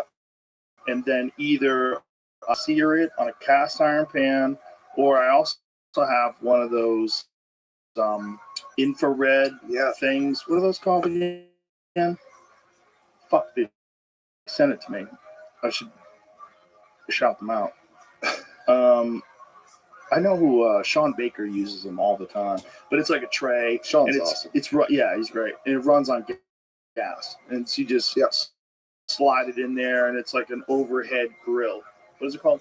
Auto Wild Grill. That's it. Auto Wild Grill. How about Sean being a freak for eating a bunch of meat and being a giant? 70 years old. He's fucking throwing insane weight around. No TRT. No nothing. I remember him from the throws days. Oh, did you? Yeah, really? we used to compete. He's a big fucking dude. He's a monster. Yeah. And he's very smart. And anybody who says you can't only eat meat, you need to pay attention to him, because that's all he eats. And he looks super fucking healthy. Yep. And he's doing jiu-jitsu and training, and he's older than me. Yeah. He was he spoke at Summer Strong last year and came 400 for 25 reps or something like that. And he's just like, hey, I'm gonna go have another steak. I'm like, and got me kind of on it. Eats steaks all day long. That's all he eats. He doesn't take vitamins, I don't think. I was like, all right, I need to give this a whirl, but it's worth it. It's worth doing. Yeah, it's legit. Yeah. I mean, I don't do it all the time. Sure. I'll eat 90% of my food is meat. Yeah. Meat or eggs. Yeah. I think that's the most nutrient dense food. Yeah. My body reacts better when I'm not running on carbohydrates. I'm running on ketones, or when your body processes protein and turns it into glucose, which is just more regulated for me. For me, you do whatever you want, but I would say try it. If you're a person that eats meat, I would say give it a shot. Yeah. Just give it a month. 1 month. I did one time. I lost 12 pounds. I felt fucking great. I had all this energy, and I was like, oh, okay, I'm poisoning myself. I'm limiting my performance, at least my mental performance. Right. Yeah, I started getting on it a month or two ago, just a bit. I was like, yeah, I'll give it a shot. I was eating a ton of venison. But gosh, I love blackberries. Blackberries and cottage cheese, I think, are the weirdest thing that I could eat it. I don't think there's anything wrong with fruit. Yeah. That's like Paul Saladino's with. I eat fruit. So what Paul does is he incorporates fruit, honey, and raw dairy with meat. Okay. And then Sean just eats meat. Yeah. But I can't imagine an argument where fruit's bad for you. I would say don't eat all the fruit. Right. That's the problem. Have a couple oranges, or have a couple bananas, or a bowl of blueberries with some yogurt. Why is that bad? It can't be bad. It can't be bad. Right? No.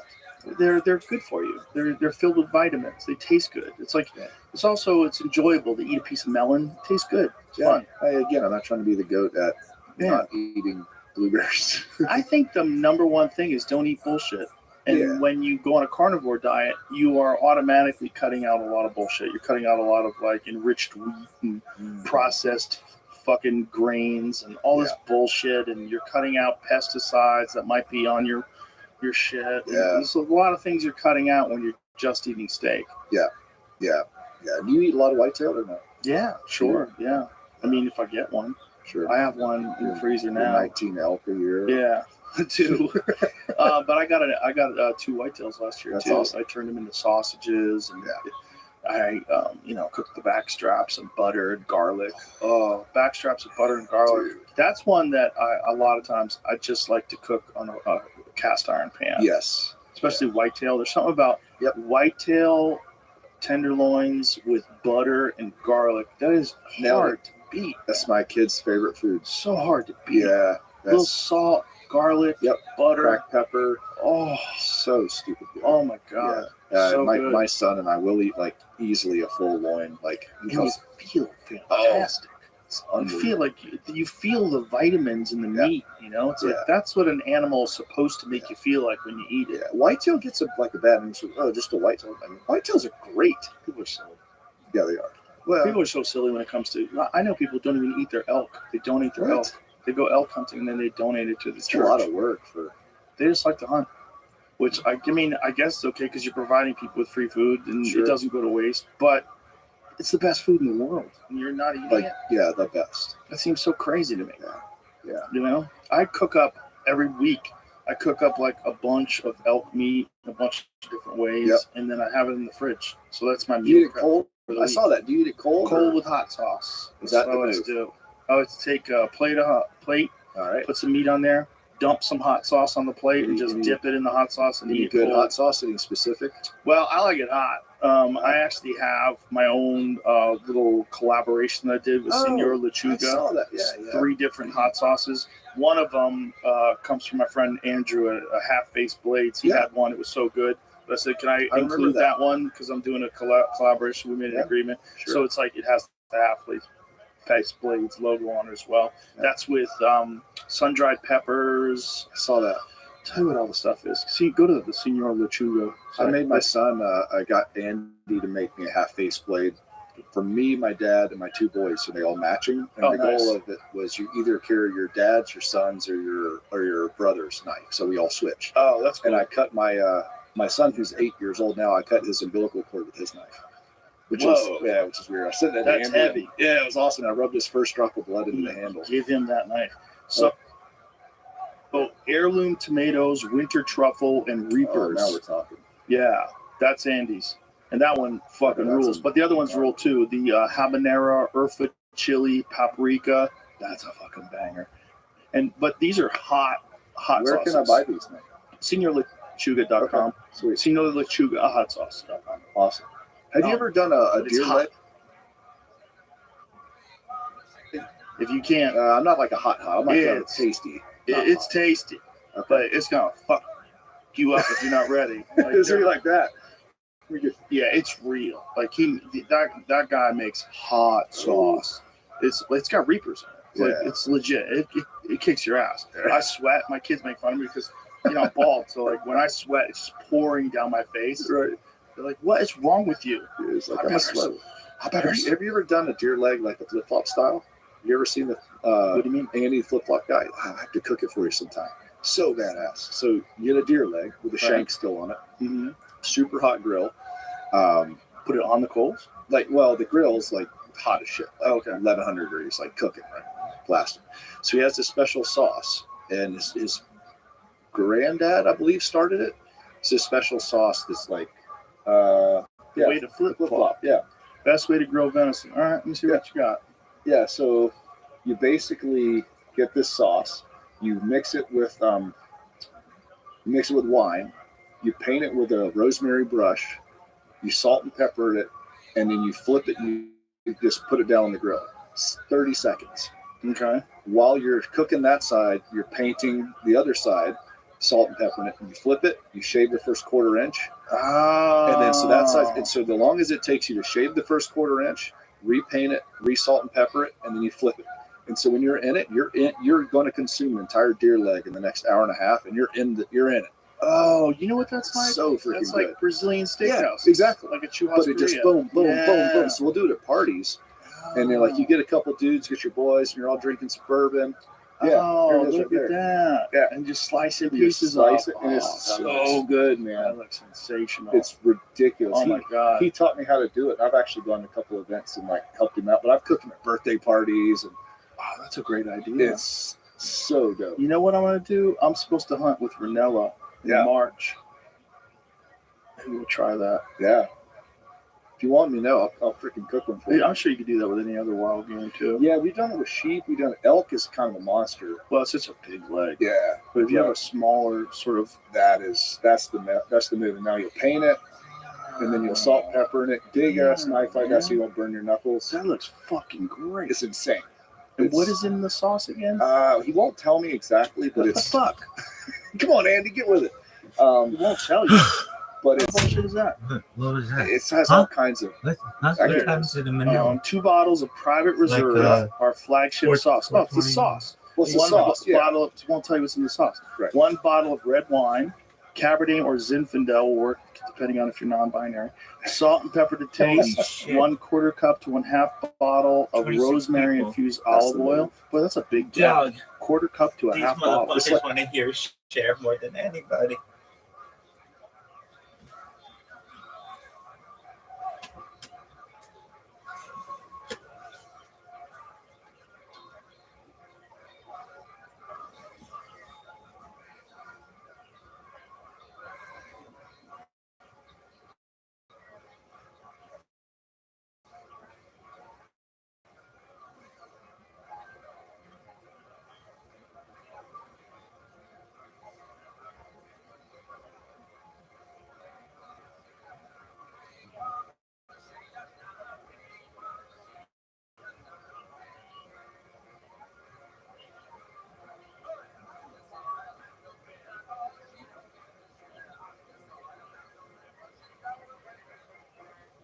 I'm 6th.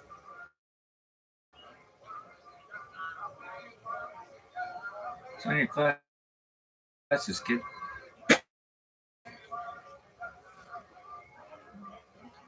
A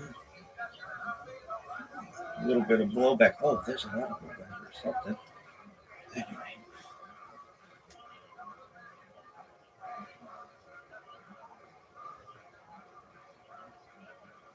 Hold on.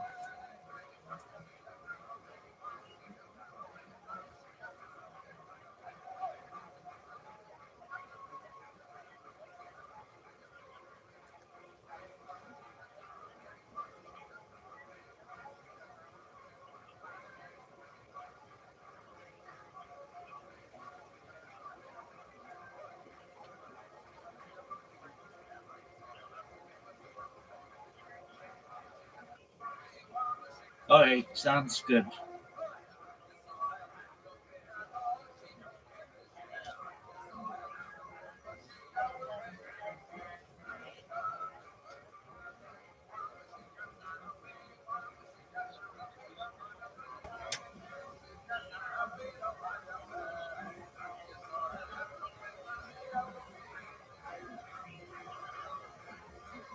Why is your one arm stronger than the other? Shit happens when you party naked, baby. They say we're young and we don't know. We won't find out until we grow.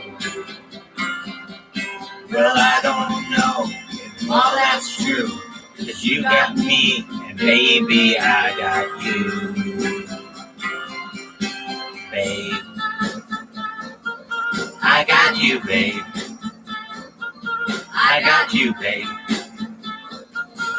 They say our love won't pay the rent. Before it's earned, our money is all been spent. I guess that's so we don't have a pot, but at least I'm sure of all of the things we got. Babe, I got you, babe. I got you, babe. I got flowers in the spring. I got you to wear my ring. And then outside, you're a clown. And if I get scared, you're always around. Should have say your hair's too long, 'cause I don't care, with you I can't go wrong. Then put your little hand in mine. There ain't no hill or mountain we can't find. Babe, I got you, babe. I got you, babe.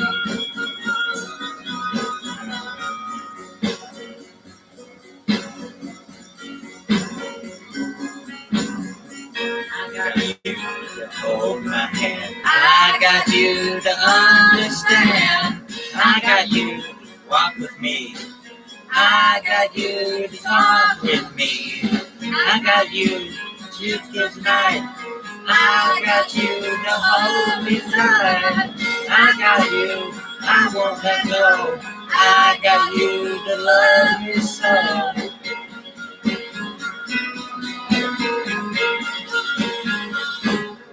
I got.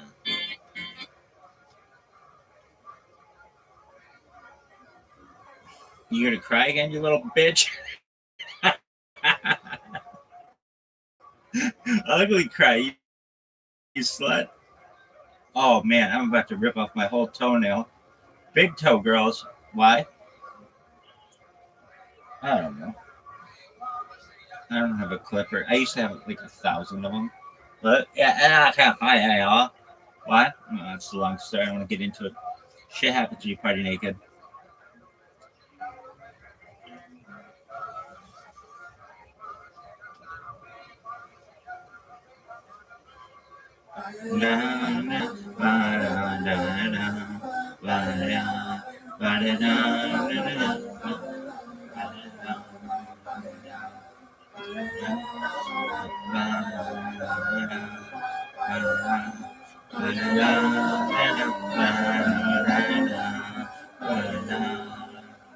There used to be a great tower alone on the sea.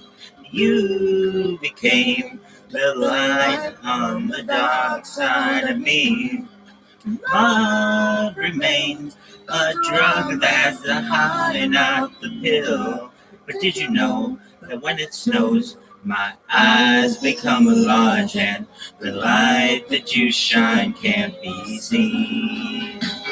Baby, I compare you to a kiss from a rose on the grave. Ooh, the more I get of you, the stranger it feels. Yeah. Now that your roses in bloom, a light hits the gloom on the grave.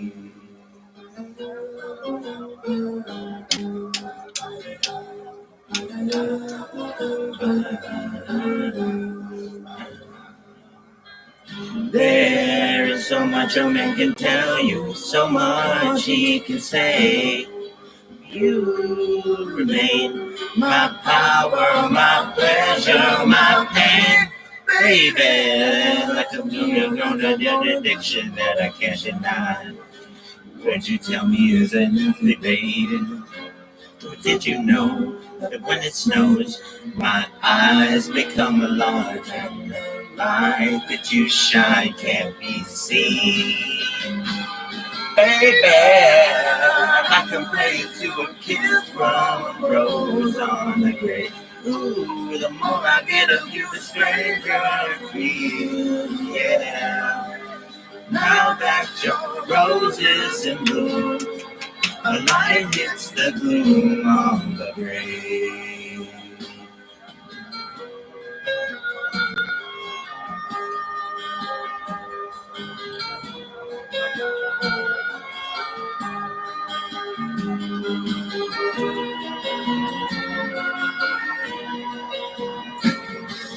I've been kissed by a rose on the grave. I've been kissed by a rose on the grave. I've been kissed by a rose on the grave. I've been kissed by a rose on the grave. There's so much a man can tell you, so much he can say. You remain my power, my pleasure, my pain. You mean like a grown addiction that I can't deny. Now won't you tell me is it heavenly, baby? Did you know that when it snows, my eyes become large and the light that you shine can't be seen? Baby, I compare you to a kiss from a rose on the grave. Ooh, the more I get of you, the stranger I feel. Yeah. Now that your rose is in bloom, a A light hits the room on the grave. May I compare you to a kiss from a rose on the grave. Ooh, the more I get of you, the stranger it feels. Yeah, now that your rose is in bloom, a light hits the room on the grave.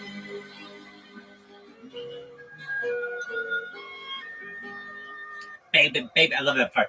Baby, baby.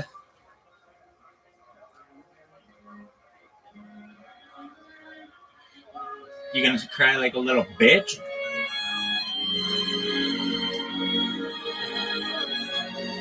Hey, big dog, you gonna cry like a little bitch?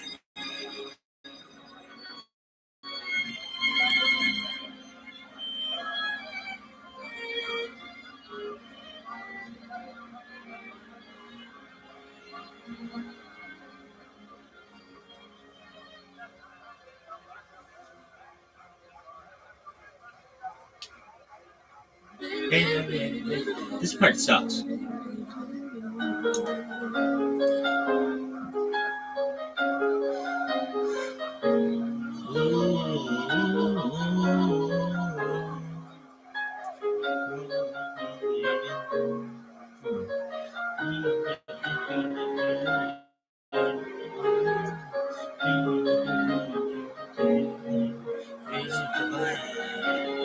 This part sucks.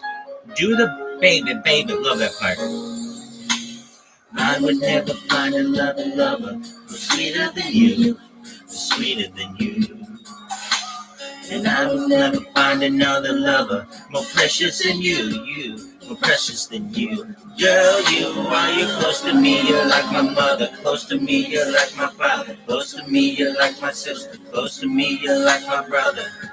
You are the only one, you're my everything. And for you, the songs I sing it all my life. I pray for someone like you. And I thank God that I finally found you.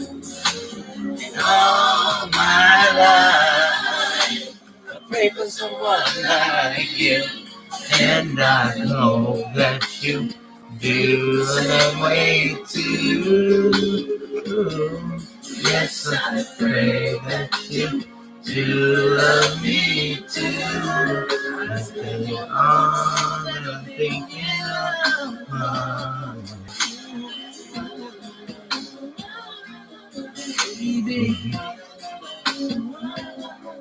And I promise to never fall in love with a stranger.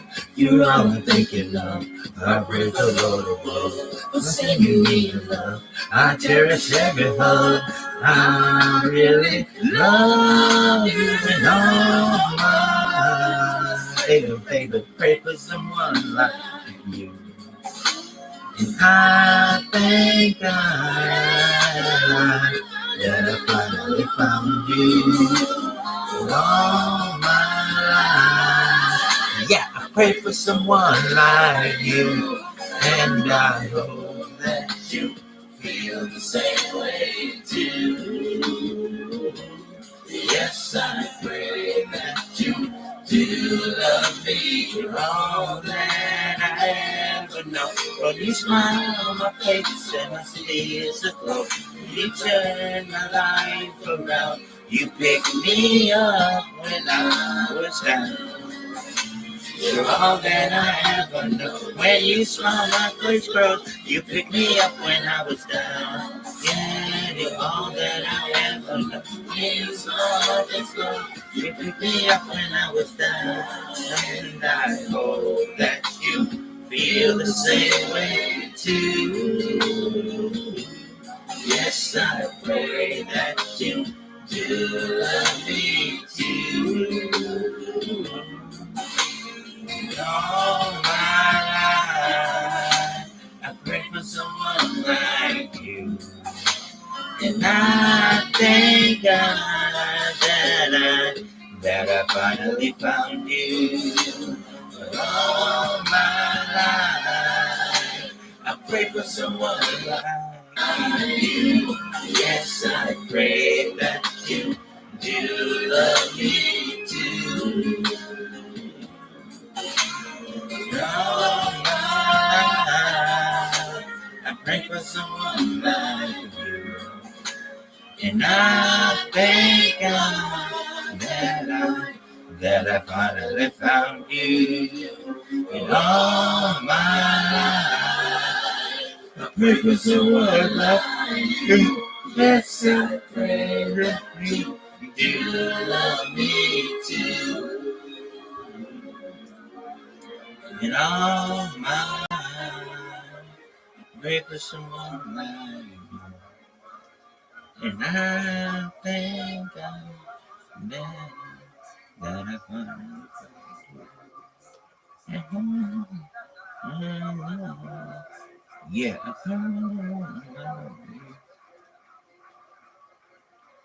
I know that there's pain, but oh, I go on and break free from the chain. Love is expressed in all sorts of ways, but the best love is expressed from the heart. And sharing that special someone how you really care about them. Oh, there's that person. Well, here's what Red has to say. Fuck her brains out. Make sure she comes first, kids. Close your eyes. Make a wish. And blow out the candlelight. For tonight is just your night. We're gonna celebrate. All through the night for the wine. Light the fire. Girl, your wish is my command. I submit to your demands. I will do anything. Girl, you need only ask. I'll make love to you like you want me to. And I'll hold you tight. Baby, all through the night I'll make love to you when you want me to. And I will not let go. You tell me to. Go, relax. Let's go slow. I ain't got nowhere to go. I'm gonna concentrate on you. Girl, are you ready? It's gonna be a long night on the floor. I'm gonna take my clothes off too. I make plans to be with you. Girl, whatever you ask me, you know I will do. I'll make love to you like you want me to. And I'll hold you tight, baby, all through the night. I'll make love to you when you want me to. You crying little bitch. You tell me to tonight is your night, and I will do you right. Just take a look, if you ask, you'll take you the time of your life, your life. I'll make love to you like you want me to, and I'll hold you tonight. All through the night, I'll make love to you when you want me to, and I will not let go till you tell me to. I'll make love to you like you want me to, and I'll hold you all through the night. I'll make love to you when you want me to, and I will not let go. Tell me to.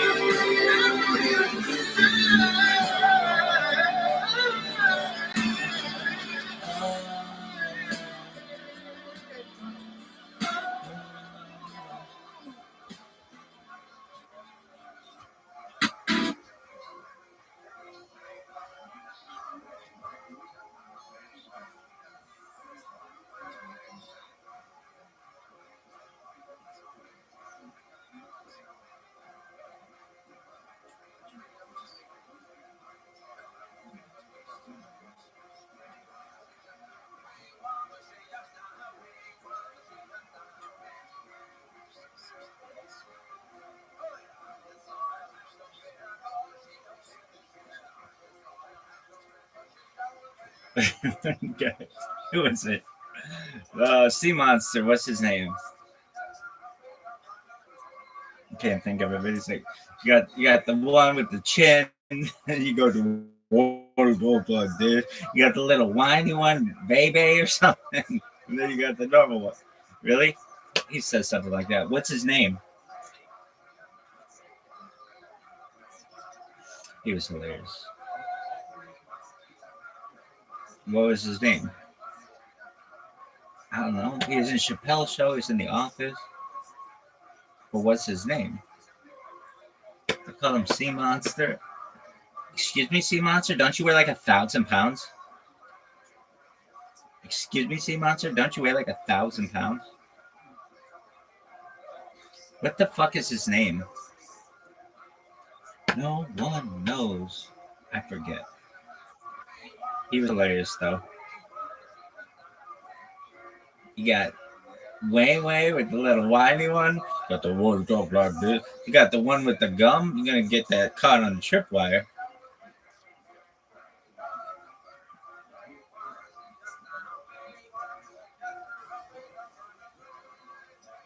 Whatever the fuck happened to Boyz II Men? I hear Backstreet Boys and NSYNC, but never Boyz II Men. Why? They were huge. It went like New Kids on the Block, Boyz II Men, and then all those other guys. That in order, just chronologically. Oh, okay. Calm down. Hey, you want to say? Hey, you gonna sing some song like a little bitch for us again? I would love to hear somebody. Yo, dog. Unless you're telling us a story about Home Improvement, let's get the show on the road.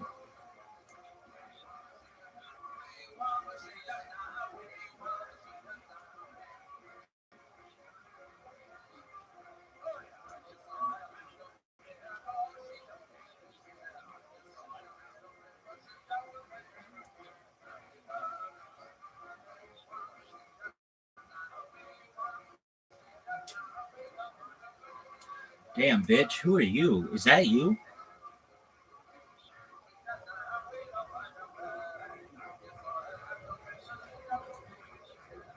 Yo, dog. You're breaking up. I don't see the fucking head moderator ripping you a new asshole. Shout out to shout out to Quezon City. How the fuck do you know what Quezon City is? So I call it Queeftown, USA. Really? It could be. They could rename it. I would. I think it's in the best interest. It's so close to being called Queef. No, it's not. It's literally like Quezon. So close. Queeftown, USA. Tiger. Come on, you little bitch. Dog. Now I know why everybody's like, oh man, Rabbi sucks. Really? Dog. I could tear off my entire big toenail right now. Surprised I survived with him. Survived with what? One time I had to try to cash a check and walk like 14 miles. Thing.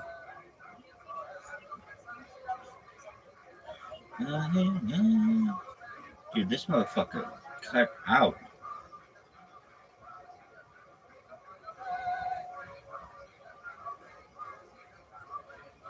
Next, B. Yo. Next. Somebody cue next. Somebody said nice. Next.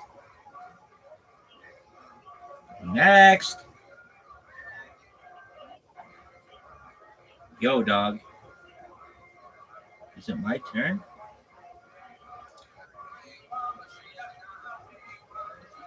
This is so bad.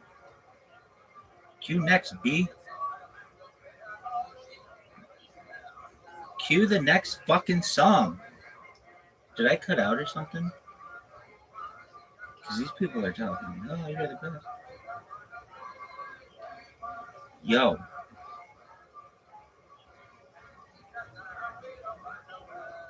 Yo, can I get a one in the chat if you can hear me? Yo, dog, this is the worst. They just high-fiving in the air, like on The Office, and you aren't gonna fucking cue the next song, B. Did he just stop? What is this? Dog, somebody.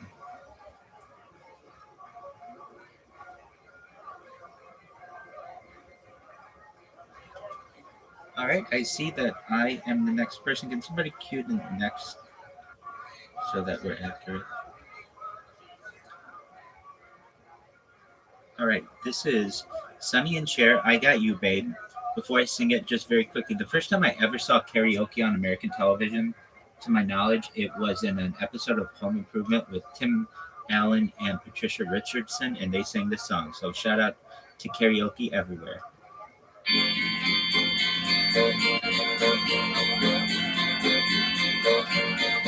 They say we're young and we don't know. We won't find out until we grow. Well, I don't know if all that's true, 'cause you got me and baby I got you. Babe, I got you, babe. I got you, babe. They say our love won't pay the rent before it's earned. Our money is all been spent. I guess that's so we don't have a pot, but at least I'm sure of all the things we got. Babe, I got you, babe. I got you, babe. I got flowers in the spring. I got you to wear my ring. And when I'm sad, you're a clown. And if I get scared, you're always around. So let them say your hair's too long. I don't care, with you I can't go wrong.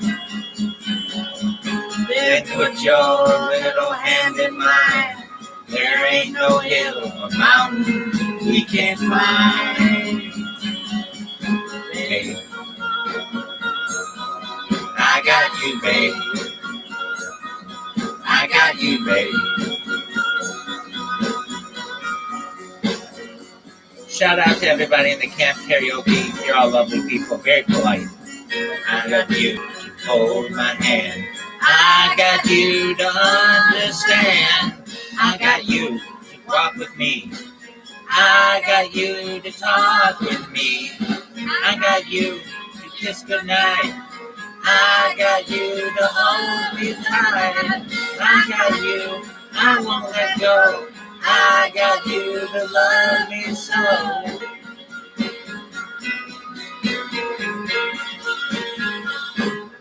I got you, babe. That was Sonny and Cher. I got you, babe. Thank you for the opportunity to sing. The next person, Mega. I got you, babe. I got you, babe. I got you, babe. I got you, babe.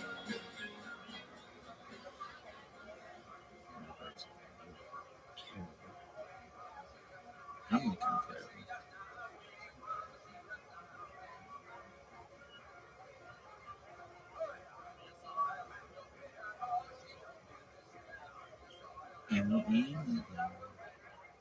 This is a love song.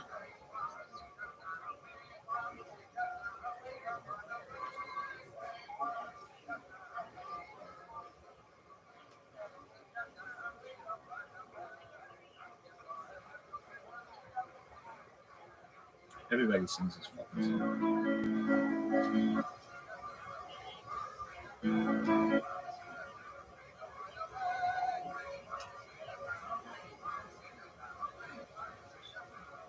Is it a downlight? Are you fucking serious?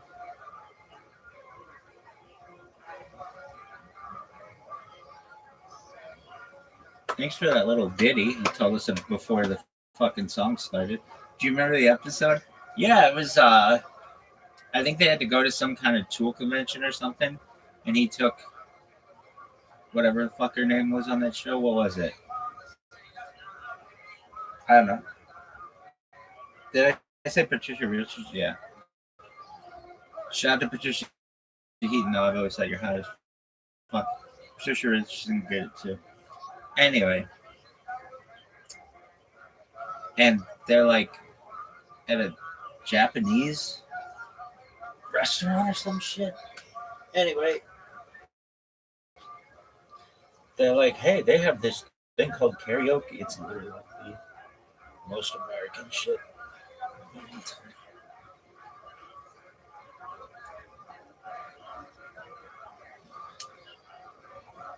So now you're just gonna sing it. They're gonna hate anything I sing. Why? Why not? I'm not good. I do sing passionately though. I'm very confident. Why? What are they gonna say? Hey, loser. Okay. Get in line. Really? God, shut the fuck up. Why? Why not? I like that it's showing me that I've sung a lot of these songs.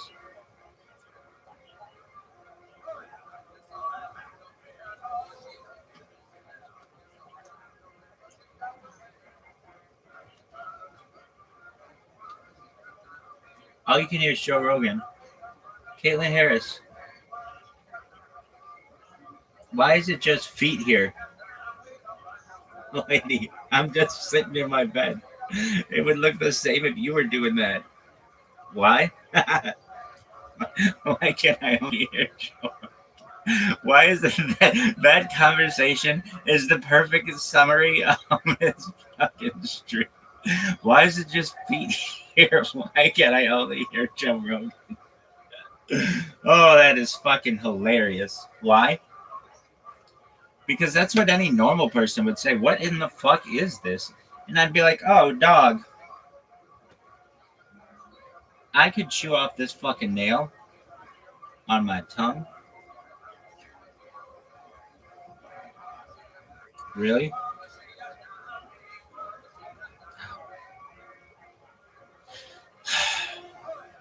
Go! This is the worst.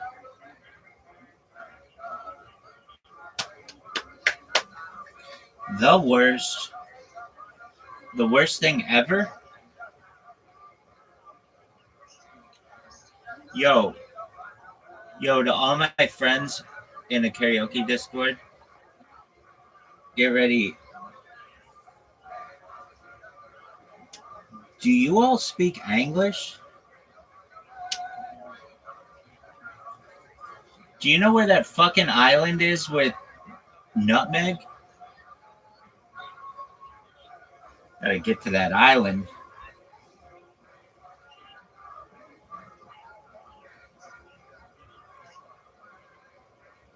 This is the worst. This is the worst. Rabbi, you are the worst singer ever. Do your Manila rap. Goes something like this. Yo, everybody. How you living, pimps? How you living, players? How you living, sluts? How you living, hoes? What is good on your fucking island? Did you know that there are 153 cities on all these fucking islands, but you would think it would be more, but it's not. Do you know how many fucking islands Indonesia has? Not as many as Sweden. I hate monsoon season. Really?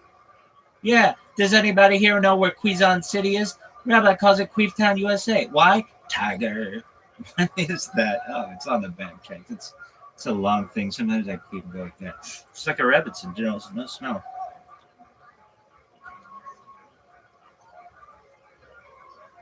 Shout out.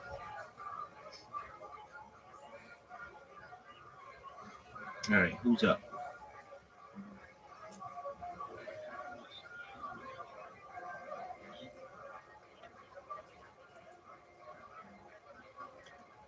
All right, friends. Rabbi's up next.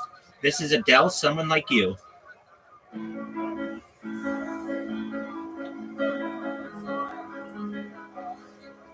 Hope everybody's having a good day, a good evening, a good night. I heard that you're settled down, that you found a girl and you're married now. I heard that your dreams came true. Guess you gave me things I could give to you. Old friend, why you so shy? And I'd like you to hold back or hide from the light. I hate to turn up out of the blue uninvited, but I couldn't stay away. I couldn't fight it. I had hoped you'd see my face and that you'd be reminded that for me it isn't over. Never mind, I'll find someone like you.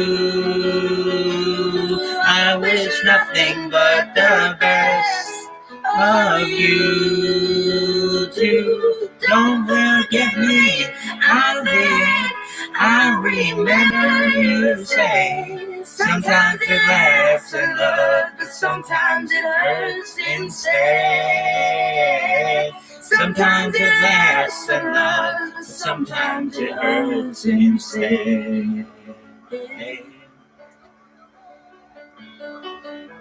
You know how time flies on me.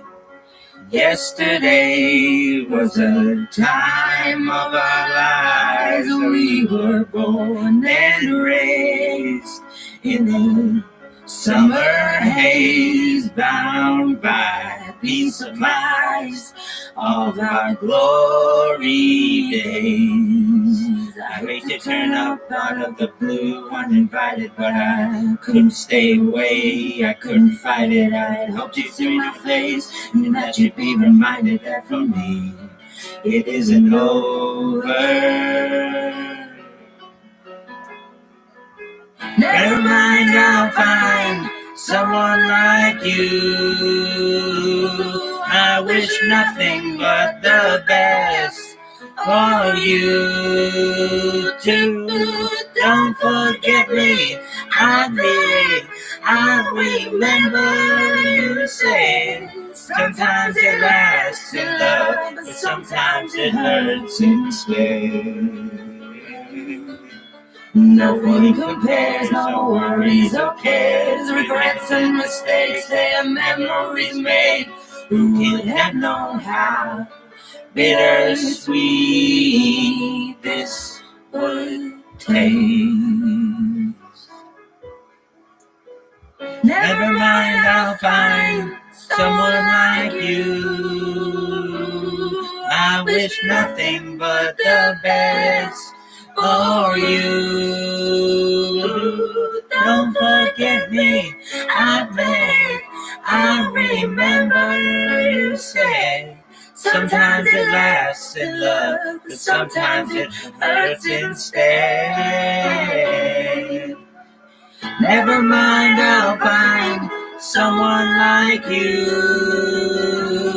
I wish nothing but the best for you too. Don't forget me, I pray. I remember you say sometimes it lasts in love, but sometimes it hurts instead. Sometimes it lasts in love, but sometimes it hurts instead.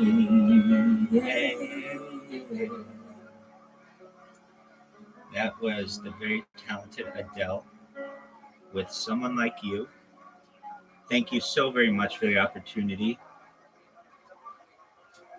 The next person may go.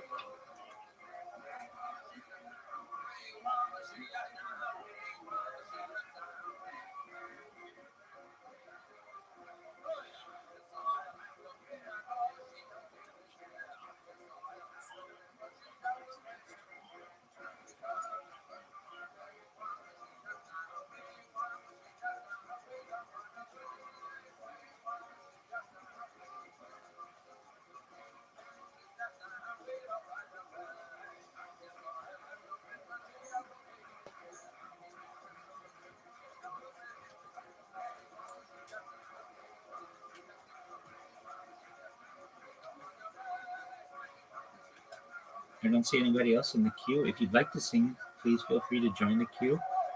In the meantime, here is Adele, Set Fire to the Rain.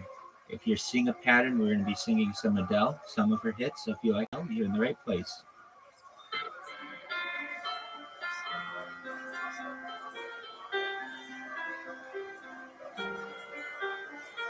I let fall my heart, and as it fell, you rose to claim it. It was dark, and I was over until you kissed my lips and you saved it. My hands, they're strong, but my knees will fall too weak. I stand in your arms without falling to your feet.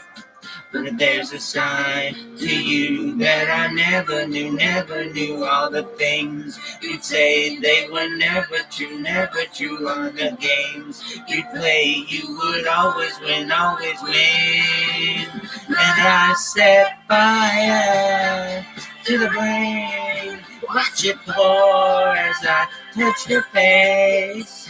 Let it burn while I cry, 'cause I heard it screaming out your name.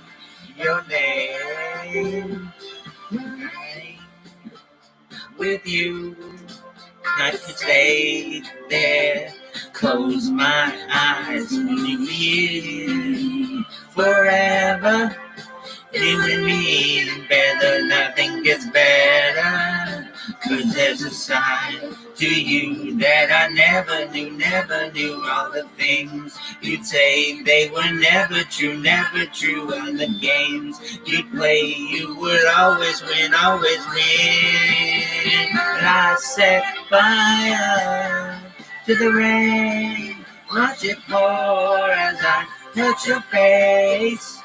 Let it burn while I cry, 'cause I heard it screaming out your name. I set fire to the rain, and I threw us into the flames. I held something down, 'cause I knew that it was the last time. When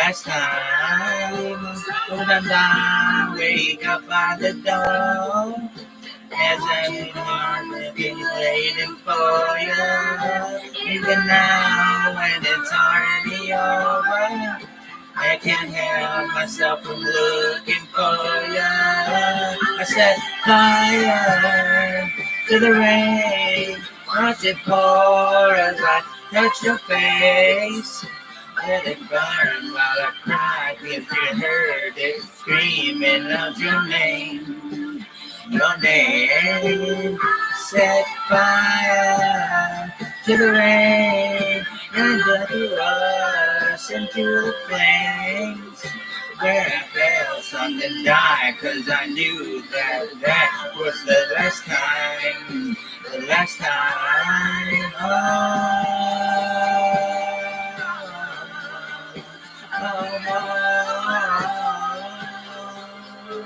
Let it burn.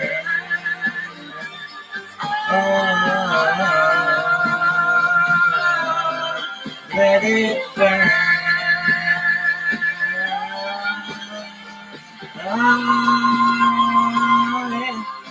Let it burn.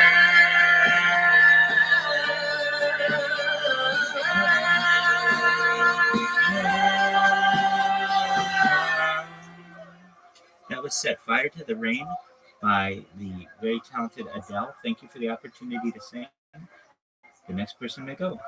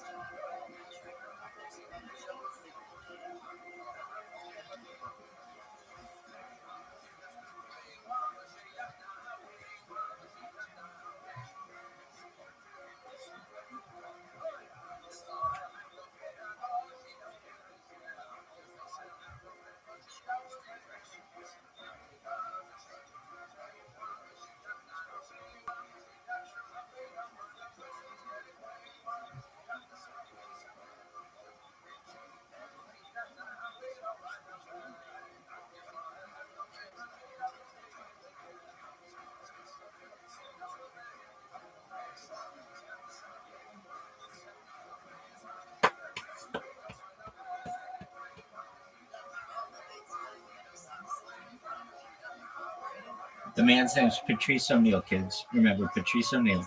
He's the one who said that motherfucker had the goofy gums. Really? Yeah, shout out to Patrice O'Neill. R.I.P. Rest in power, pimp. R.I.P.P. Rip, bitch. We'll get him back.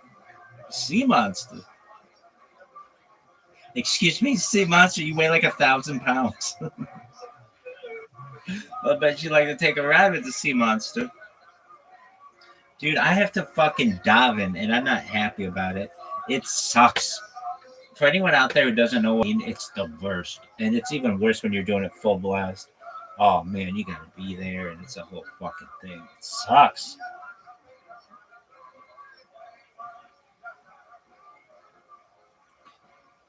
Oh, shit. That was a good kick. Oh, you missed.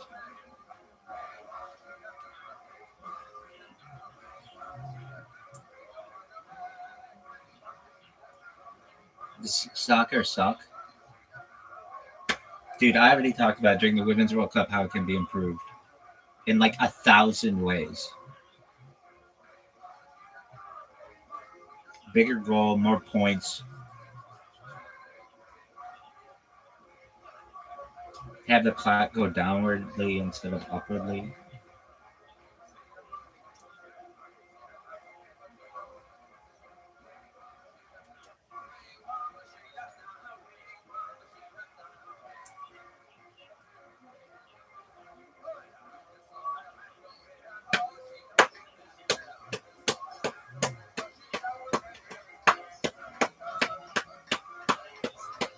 Who's your favorite hockey player of all time? Wayne Gretzky?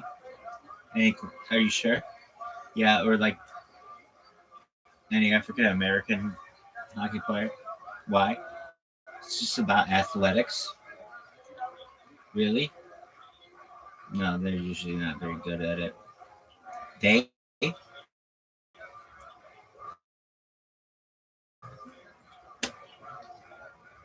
I want everything to be, if they're like, I don't know, 8 billion people in the world, and let's say 4 billion of them are Asian, I want half of the people in the NHL to be Asian and whatever, broken up perfectly. But until we get that, I think that you should see strides in hockey. Hockey is really expensive. It's like the most expensive of all the sports, mainly. Yet you can't name an African American who's been in the NHL. All the black players.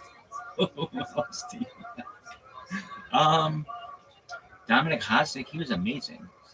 Oh, Sergei Fedorov, but not because he plays, because he dated Anna Kournikova. That one dude is so fucking funny.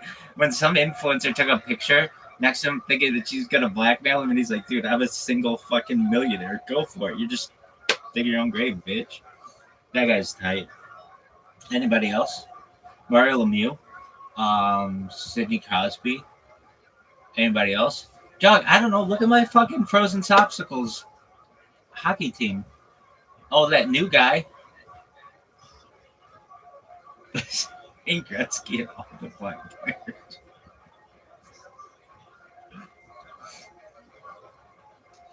Name. They haven't been, none of those players, I don't mean they, none of those players have been that good. Really? No, but when there's like a Tiger Woods like motherfucker, I'm gonna know who he is. Who's your favorite golfer of all time? Not Tiger Woods. John Daly? Maybe. I like Colin Palmer. But really, Jack Nicholson. Nicholson? Really? Jack Nicklaus. I used to make that mistake so much when I was a little kid. I also used to think Jesse Jackson was the head of the Jacksons. Why? I didn't name him when I went into Reggie Jackson and Stonewall Jackson and Bo Jackson.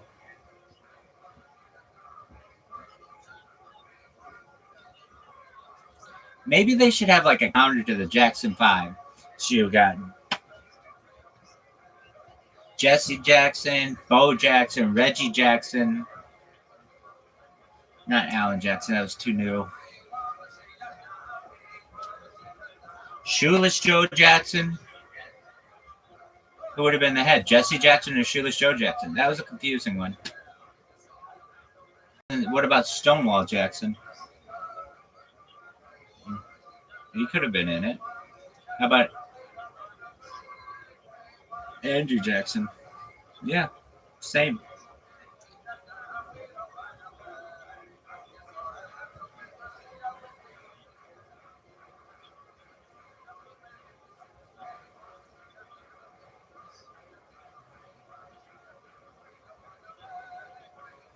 Old Hickory. Bitches call me Old Hickory. Why? I don't know. You can ask them. Who's ever called you Old Hickory? Bitches. You know you're talking to. Yeah, I know. What else am I gonna do? I'm listening to this guy talking in Filipino. I don't even know if it's Filipino or Tagalog. Tagalog sounds like, oh yeah, come with me. Yeah, just tag along. What do we speak in Tagalog? So it's a Tagalog tag-along? Precisely.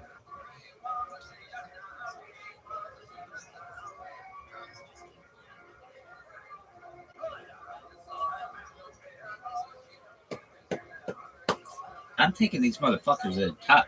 We're going to build big, sick-ass tunnels. I was going to say bridges between the islands, but tunnels. It'll be tight as fuck. So it'll be like, oh, wow, how'd you get here so quickly? I'm like, oh, Rabbi built a tunnel from Manila to Quezon City. We can't say tiger. God, this motherfucker sounds Japanese. Are you sure you're not speaking Japanese? Really? No, he could have said Toyota or Mitsubishi or something. Why? I don't know. He said cigarra. Maybe that means guitar? Cigarette? Who knows? It's like a bang bang pipe. Giambi, Jeter, Giambi. Who knows? Am I up next? I don't know. Somebody named Inu is next. Okay, so Inu's gone.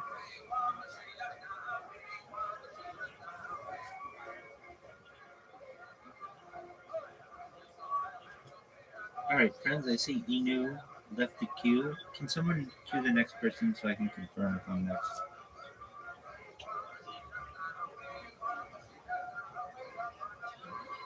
If no one can, I believe I'm next. This is Adele, Rolling in the Deep. I just want you all to know before I sing this, you are all so polite and you're special people.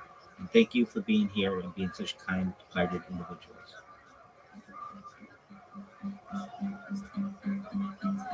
There's a fire starting in my heart, reaching a fever pitch, but bringing me out the dark. Finally, I can see you crystal clear. Go ahead and sell me out, and I'm here to bear. See how I leave with every piece of you. Don't underestimate the things that I will do. There's a fire starting in my heart, reaching a fever pitch and bringing it out the dark. The stars are your love, remind me of. Keep me thinking that we almost had it all. The stars of your love remind me breathless. I can't help feeling we could have had it all. When in the deep, you had my heart and soul out of your hand. Couldn't play it to the beat. Baby, I have no story to be told, but I have one of you and I make your head burn. Think of me in the depths of your despair, making it home out heaven, my soul be shared. The stars of your love remind me of us. They keep me thinking that we almost had it all. scars of your love, they leave me breathless. I can't help feeling we could have had it all. Rolling in the deep, you had my heart inside of your hands, and you played it to the beat. Could have had it all. Rolling in the deep, you had my heart inside of your hands, but you played it with the beat. Throw your soul through every open door. Count your blessings to find what you look for. Turn your sorrow into treasure gold. You pay me back in kind and reap is what you sow. Never had nothing. We could have had it all. We could have had it all. It all, it all, it all. We could have had it all. Rolling in the deep. We had our heart and soul in your hands. When you played it to the beat, could have had it all. Rolling in the deep, you had my heart and soul in your hands. Did you play it, played it to the beat? That was Adele, Rolling in the Deep. Thank you so much for the opportunity to sing. The next person may go. What's up, friends?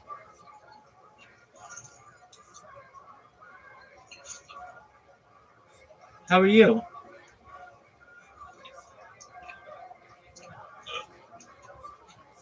What's new in your neck of the woods?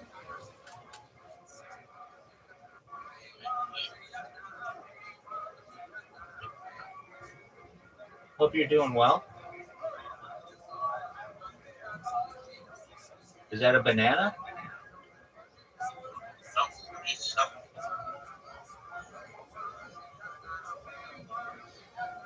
Are you smoking banana peels?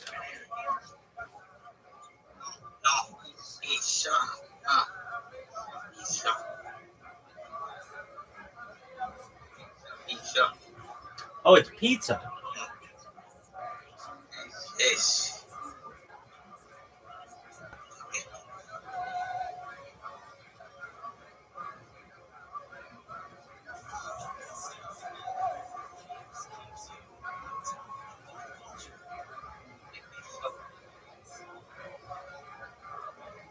All right, Pimple, I hope everything's going well in your neck of the woods. How's your day going thus far, Irwin Speed 30?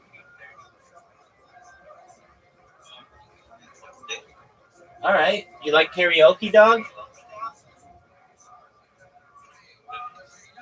All right, well, get ready to hear some karaoke, my friend.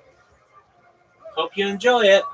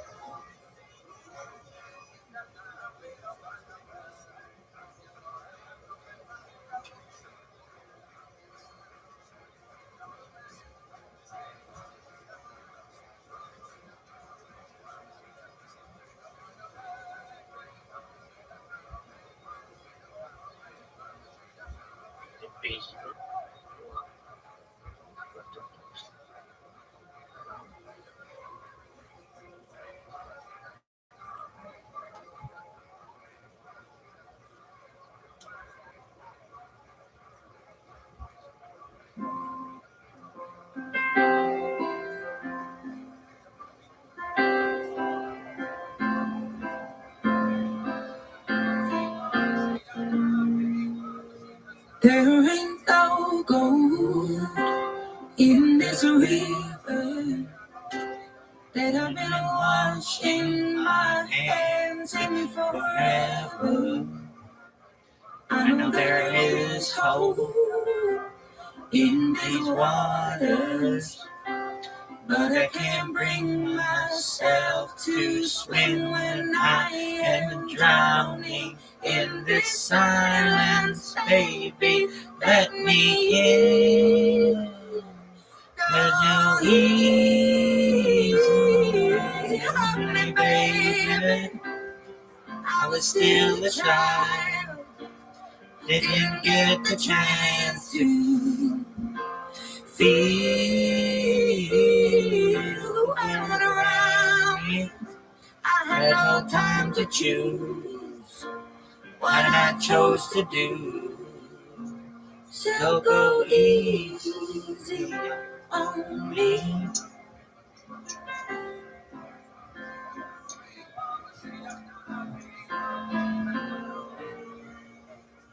There ain't no room for the things to change when we are both so deeply stuck in our ways.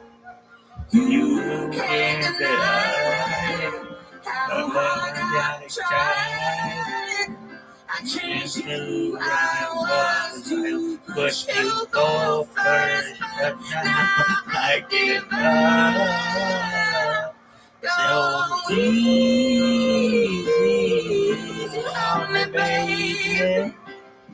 I was still a child, didn't get a chance to feel the world around me. Had no time to choose what I chose to do. So go easy.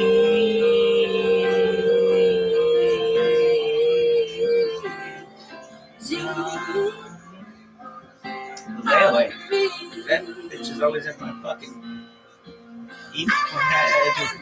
Good intentions and the highest hopes. But I know it now.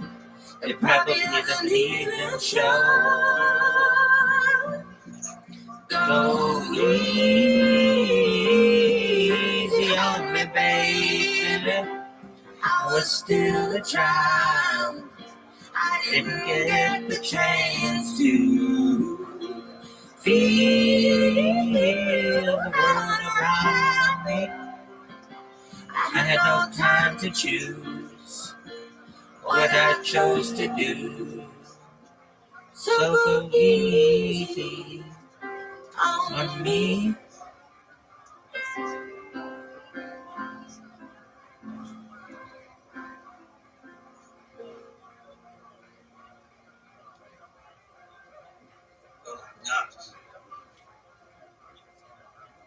Thanks.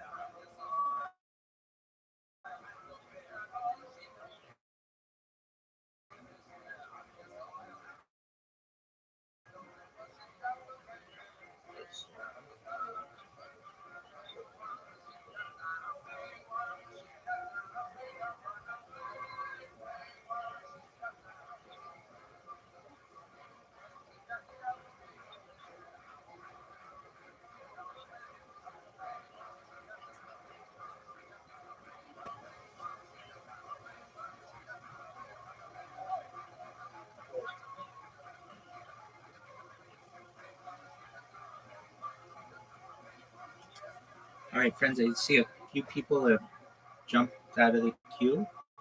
So I think I'm up next. If I'm mistaken, please let me know. Here is Adele's Easy on Me.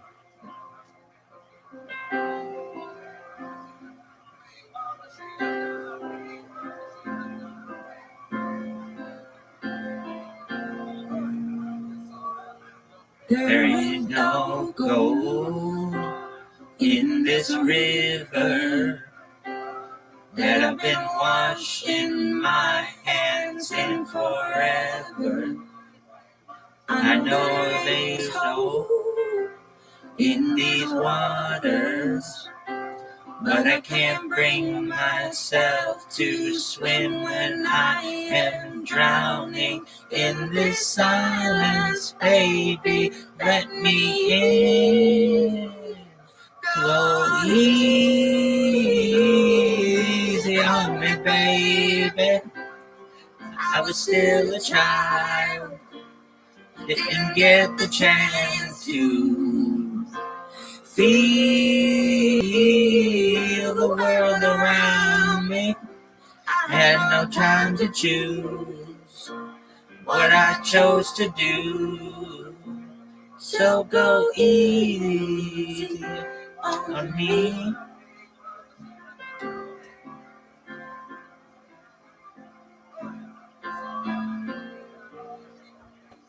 There ain't no room for the things to change when we are both so deeply stuck in our ways.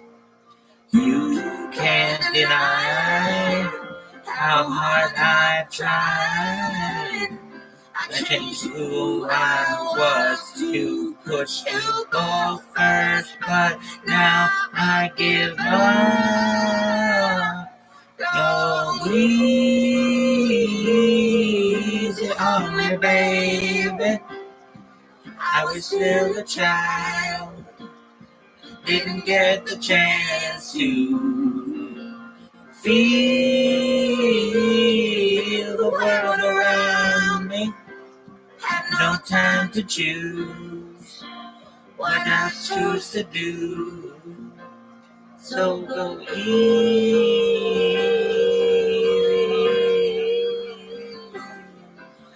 on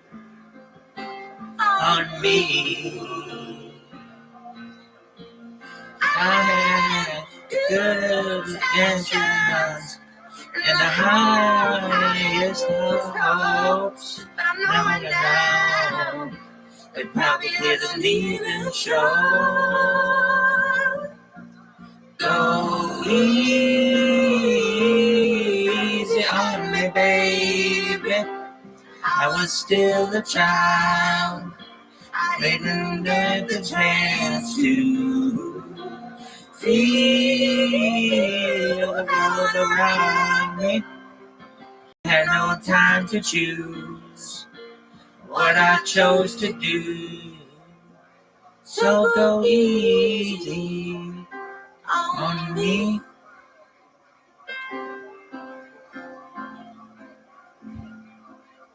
That was Adele, Easy on Me.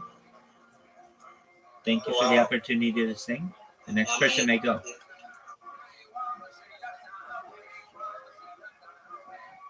Wow. Thank you. You, my friend, are amazing.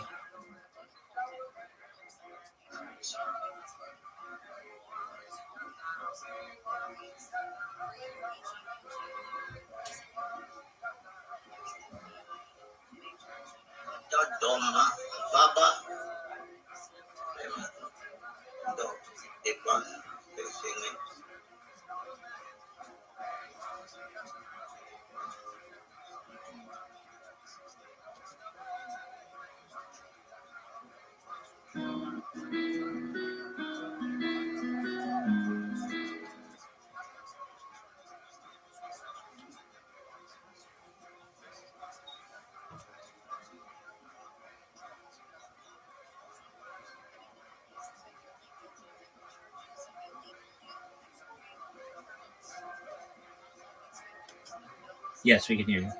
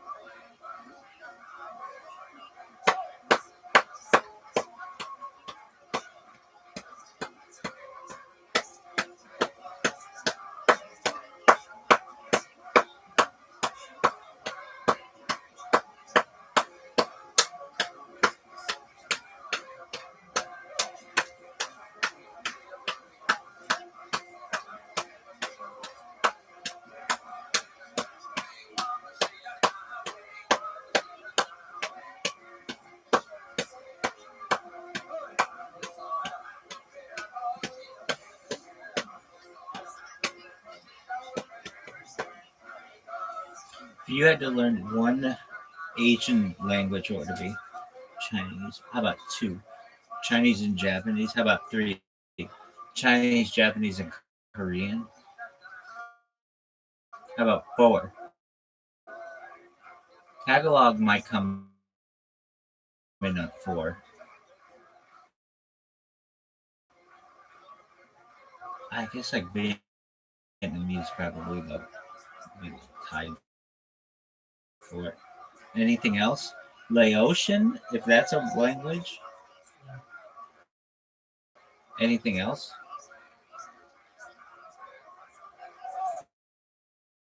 Indonesian?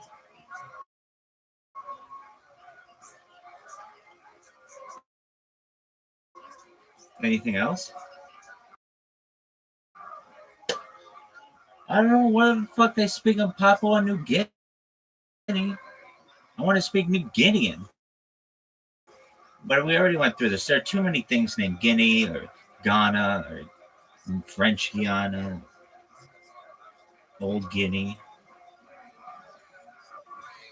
Hi, we're the country formerly known as Old Guinea. Hi, we're the country formerly known as New Guinea. We used to be known as it's a tough one. There would be like having a name like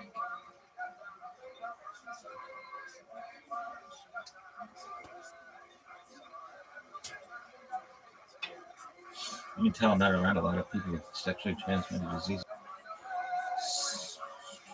Sith. Hey, I'm from Sith. Huh? Like syphilis?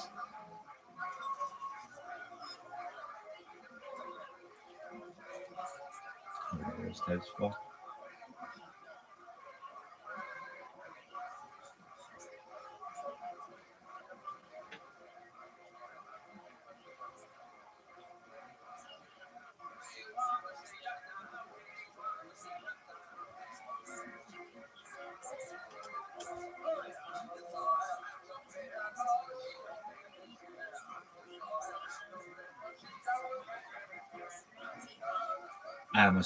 I almost took your fucking spot, Mark. Just give me a heads up.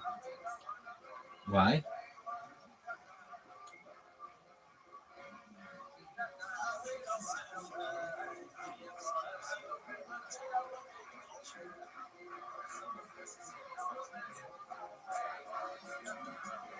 Just checking. The Q says that I'm up.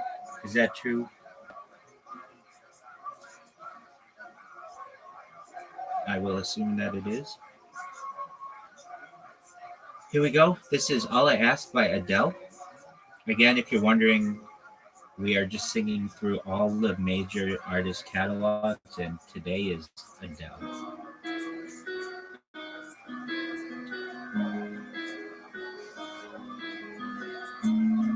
Shout out to all of you beautiful people. You're all very kind and polite. I'll leave my heart at the door. I won't say a word. They've all been said before, you know. I believe. Just pretend. Like when I'm scared of what's coming next. Or scared of having nothing left to go. Yeah, I know there is no tomorrow. No. All I ask is if this is my last night with you. Hold me like I'm more than just a friend. Give me a memory I can use. Take me by the hand while we do what lovers do. It matters how this ends. But if I never love again.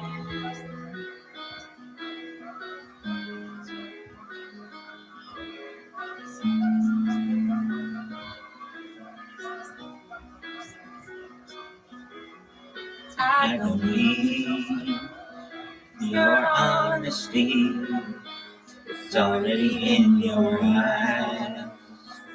I haven't shown my eyes, they speak for me. No one knows me like you do. And since you're the only one that matters, tell me who do I run to know? Give me wrong, I know there is no tomorrow. All I ask is if this is my last night with you. Hold me like I'm more than just a friend. Give me a memory I can use. Take me by the hand while we do what lovers do.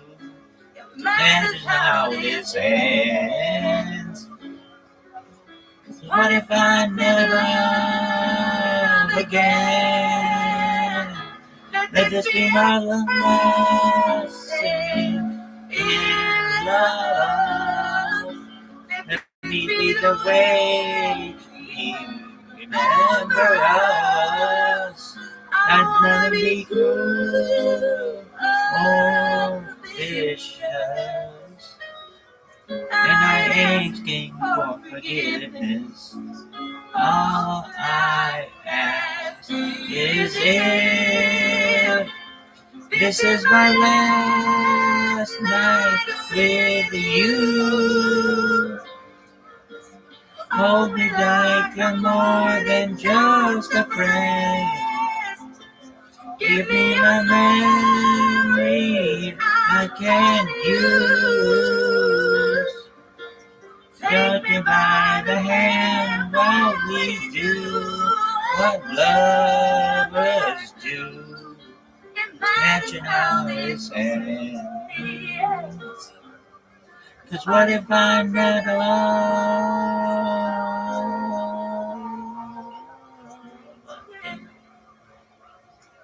That was All I Ask by Adele. Thank you, everyone, for allowing me to sing. The next person may go.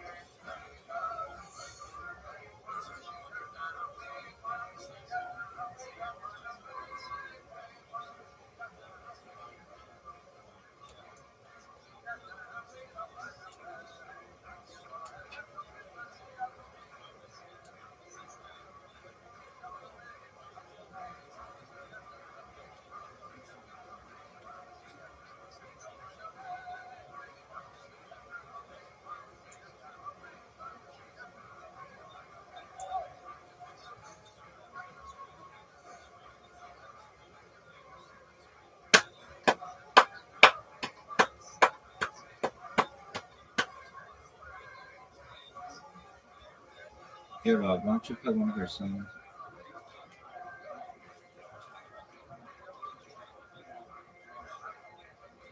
How about Butterfly Kisses and you can cry like a little bitch?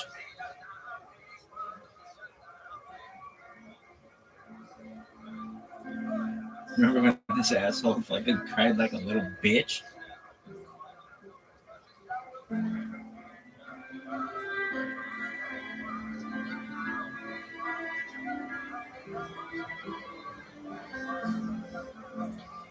Take your eyes off of me so I can have you. I'm too ashamed to do it with you watching me. This never ending. We have been here before. I can't stay this time 'cause I don't love you anymore. Please stay where you are. Don't come any closer. Don't you try to change my mind. I'm being cruel to me. I can't love you in the dark. It feels like we're oceans apart. There's so much space between us. Maybe we're already defeated.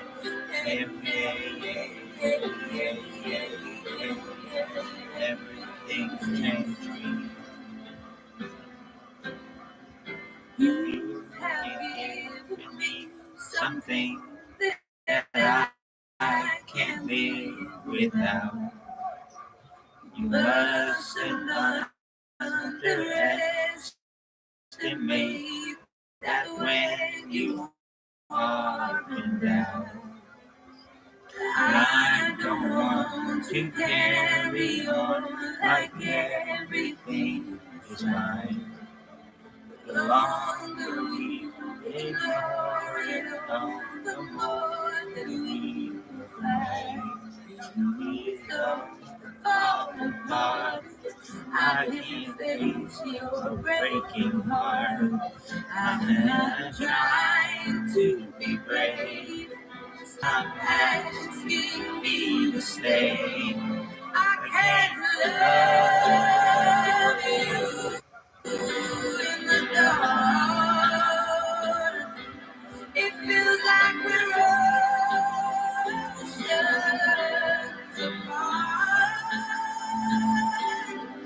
There's so much space between us. Maybe we're already defeated.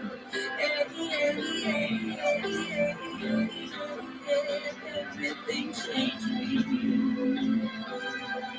We're not the only ones. I don't regret a thing. Every word I said, you know I'll always mean. It is the word to me that you are in my life, but I want to live and not to survive.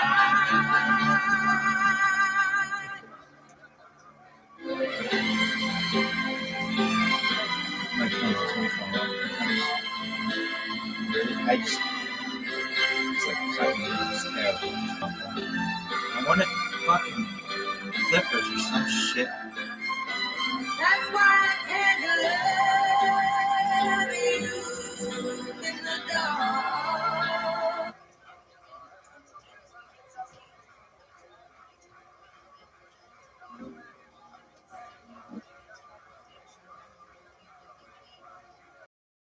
All right, friends. It's everybody's favorite rabbi here, Rabbi Rothschild, singing Adele When We Were Young.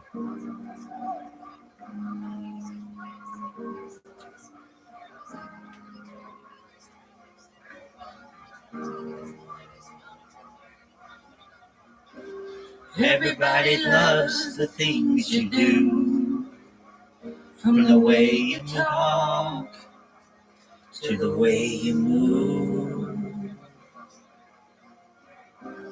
Everybody here is watching you. Could you feel like home?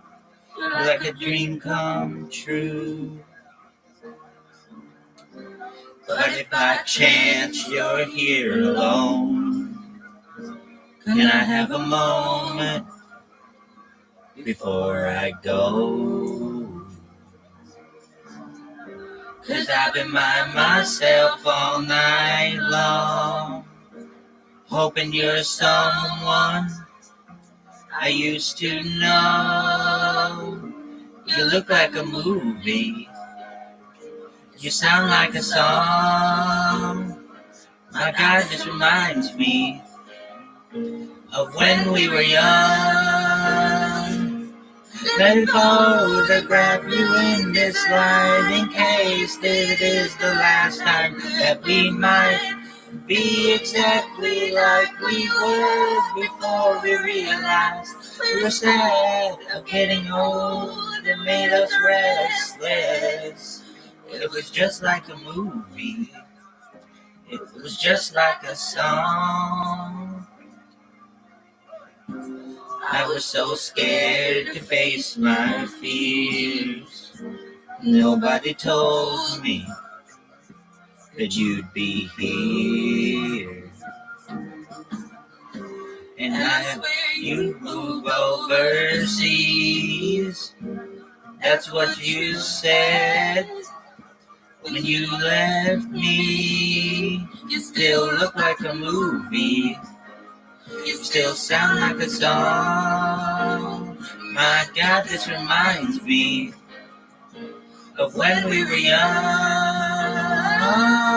Let me photograph you in this life in case it is the last time that we might be exactly like we were before we realized we were sad of getting old. It made us restless. It was just like a movie. It was just like a song. When we were young, when we were young, when we were young, when we were young. It's hard to admit that everything just takes me back to when you were there. So when you were there, and the part of me keeps holding on, just in case it hasn't gone, 'cause I still care. Do you still care? It was just like a movie. It was just like a song. Much time this reminds me of when we were young. When we were young. When we were young. When we were young. When we were young. Let me photograph you in this light in case this is the last time that we might be exactly like we were before we realized we're sad of getting old and makes restless. Oh, I'm so mad I'm getting old, it makes me reckless. It was just like a movie. It was just like a song when we were young. That was Adele's When We Were Young. Thank you so very much for the opportunity to sing. The next person may go.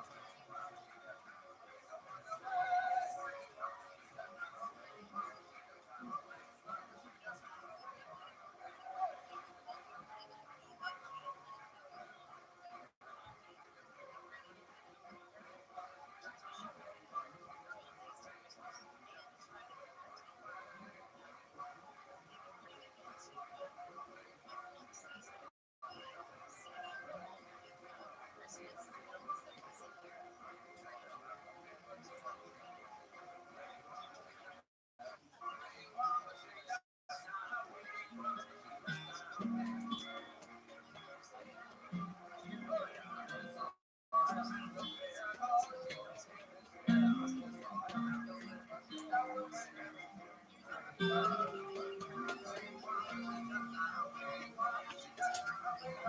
will I see you again?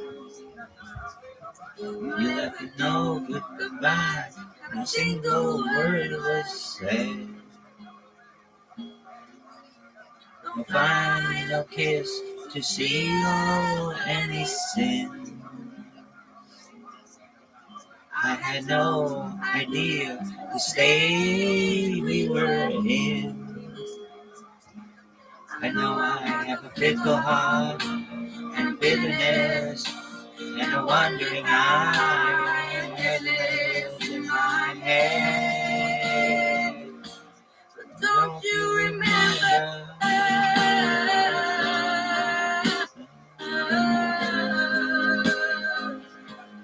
Don't you remember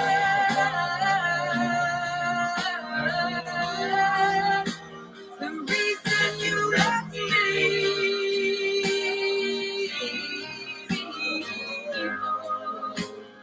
Baby, please remember me.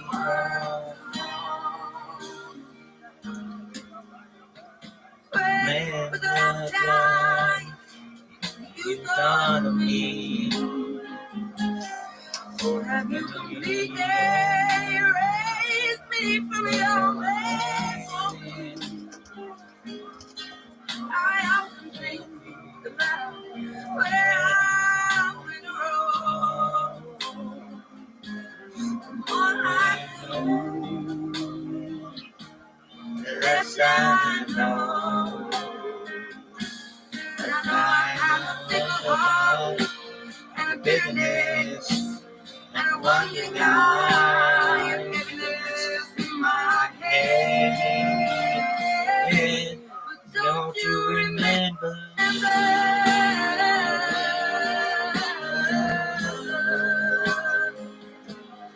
Don't you remember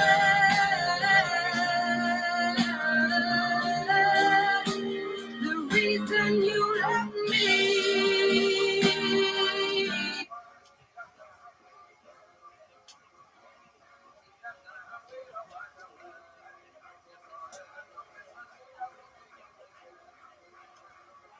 All right, friends, I see I'm next in the queue. Here's Adele's Make You Feel My Love.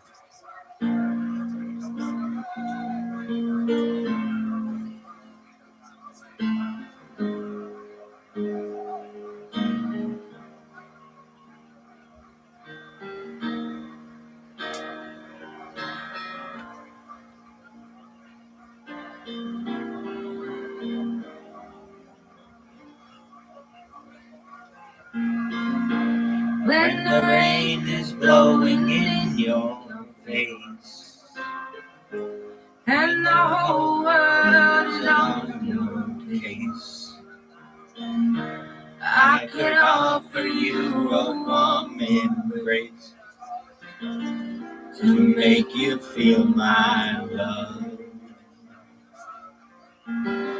When the evening shadows and the stars appear and there is no one there to dry your tears, I could hold you for a million years to make you feel my love. I know you haven't made your mind up yet, but I would never do you wrong. I've known it from the moment that we met. No doubt in my mind where you belong. I go hungry, I go black and blue. I go crawling down the avenue. No, there's nothing that I wouldn't do to make you feel my love.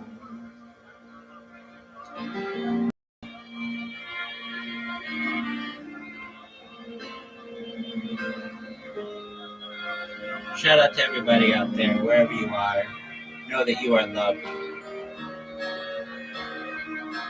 We care deeply about you, about your futures. We want nothing but good things to happen to you, your friends, and your family.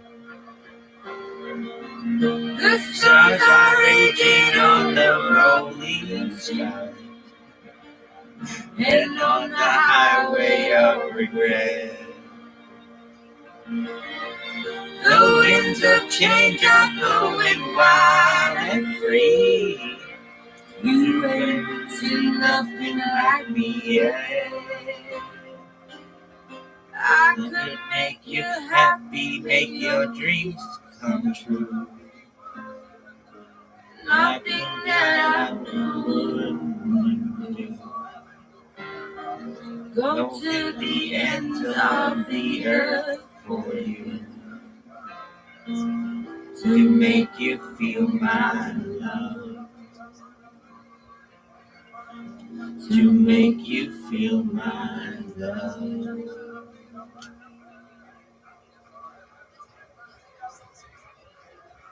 That was Adele, Make You Feel My Love. Thank you for the opportunity to sing. The next person may go.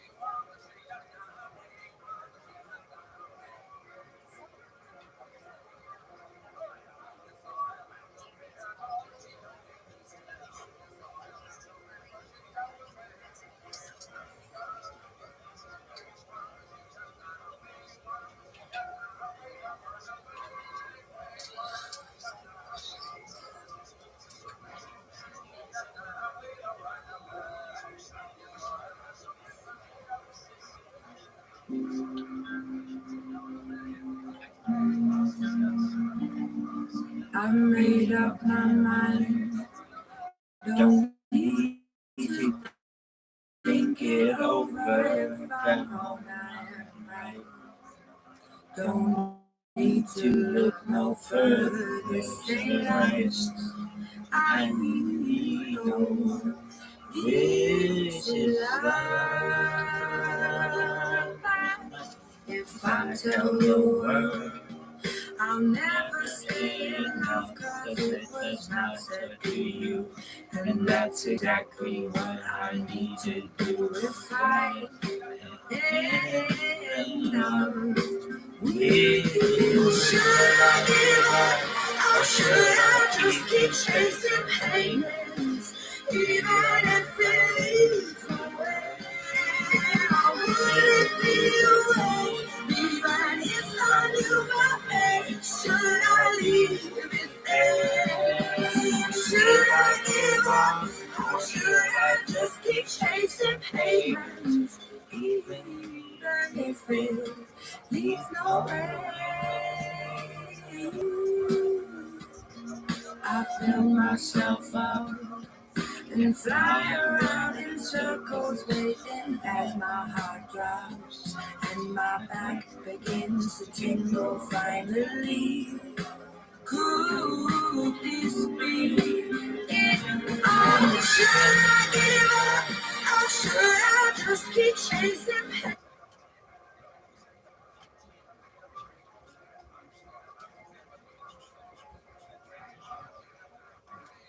All right, friends, let's see that we had some people up out of the queue.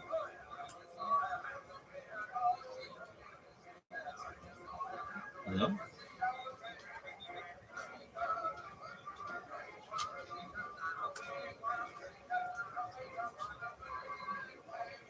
All right, this is Adele. Hello.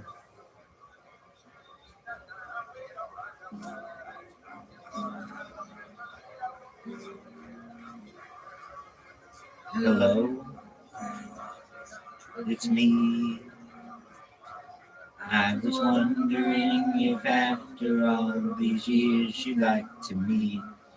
Oh, everything. They say this I'm supposed to heal you, but I ain't done much healing. Hello, can you hear me?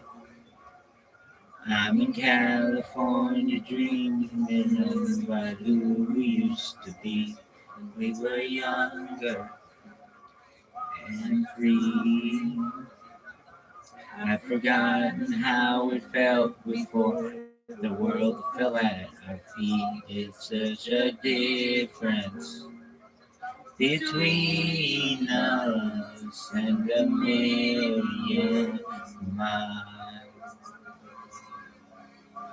Hello from the other side.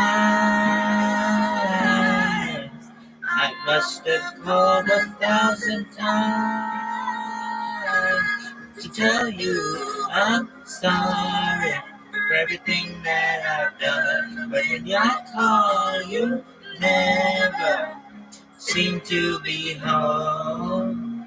Hello from the other side. At least I tried that I've tried to tell you I'm sorry for breaking your heart. But it don't matter, it clearly doesn't tear you apart anymore.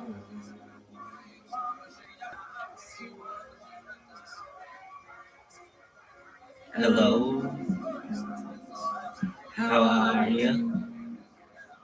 It's so typical of me to talk about myself. I'm sorry. I hope that you're well.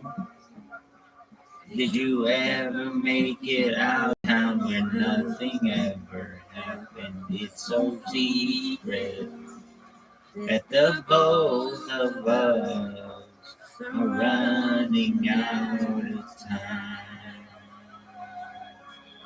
So hello from the other side, the side.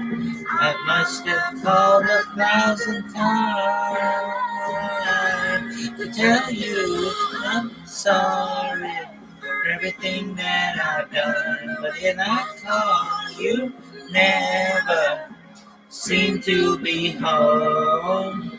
Hello from the outside.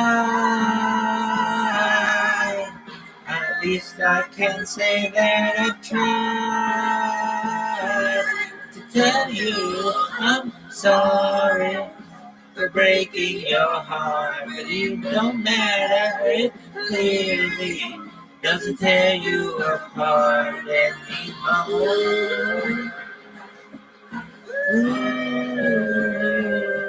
Anymore.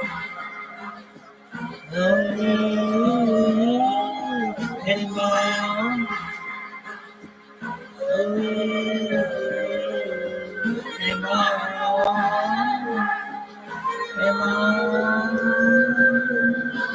Hello from the other side. I must have called 1,000 times to tell you I'm sorry for everything that I've done. But when I call, you never seem to be home. Hello from the outside. At least I can say that I've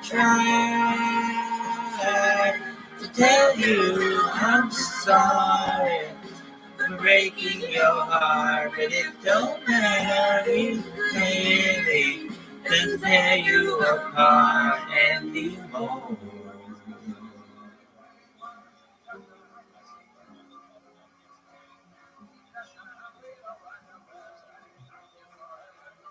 That was Adele.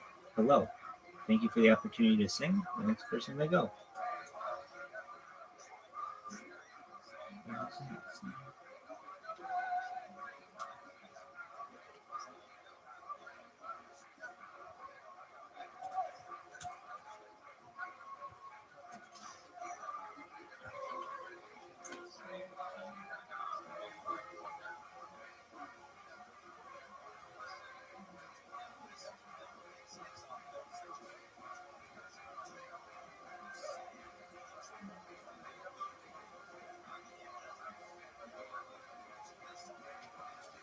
It was all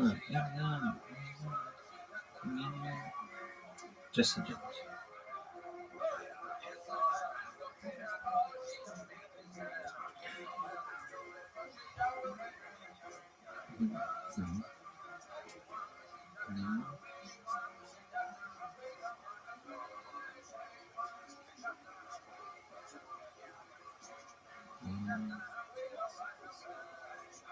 Jesse James. Okay.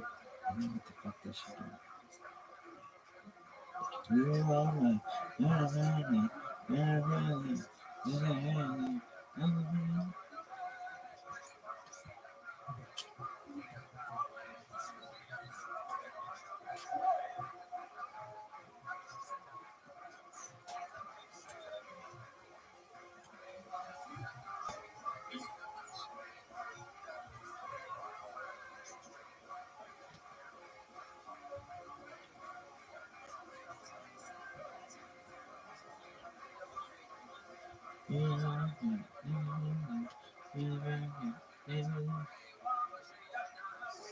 She says just the drum vocal.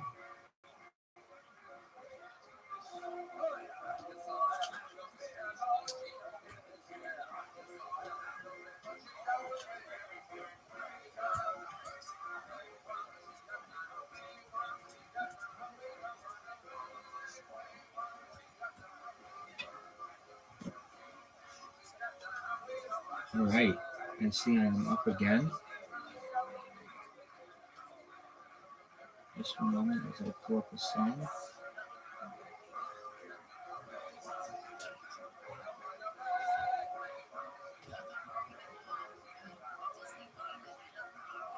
In the meantime, I'm sending positive vibes to everybody as hopefully my song loads.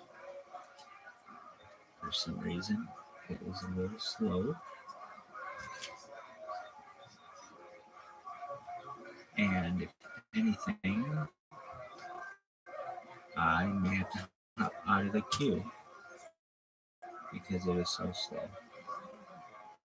We'll give it 10 seconds, 9 seconds, 8 seconds, 7 seconds, 6 seconds, 5 seconds, 4 seconds, 3 seconds. Okay, so something loads here.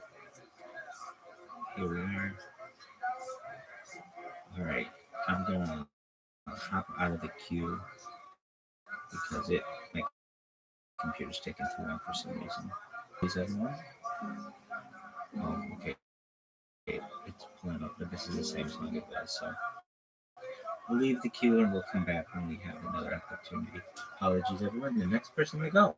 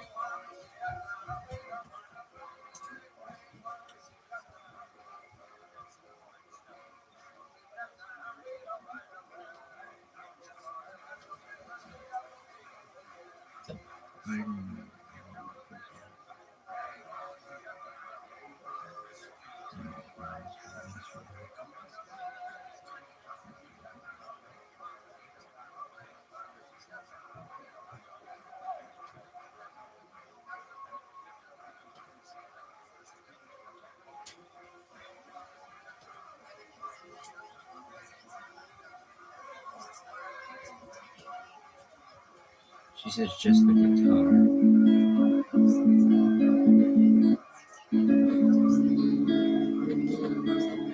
Yeah, that's great. She says just the guitar at the beginning, just the drum.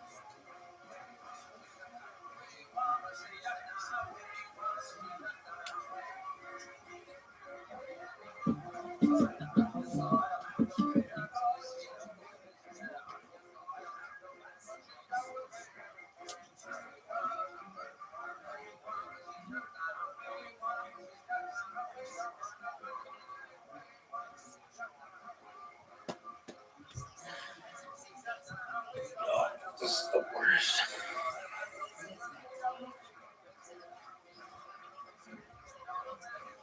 My toenail is ripped off. Fucking root hurts. It was alright. It was alright.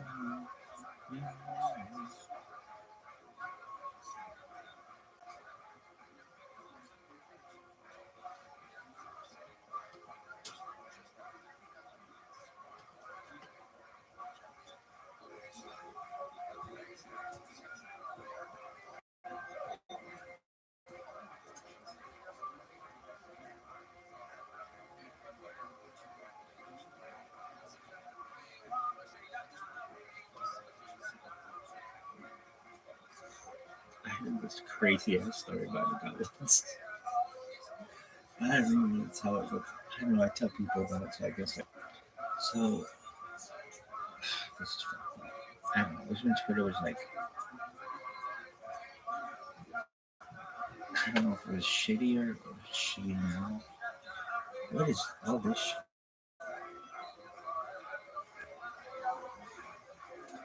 Anyway, no, that was a different story. That was about the fucking queen. That bitch sucks. You're not even allowed to call her the Queen of England. Just fuck that bitch. Since like 17th century, she's the Queen of the Commonwealth. Suck this dick, bitch. Why?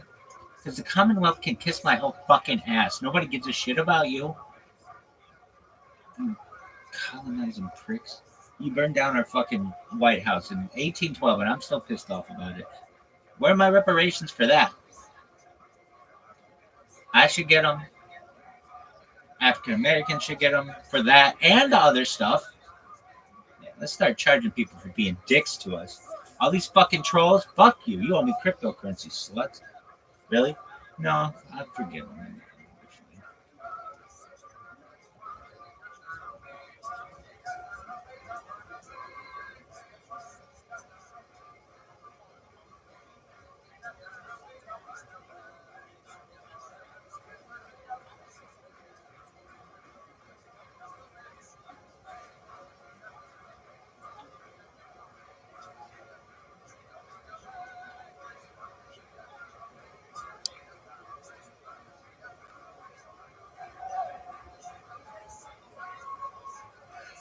Anything else you want to say?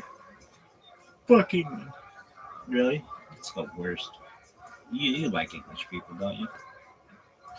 But fuck you, bitches. Pretty hot. Any of you. What's up with this one bitch taking 100 dicks and what's it being like, I only learned about AIDS after the fact, or HIV or whatever is transmitted, sexually transmitted, and then she wants to take down 1,000? Bitch is crazy. What are you guys doing on that island? Crazy fucks. You know what island kicks ass? Philippines. I don't know if the Philippines have more people than England, but I think I could take over England. We have a lot of. I'm like an official leader of all the Filipino people. I've got like 15 people in here, I bet, who they wouldn't help me do anything. They wouldn't help me invade. I'd be looking at the White Cliffs of Dover like, you motherfuckers. Really? Maybe. I don't know. I'd be in my little rowboat. This goes pretty good.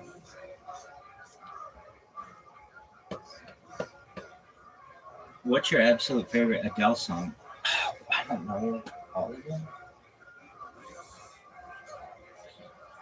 I like how she named her albums. I'm going to name my albums the same. Except they'll be named 69. This is 69, the black one. 69, the white one. 69, the green one. All that shit. I have to itch my back in a spot that I know I won't be able to get because I'm so strong. Have you ever seen that one thing with that strong guy and he can't reach his back? They put like a post-it note on it. I have that problem. Not because my muscles are so big. It's usually a flexibility issue, perhaps. I think I can get it off. Usually I can roll my fat and just scratch. Really? Yeah. Some bitch is gonna be like, Rabbi, I'm gonna fucking.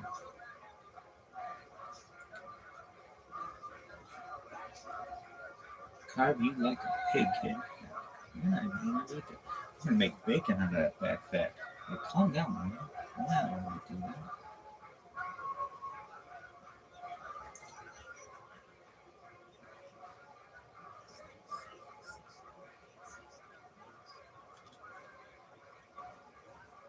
Alrighty, folks, this is Adele's Daydreamer.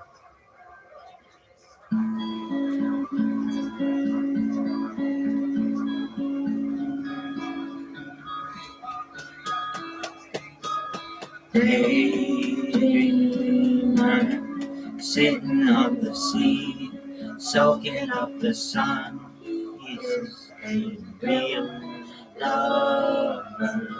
Of making of the past, I'm feeling up this girl like he's never felt a figure before.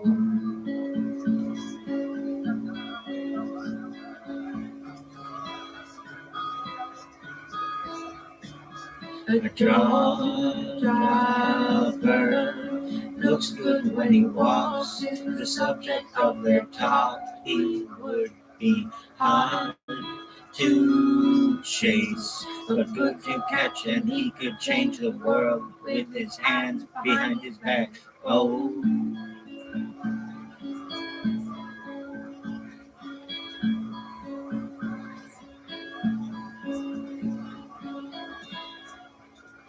you can find him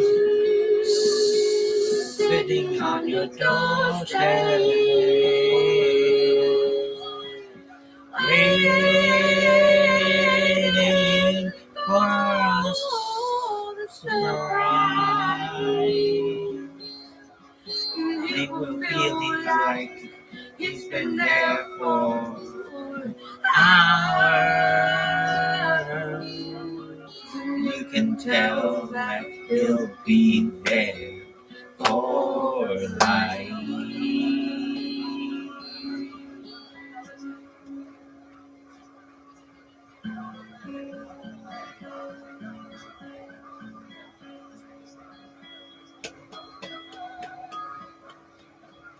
Daydreamer, with eyes that make you melt.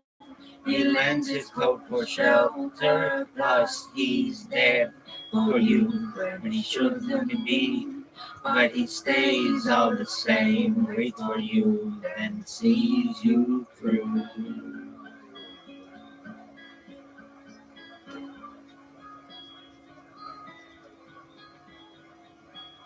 There's no way I could describe him.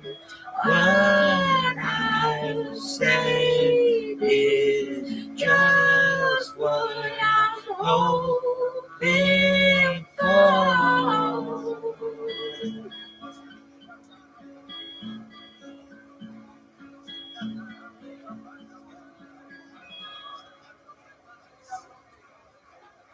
But I will find him sitting on my doorstep, waiting for a surprise.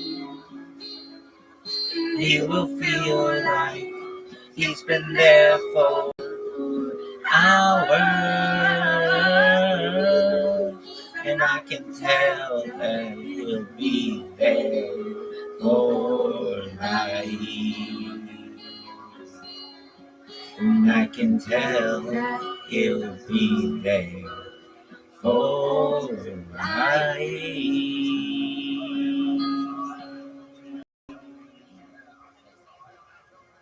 That was Daydreamer by Adele. Thank you for the opportunity to sing. The next person may go.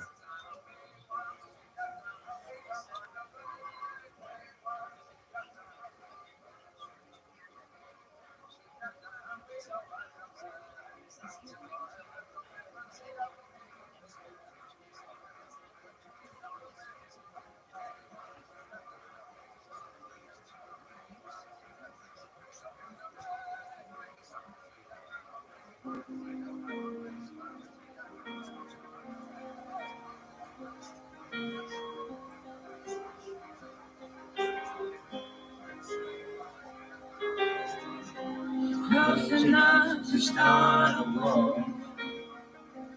All that I have is on the floor. God only knows if we're fighting for. All that I say, you always say no. I can't keep up with your turning tables under your thumb. I can't breathe. I won't let you close enough to hurt me. No, I won't rescue you to just desert me. I can't give you all the things you gave me. Time to say goodbye. Turning tables.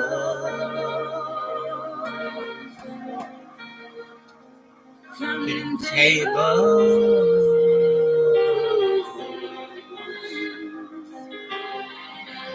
Under all the skies to see you. Where the lost goes to find. I break the heart of stars to leave you. As hard as you try, no, I will never be knocked down. I can't keep up with your turning tables under your thumb. I can't breathe. I won't let you close enough to hurt me. No, I won't rescue you. You to just desert me. I can't give you all the things you gave me. It's time to say goodbye. Turning tables. Turning tables.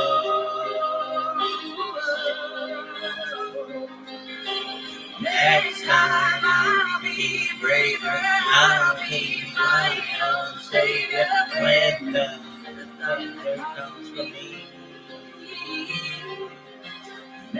time I'll be braver. I'll be my own savior, standing on my own 2 feet.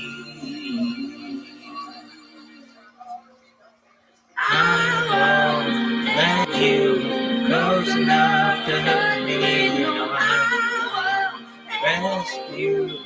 You would just let me. I give you all the things you gave me. That saved your life. Turning table. Turning table. Turning table.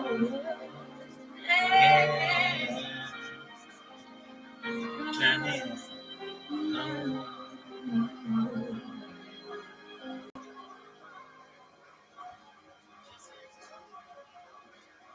Who's turning tables?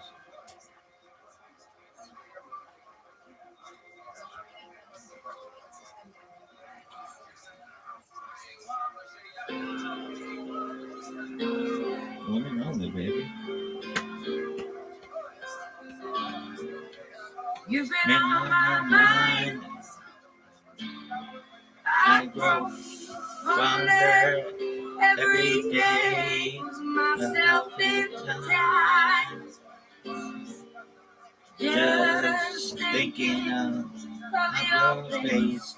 God only knows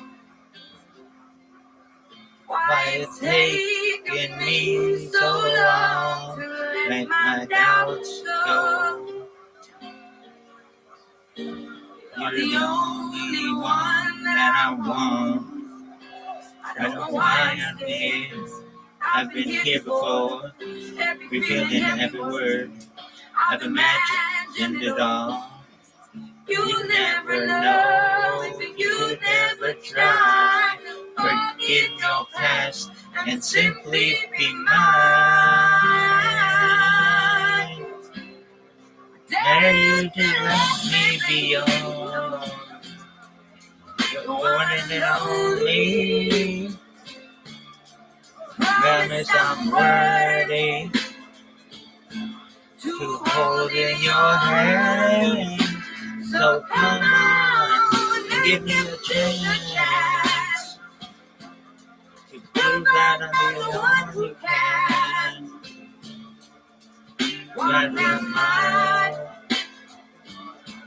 until the end stops?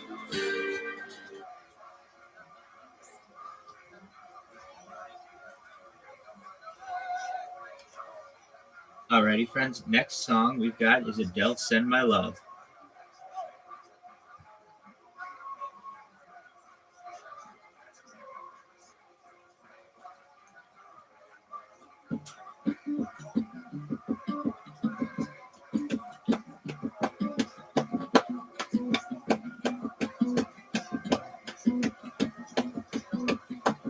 You should own me, none of it me.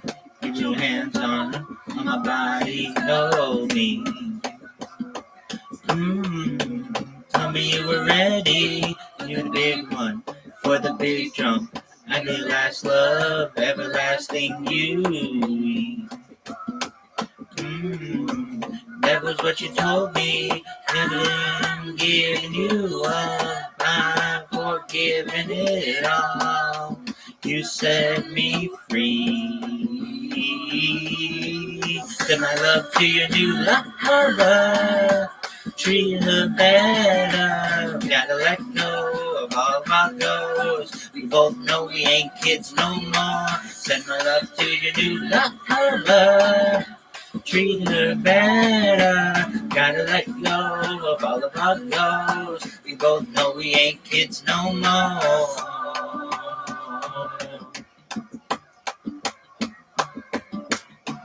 I was too strong, you were trembling, you couldn't handle the hot heat rising.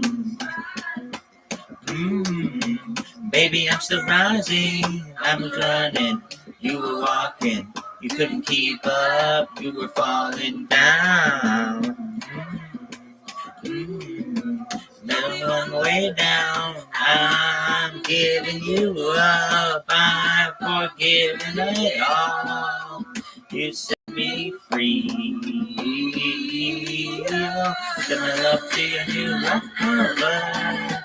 Treat her better. Gotta let go of all of our goals. We both know we ain't kids no more. Send my love to your new lover. Treat her better. Gotta let go of all of our goals. We both know we ain't kids no more. If you're ready, if you're ready, if you're ready, I'm ready. If you're ready, if you're ready, we both know we ain't kids no more. No, we ain't kids no more.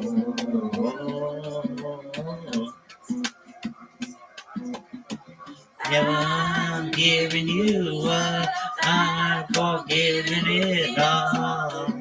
You set me free. Send my love to your new lover.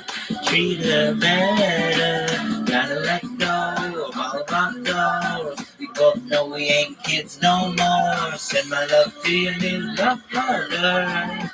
Treat her better. Gotta let go of all of our goals. We both know we ain't kids no more. I'm ready. If you're ready, if you're ready, if you're ready, let it go. All of our goals. We both know we ain't kids no more. Ready, if you're ready, if you're ready, let go. All of our goals. We both know we ain't kids no more. That was Adele, Send My Love to Your New Lover. Thank you for the opportunity to sing. The next person I go.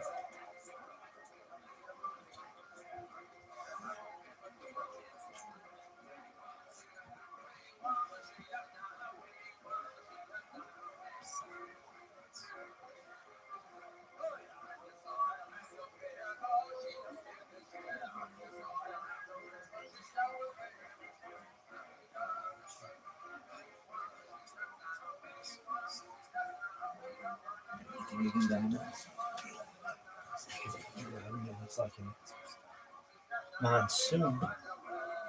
Really? Jack get this shit done so fucking quickly. Make your fucking head spin. How's your big toe? Nail. Fuck you.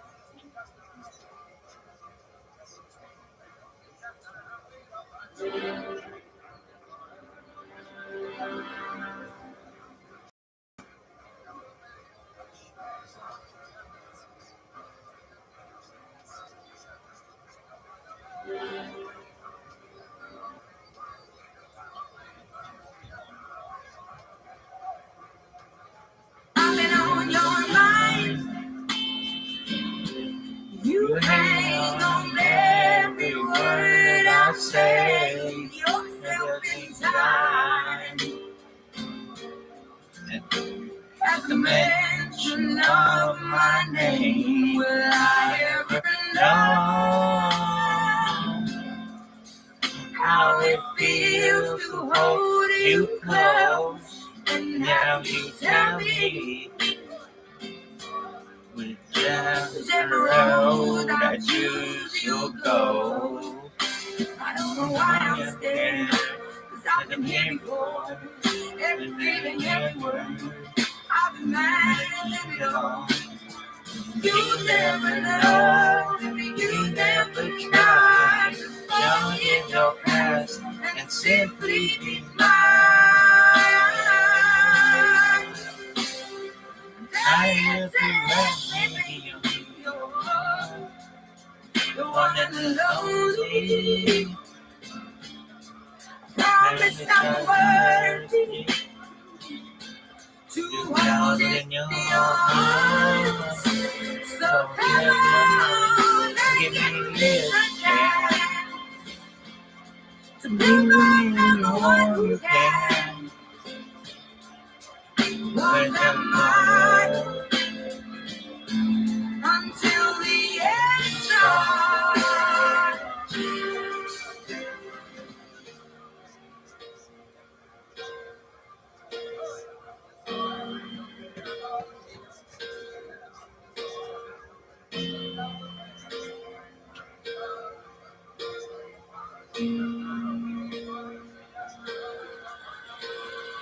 I know it ain't easy giving up your heart. I know it ain't easy giving up your heart. Nobody's perfect. Just me, I can love your heart. Nobody's perfect. Just me, I can love your heart. I know it ain't easy giving up your heart. I know it ain't easy giving up your heart. So there you be your one and only. Promise I'm worthy to hold in your arms. So come on and give me the chance to prove I'm the one who can. Won't let mine until the end starts. Come on and give me the chance. I'm the one who can. Don't let mine until the end starts.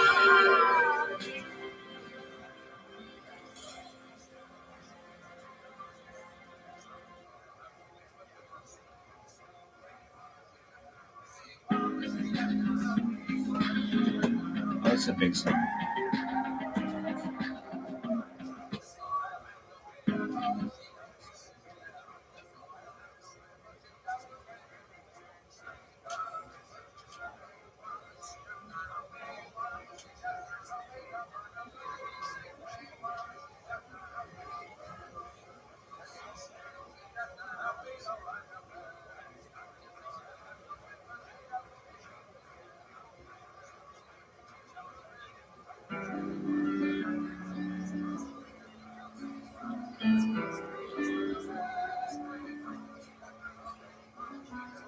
I remember all of the things that I thought I wanted to be. So desperate, find a way out of my world and finally breathe. Right before my eyes, I saw her. My heart, it came to life.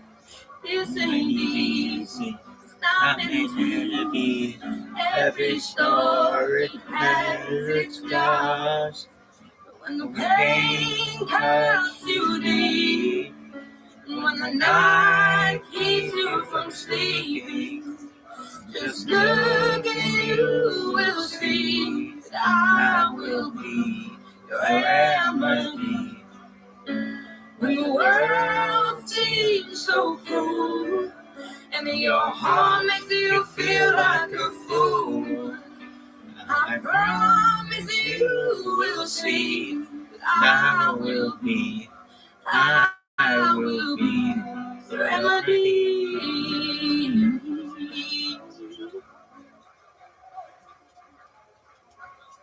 Alrighty, friends, if you weren't aware, we're singing through Adele's big hits. Here's Water Under the Bridge.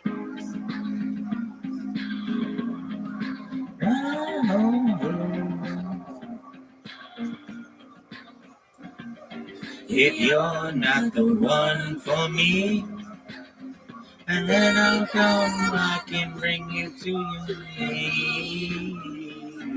If you're not the one for me, why do I hate the idea of being free?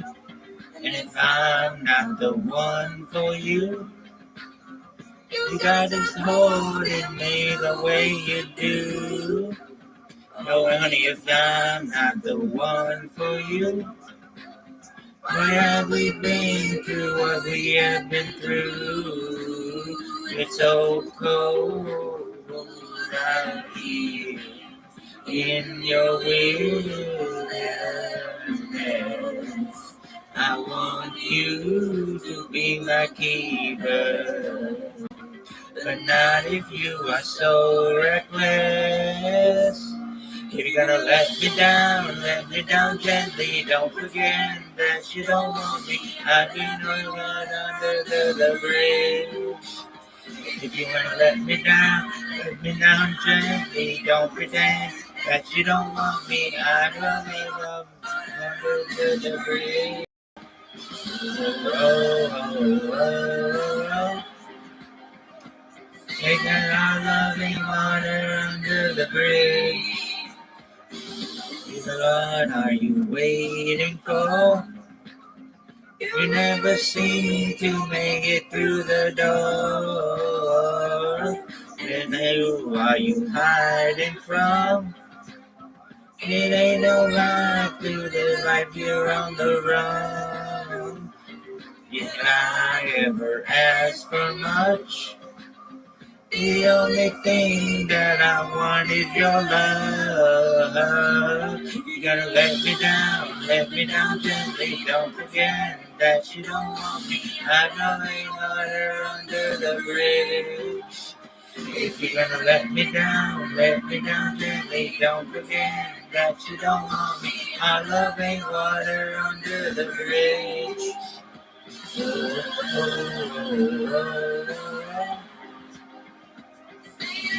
Loving water under the bridge. It's so cold in your wilderness. I want you to be my keeper, and not if you are so reckless.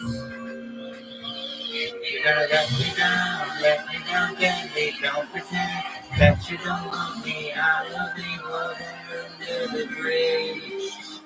If you're gonna let me down gently. Don't pretend that you don't want me. I love you water under the bridge.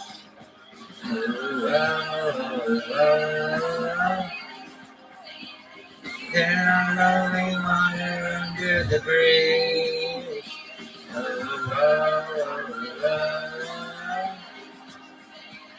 There are loving water under the bridge.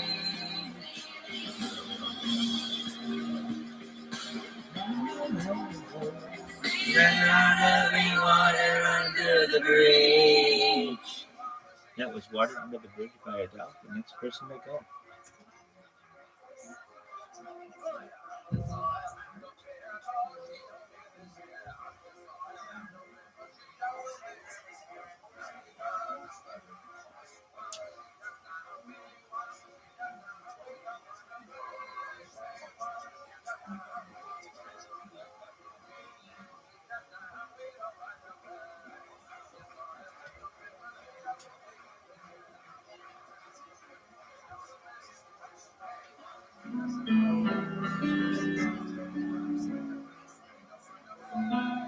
No river is too wide or too deep for me to swim to you. Come whatever, I'll be the shelter that won't let the rain come through. Your love, it is my truth, and I will always love you. Love you. When the pain cuts you deep, when the night keeps you from sleeping, just look and you will see that I will be your remedy.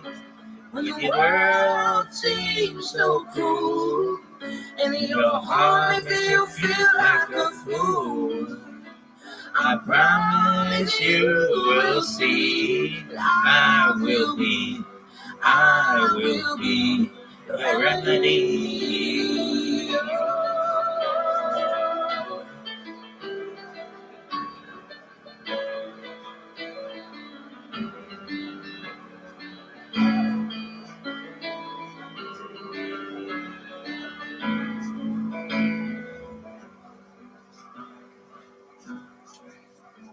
When the pain cuts you deep, when the night keeps you from sleeping, just look and you will see I will be.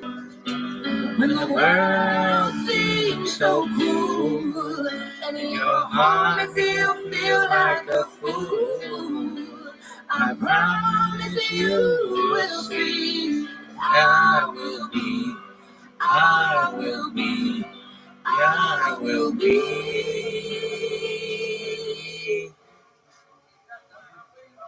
your remedy.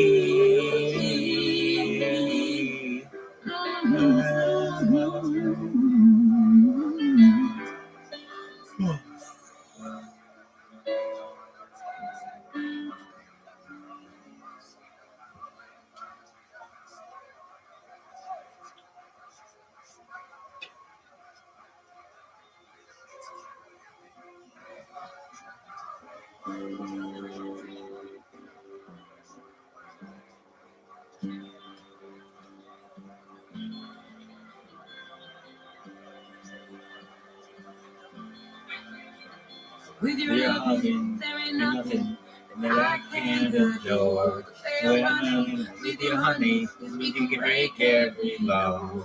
I find it funny that you're the only one I never look for. There is something in your loving that tears down my walls. I was already there, I'm ready now, I'm heading straight for you. You will only be eternally the one that I belong to. The sweetest emotion in the midnight explosion. I've been frozen. The sweetest emotion I know.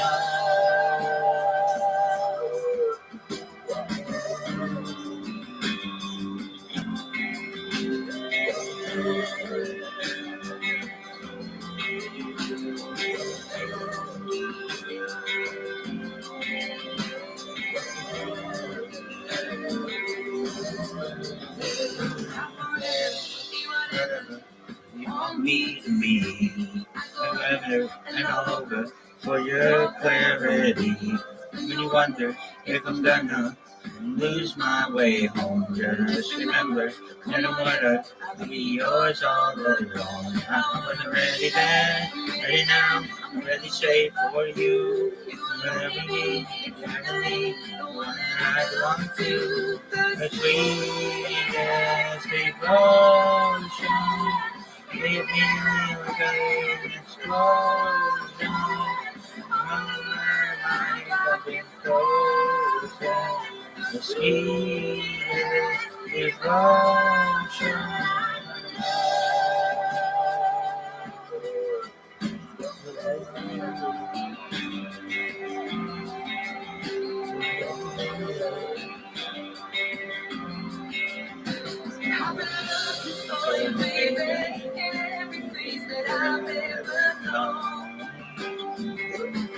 And there is something about the way you love me. The body feels like home. You're my light, You're my darkness, you're the right kind of madness. You're my hope, you're my despair. You're my hope, other than everywhere. The sweetest emotion is my great explosion. All my life I've been frozen. The sweetest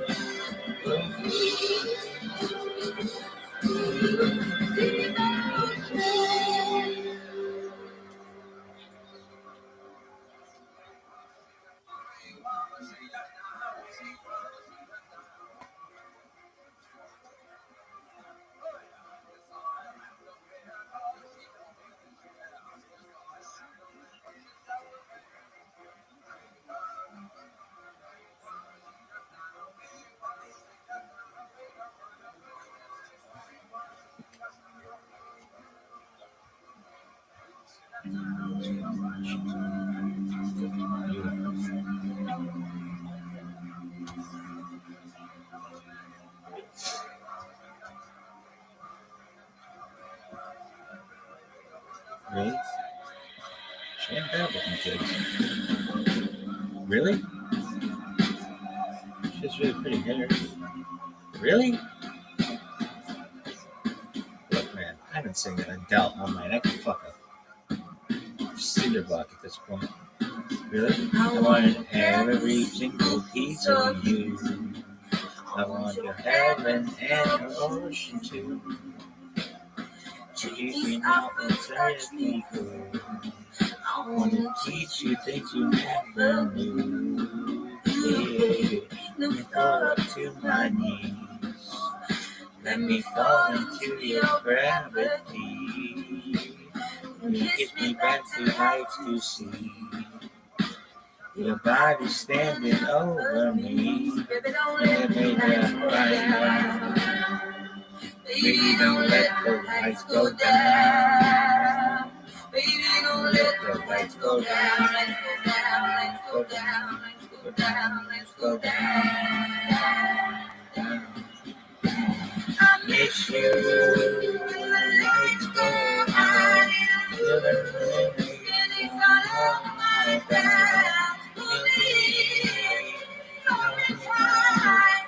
Don't be miss you when the lights go out. And it's all over my back. Hold me tight. Don't give me time.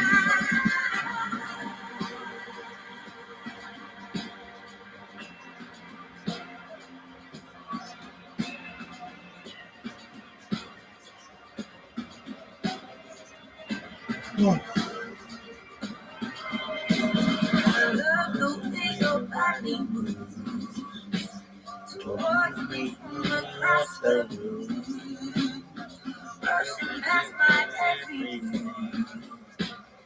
No one has me like you do. You know how I master.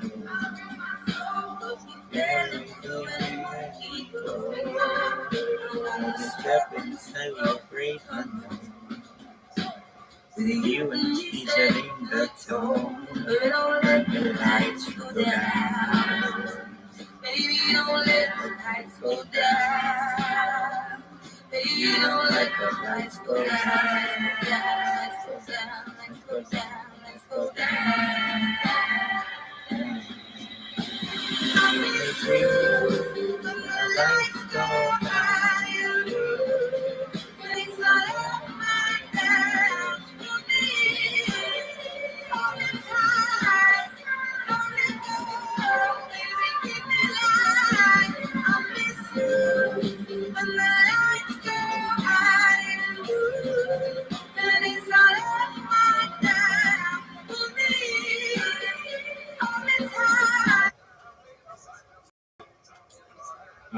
friends, next up we have Adele's Rumor Has It.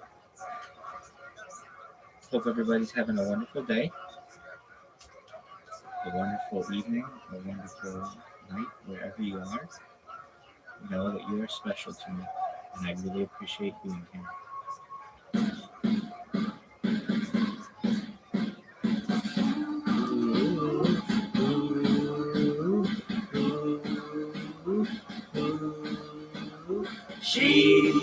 She ain't real. She ain't gonna be able to love you like I will. She is a stranger. You and I have history, yeah, don't you remember? She got it all. But baby, is that really what you want? Bless your soul, you got the head in the clouds. You made a fool out of you, and boy, you're bringing you down. She made your heart melt, but you're cold to the core. Now rumor has it she ain't got your love anymore. Rumor has it, ooh. Rumor has it, ooh. Rumor has it, ooh. Rumor has it, ooh. Rumor has it, ooh. Rumor has it, ooh. Rumor has it, ooh. Rumor has it, ooh.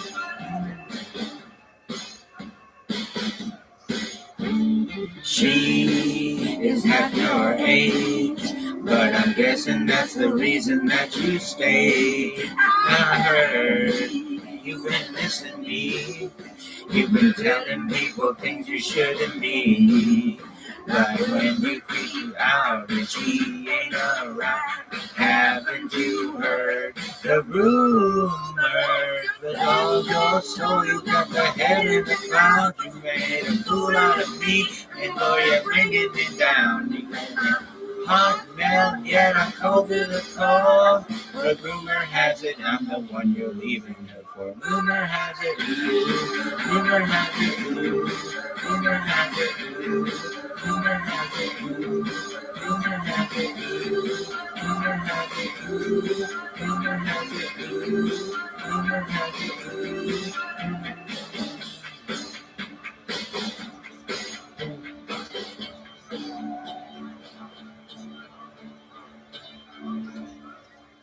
All of these words whispered in my ear tell a story that I cannot let you hear.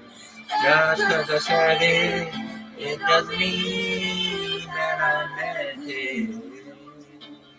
People say crazy things. Just 'cause I said it, don't mean that I meant it. Just 'cause you heard it. Rumor has it, ooh. Rumor has it, ooh. Rumor has it, ooh. Rumor has it, ooh. Rumor has it, ooh. Rumor has it, ooh. Rumor has it, ooh. Rumor has it, ooh. Rumor has it, ooh. Rumor has it, ooh. Rumor has it, ooh. Rumor has it, ooh. Rumor has it, ooh. But rumor has it he's the one I'm leaving you for. That was Rumor Has It by Adele. Thank you for the opportunity to sing. The next person may go.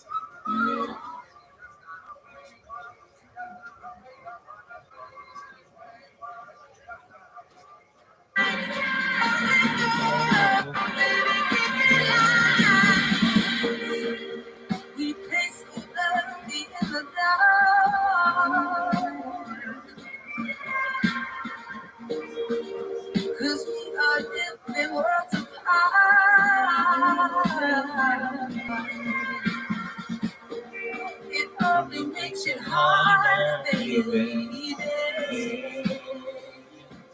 It only makes it harder, baby. Harder, baby. Harder, baby. I miss you when the lights go out. All of my doubts, but hold me tight, hold me close. They give me my I miss you when the lights go out. And it's not all my doubts, hold me tight, hold me close. Baby, give me life. I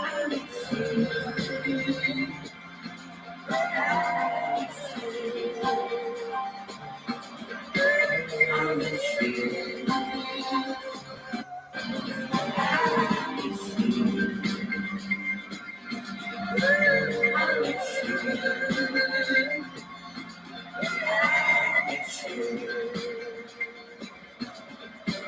I miss you.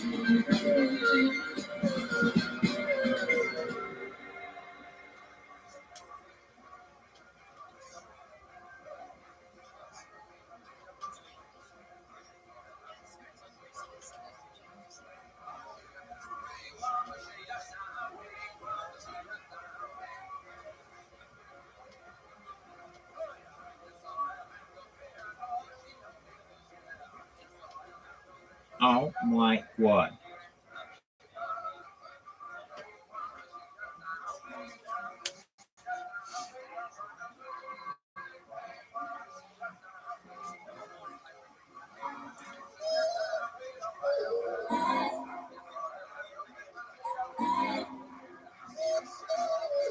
I ain't got too much time to spare.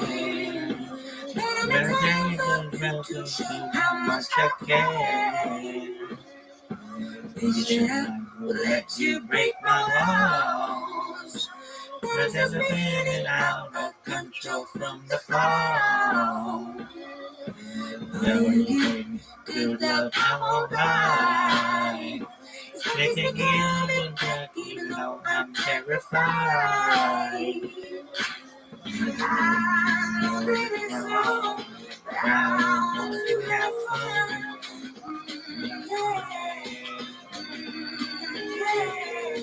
I know that it's so proud to have fun. Postaram się jednak. Oh my God, I can't believe it. All the people in the world, why does it have to jumping out of my life? In your arms, baby, I'm just losing my mind. This is so low, but it feels right. And I'm waiting to heaven and hell. It's a battle that I cannot fight. I'm a fool, but they all think I'm blind. I can be a fool and leave myself behind. I don't have to explain myself to you. I'm a grown-up and I do what I want to do. I know that it's wrong, but I want to have fun. Yeah. Yeah, I know that it's wrong, but I want to have fun. Yeah, yeah. Oh my God, I can't believe it. All the people in the world, why does it have jumping out of my life? And in yours, baby, I'm just losing my mind. This is so low, but it feels right. And I'm near to heaven and hell. It's a battle that I cannot fight. Don't let me let me down. Oh no, don't let me let myself down. Oh my God.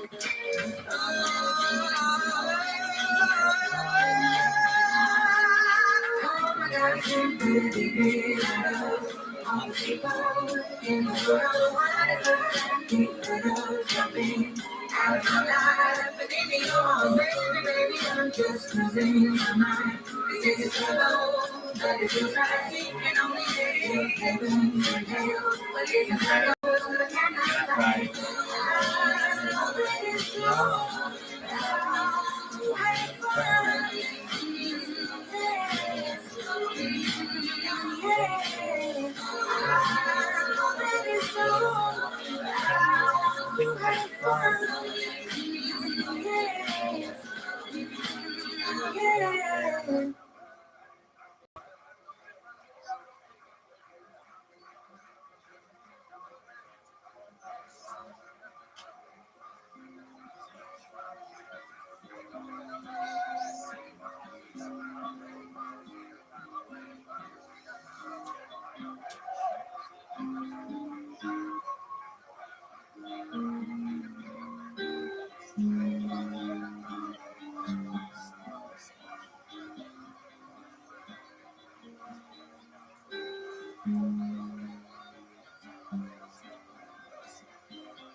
Whenever I'm alone with you,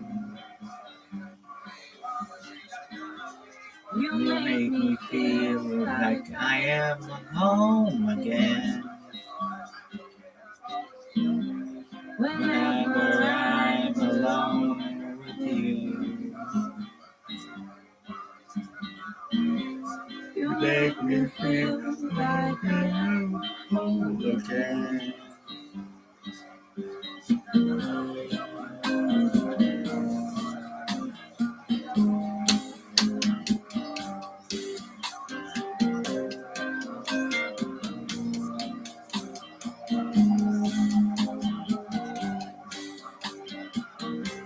Whenever I'm alone with you, you make me feel like I am young again. Whenever I'm alone with you, you make me feel like I am fun again. However far away, I will always love you. However long I stay, I will always love you. Whatever words I say, I will always love you. I will always love you.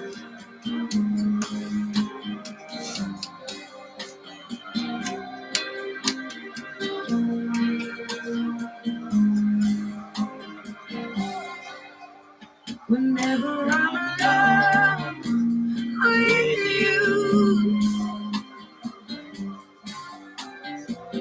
you make me feel like I am free again. Whenever I'm alone with you,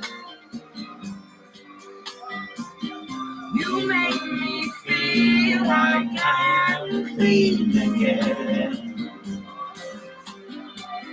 However far away, I will always love you.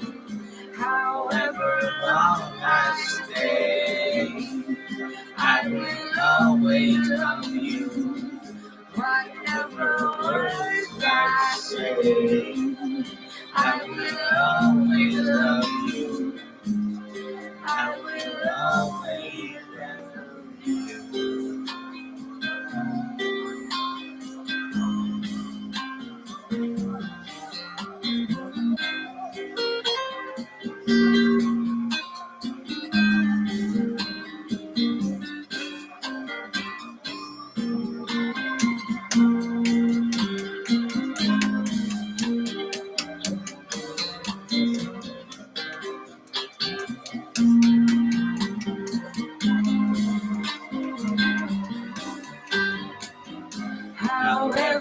far away, I will always love you. However long I stay, I will always love you. Whatever words I say, I will always love you. I'll always love you. I'll always love you. I'll love you.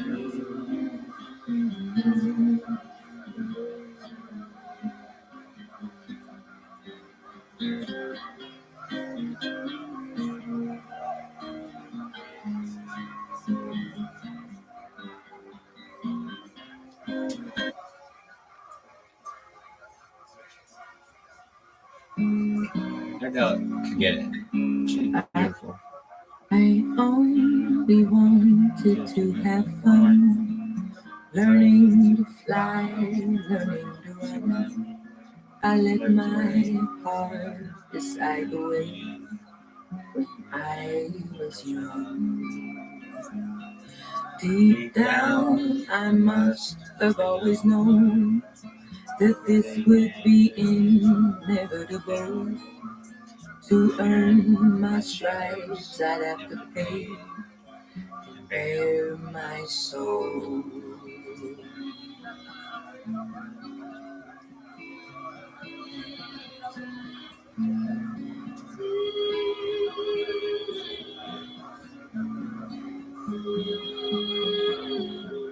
I know I'm not the only one who regrets the things they've done. Sometimes I just feel it's only me who can stand the reflection that they see. I wish I could live a little more.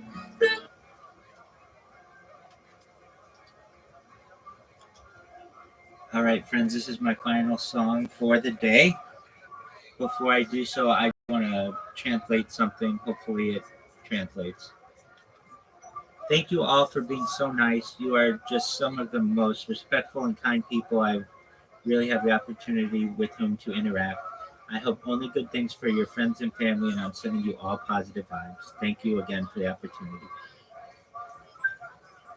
Salamat sa lahat sa pagiging mabait. Ilan lang kayo sa mga taong magalang at mabait. May pagkakataon talaga akong makasama siya. Sana mga magagandang bagay lang para sa iyong mga kaibigan at pamilya at pinapadala ko sa iyo ang lahat ng positive vibes. Salamat ulit sa pagkakataon. This is Adele Skyfall.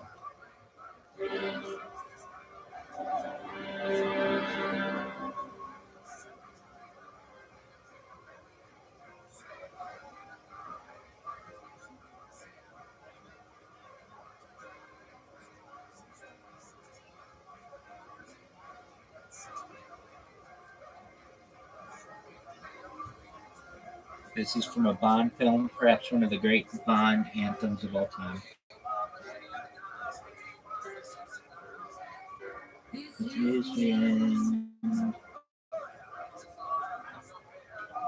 Hold your breath and count to 10. Feel the earth move and then hear my heart burst again.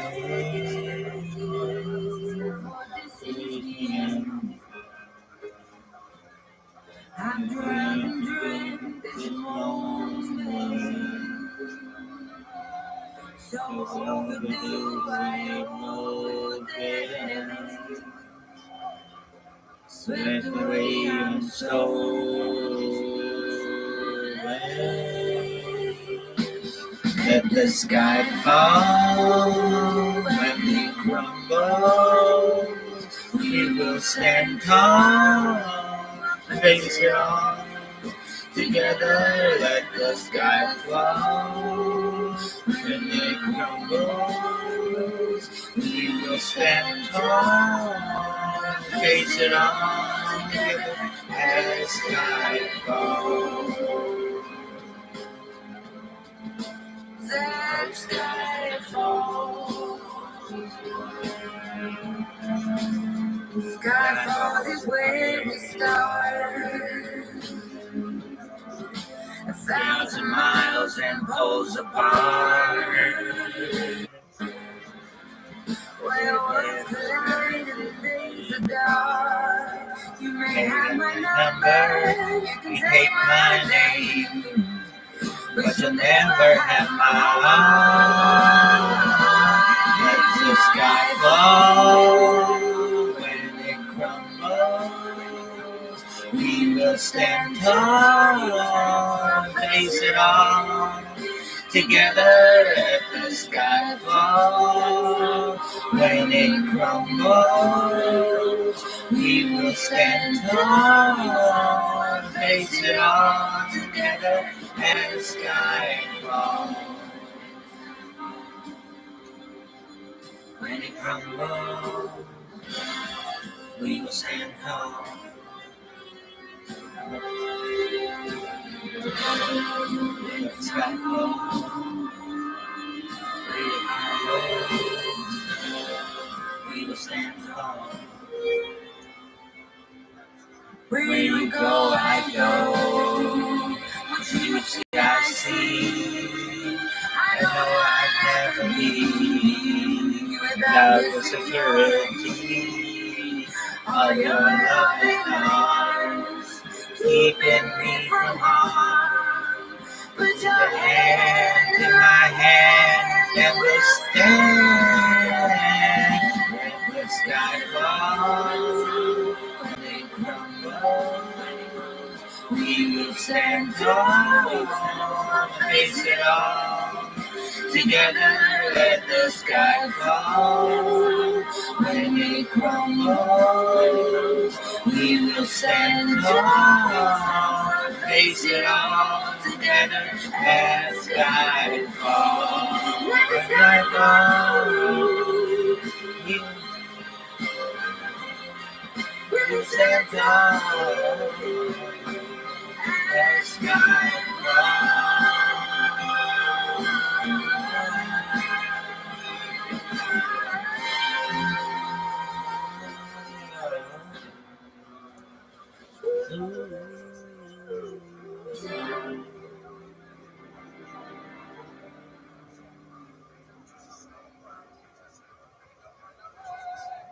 Thank you all so much for the opportunity to be here.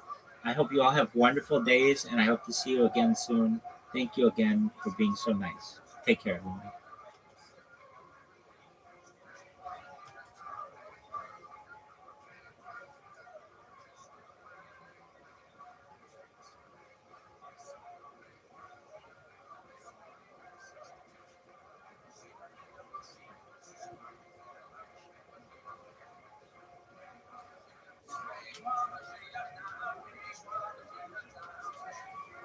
Up to the sky, not just a floor.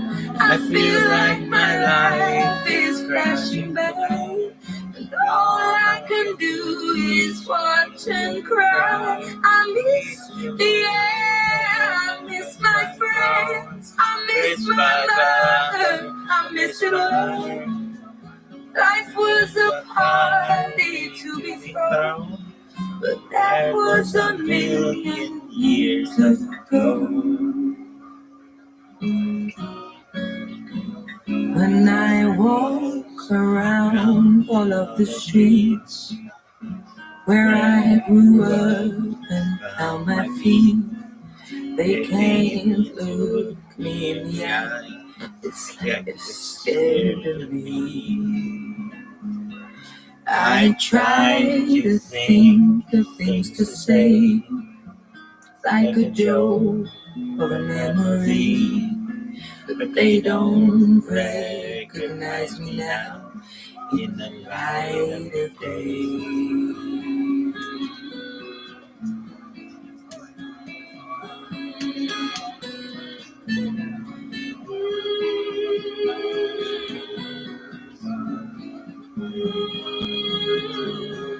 I know I'm not the only one who regrets the things they they've done. Sometimes I just feel it's only me who never became who they thought they'd be. I wish I could leave a little more. Look up to the sky, not just the floor. I feel like my life is flashing by. All I can do is watch and cry. I miss the air, I miss my friends, I miss my mother, I miss it when life was a party to be thrown. But that was a million years ago. A million years ago. Shout out to Adele. Lady, I remember hearing you talk about a story about when you had like a birthday party and all your friends dressed up for like reenacted the Spice Girls, and I just think that's amazing. All right, that's enough fucking Adele for like the next long time, perhaps. I'll be singing it tonight. All right, are you done? This is the worst fucking stream of all time. This sucks.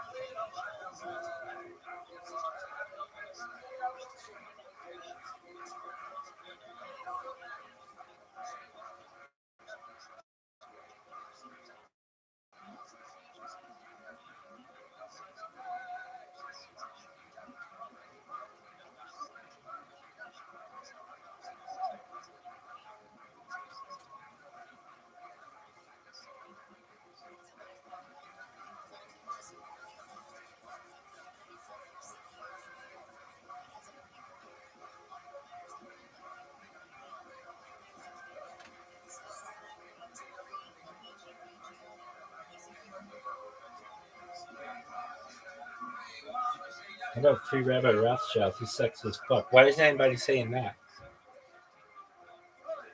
Some rabbits is out there. I'm ready for you, girl. I gotta take a whiz, though. I'm a whiz kid.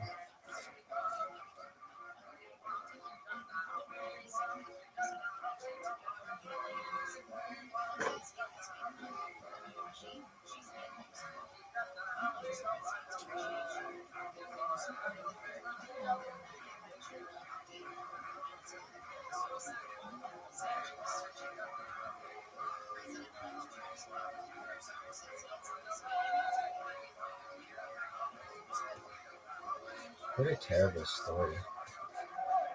But he kind of pulled the trigger too fucking quickly. It's like, dog, give it go a little bit of time, my man.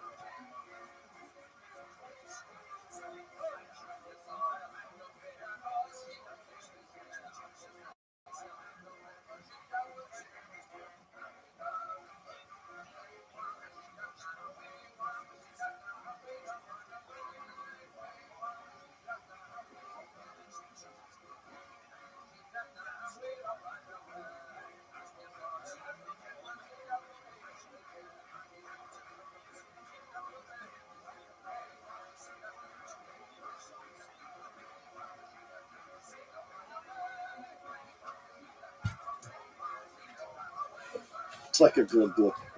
Yeah. You drink bourbon. 3 to This 4 guy is loaves of gonna- French bread, Yeah. several sprigs of fresh rosemary. It's awesome, Everybody else Sounds pretty fucking good. dude. It's Bert, I think we did like 3 hours. Not really. I mean, he wasn't How long was it? fascinating, but he was Up okay. more? 3.5?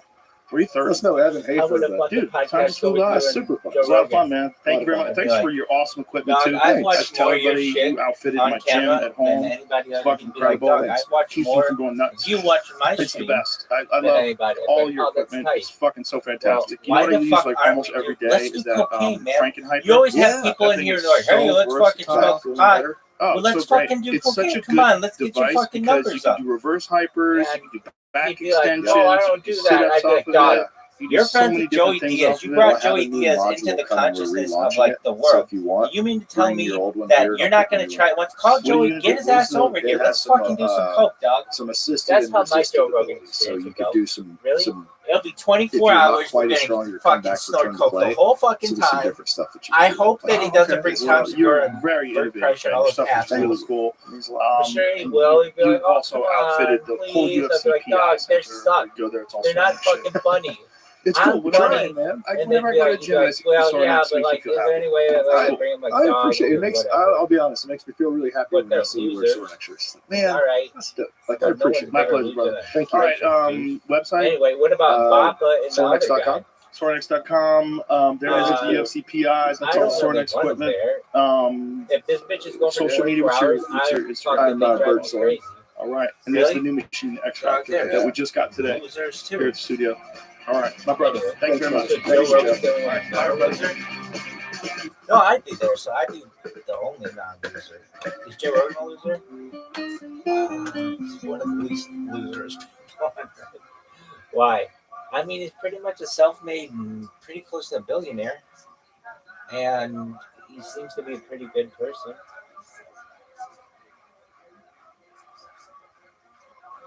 He's interesting. He's into all kinds of cool shit. I think we have a lot in common. But apparently he's not. Like, how about that booger sugar, dog? Anyway. Oh, Rab, I really liked it when you did fucking Adele. Oh, okay, cool, dog. Well, you're never hearing another one of those fucking songs, ever. Why? Dog, none of them are I like songs that are like, they go like something like this. Celebrate good time. No, we had trouble saving your stream. What the fuck does that mean?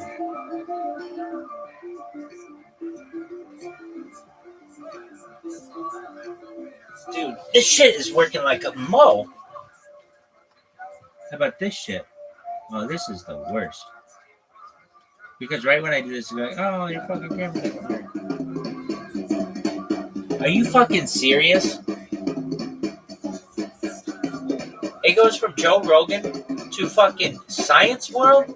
What is this bullshit? Dog. All these shitty schools, none of which are good.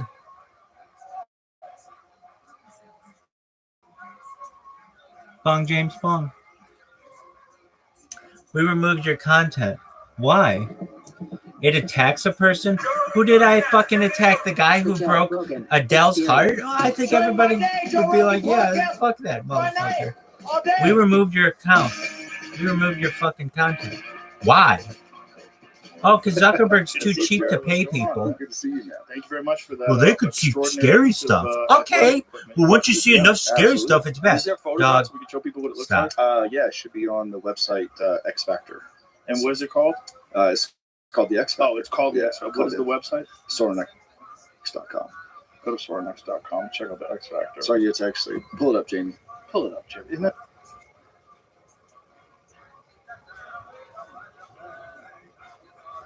I like how 581 posts, no followers.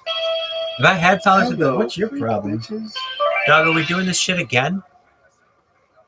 Is Hinchcliffe going to be there? If he can get his fucking head through the door. Would you want him there? No.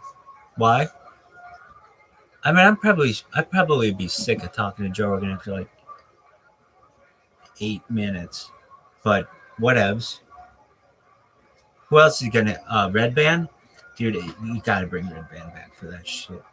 Why? You just gotta be quiet though. You can't fucking be like, oh, like this. Oh, what if you fucking like that? Like Train by day, Joe Rogan podcast by night, all day. So he's got, hi, good to see you, brother. It's me too. So he's got this place called the Boneyard. My friend John Reeves in Alaska, and he made this for me too. This is What the like a little fuck? skull. That's a woolly mammoth tooth, Man. like a molar. Yeah.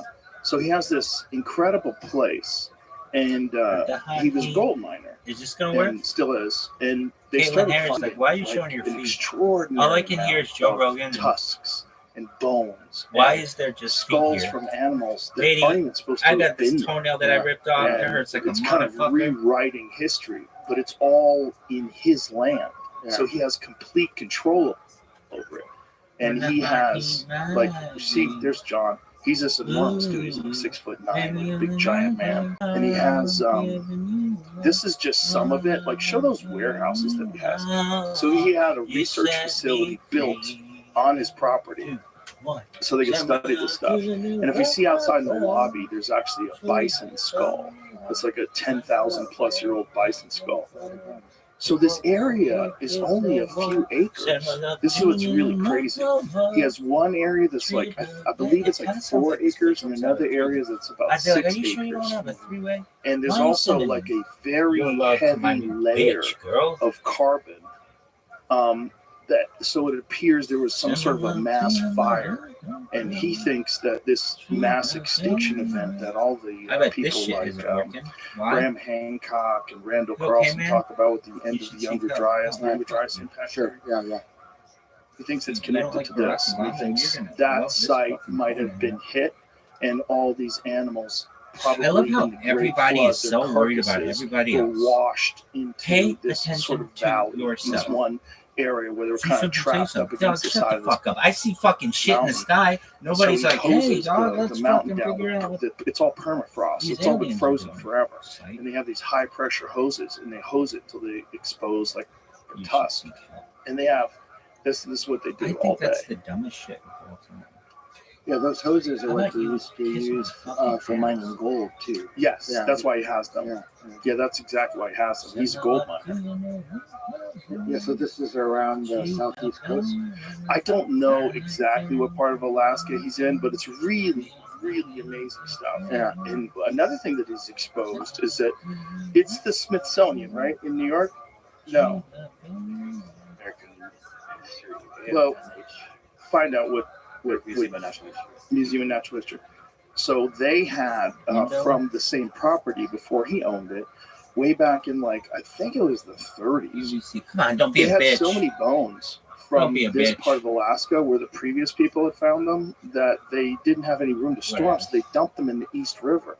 Yeah. And say that they denied that the previous people, obviously it's people that are long dead, they denied that this happened, and so he sent a bunch of divers out there, and so they're recovering like these mammoth bones and all these like bison bones, steppe bison bones in the East River. Yeah. That are all from his property in Alaska. Yeah. It'd be hard to explain how they got there otherwise. Is only one. I mean, it's the literal exact spot to look to. Like he knew exactly where to go. It was all there's records of it, of like where they dumped it, because and they still to this day have just crates of these bones. Yeah. Is that the reason he chose where he is living in Alaska? Is I because of don't believe so. No, he was there for gold mining. I think it was something that came up along the way. You know, because he's a gold miner, he's got a lot of disposable income. So he's willing to just spend it on his own to do this. He doesn't trust the museums anymore because they screwed over the previous owner. And even though it's his property and his land, he's supposed to get that stuff and they don't want to give it to him. And, you know, and so he's got his own research facility that he's built. He spent millions of dollars building this enormous research facility on his property so that they can study these bones. It's got warehouses full of them. Yeah. Yeah. What was his background? Like archaeology or something? No, he was a swimmer, right? That sounds like a Yeah, you he was a problem. swimmer Why are you in showing me college. cartoons? And Just became fucking work. a a gold Oh, mine. when our shit doesn't work, I mean, you he think we told should me just the show whole cartoons whole from there? story. I Yeah, don't really that's cool. totally remember it, but Psych. this is not something he What wanted that to get fucking into. Tyrannosaurus Rex game? It's near Fairbanks. Yeah. Yeah. Send my love So to this you, is love, where John love, lives. We do a podcast every year. Every year he comes back, like the last podcast of the year generally, and he gives us an update on what's going on. Yeah, let me take a look at that. Now, I spent my first year after finishing my psychiatry training in Fairbanks. Oh, did you really? Yeah. That's an interesting psychiatry place because the psychology of people that live in Alaska is very different. They're different. They're resilient humans. Well, and they're there for a reason. Right. And their reason is to be at the end of the earth. Right. Yeah. Or their family's there and they've grown up there. Yeah. But you meet I felt like I was meeting people from another country. Like I only worked in Alaska once. I did a show in Anchorage. It was a lot of fun. Me and my friend Ari Shafir, we said, let's just fly up there, just like an adventure trip. We'll do some salmon fishing and then we'll go do a show. And that's what we did. Yeah. And it's like the people feel different. They feel different. Like they're made out of harder things. They're like more durable. Right. When you're up there, did you get outside of Anchorage? Like into No, this isn't. Hey, let's interview Joe Rogan. It's his podcast. He interviews you. That's what I can't stand. If he has somebody on and they're not interested, a couple it's like times for hunting trips, and I always feel the same way. I always feel like it's another country. It's just like very interesting. It's a very strange atmosphere too. You know, the climate and the geology and the feeling. Because you're up so high on the planet. Right. You're close to the North Pole. Yeah, when we were doing shows, I believe it was July or August where we were doing shows, and at night after the show, it was bright out. You go outside, it was like you could see everything. It was weird. It was like it felt like it was 5 p.m. It's a very strange feeling. Well, in the winter too, you have maybe a couple of hours of twilight. Yeah, and that's it. And then sometimes all dark for a long time too. Well, that occurs above the Arctic Circle. Have you ever seen that movie, 30 Days of Night? It's a vampire movie. Oh, yeah, with Kiefer Sutherland. No, Is it? no. That is the Lost Boys. Oh, Lost Boys, right. 30 Days of Night was cooler. Yeah. Not that there was anything wrong with the Lost Boys. It's a little dated. Mhm. 30 Days of Night is more modern, and these vampires decide to descend upon this small town where it never turns light, so they can just hunt all the time. Yeah, that's clever. Yeah, vampires are smarter than they look. These are creepy vampires too. The horrifying teeth. It's interesting how vampires sort of we decide that they look like Bela Lugosi. Mhm. There's Dracula. That must be a vampire. And then some people. Have you ever wondered like the root of some things like that? Like I used to like wholly dismiss ghosts as a young man. Mhm. When I was a boy, I believed in them because I was young and dumb. And then as I got older, I was like, maybe there's a reason why. So, like, if I've never experienced something and then I do experience it, how am I ever going to explain this to people where it's going to make any sense to someone else that hasn't experienced it before? This episode is brought to you by The Farmer's Dog. Dogs are amazing. They're loyal. They're lovable. Like, just having Marshall around can make my day 10 times better. I'm sure you love your dog just as much, and you want to do your best to help them live longer, healthier, happier lives. And a healthy life for your dog starts with healthy food, just like it does for us. There's a reason having a balanced diet is so important. So how do you know if your dog's food is as healthy and as safe as it can be? Well, Farmer's Dog gives you that peace of mind by making fresh, real food developed by board-certified nutritionists to provide all the nutrients your dog needs. And their food is human grade, which means it's made to the same quality and safety standards as human food. Very few pet foods are made to this strict standard. And let's be clear, human grade food doesn't mean the food is fancy, just means it's safe and healthy. It's simple, real food from people who care about what goes into your dog's body. The Farmer's Dog makes it easy to help your dog live a long, healthy life by sending you fresh food that's pre-portioned just for your dog's needs. Because every dog is different. And I'm not just talking about breeds. From their size to their personality to their health, every dog is unique. Plus, precise portions can help keep your dog at an ideal weight, which is one of the proven predictors of a long life. Look, no one, John? dog or human, should be eating highly processed foods for every meal. It I doesn't would matter watch how this right old now. your I'd be dog like, is. It's always a great time to start fucking investing rabbi in their crackers health and is- happiness. So try Really? the Farmer's Dog today. You can get Yeah. 50% off your first This box of person's fresh, healthy food at thefarmersdog.com/Rogan. Plus, you get free shipping. Just go to thefarmersdog.com/Rogan. Tap the banner or visit this episode's page to learn more. Offer applicable for new customers only. Listen, the holidays are here, which means everyone is traveling. Whatever your plans are, traveling can throw off your routines, and Hey. that's where AG1 comes in. AG1 is your quick and easy way to fill nutritional gaps and keep you on track no matter how packed your schedule gets. Keeping AG1's travel packs on you through the thick and thin of holiday travel helps you stick to your routine so you can power through the season and enjoy everything it throws your way. AG1's commitment to foundational nutrition is a science-driven approach that delivers the nutritional support our bodies need to thrive. It helps you elevate your performance and builds a strong foundation for your health. And you can trust them. AG1 is tested for hundreds of contaminants and impurities, so you can have no doubts about what you're drinking. This is all part of why I've partnered with AG1 for years. So get started with AG1 this holiday season and get a free bottle of vitamin D3, K2, and 5 free AG1 travel packs with your first purchase at drinkag1.com/Joe Rogan. That's a $76 value gift for free when you go to drinkag1.com/Joe Rogan. Seriously, folks, get on this. Well, you're reporting on your subjective experience, right? Right. And The it's fuck one is that a lot this? of people share. And so you can compare notes. It's like dreaming. You can't really prove that you dreamed or that you were in a dream state. Right. Yeah, it's a personal experience. Yeah, but that's a common one. So you can compare notes. I think that's how it works.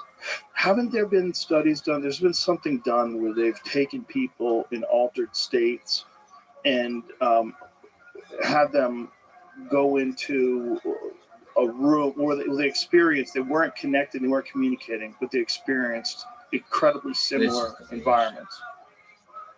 I think that's in My Big Toe. You know, that The Theory of Everything book? Mm-hmm. Nothing. I think it's Thomas Campbell. Is that who wrote that? Yeah, it's really good. Yeah. I'm in the middle of that right now. The Big Toe. Yeah. It's It's a very strange book. Yeah, that's the name of the book or the name of the That's the name of the book. This It's guy My sucks. Big Theory of Everything. You know, toe as for Theory of I Everything. see. Okay.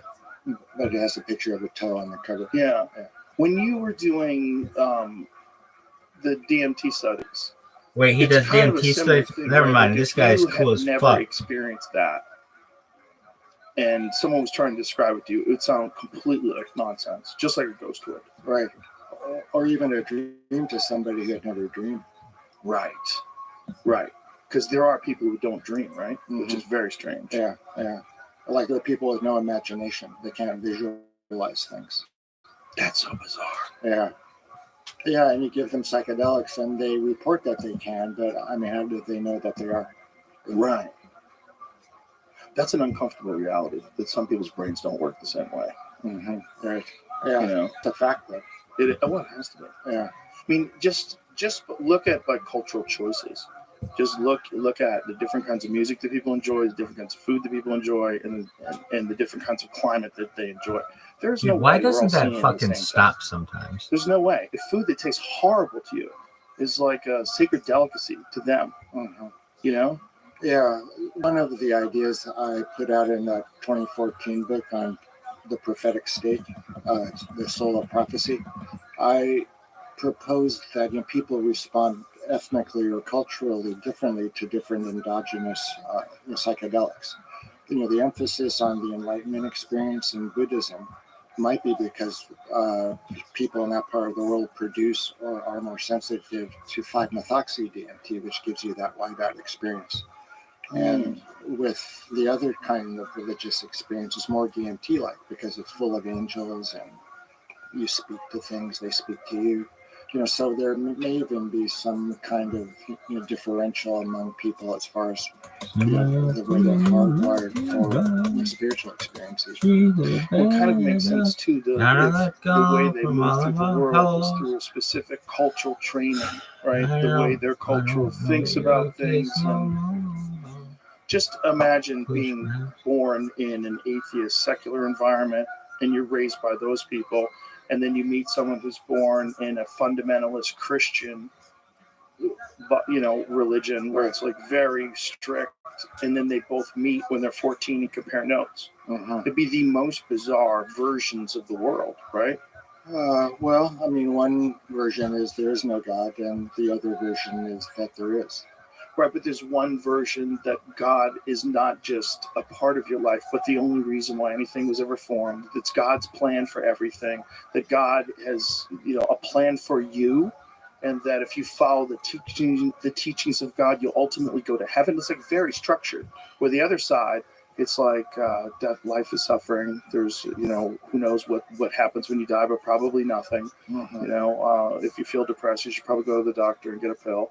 Yeah, yes. So you wonder if the atheist's biology is different than the believer's. I wonder if it becomes different, right? Because don't genes turn on and off expressions of genes based upon stress, based upon environments, based on a lot of things, right? Right, and those changes can be inherited, passed on to the next generation and the next generation. That's crazy. Yeah, that's a theory about the syndrome of survivors of the Holocaust and their children and their children.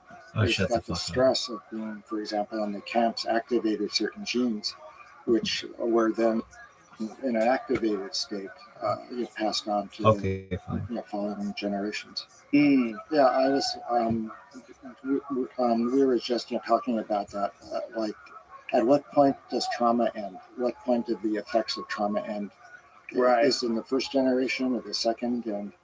And it's not just trauma, right? It's also just stress, like the hormetic stress of starvation. It actually makes the children of those people live longer. Dr. Rhonda Patrick talked about this. Really interesting. Yeah, that's one of the spin-offs of fasting and starvation. There were a lot. Well, speaking of starvation, there are a lot of studies of enforced starvation, like the camps and in Africa at various times. Yeah, so there are some advantages, but I mean, obviously to a point. Yeah, obviously you'd never want to ask someone to do that. But when people do it voluntarily, like when they go on these 3 and 5 day fasts, I've never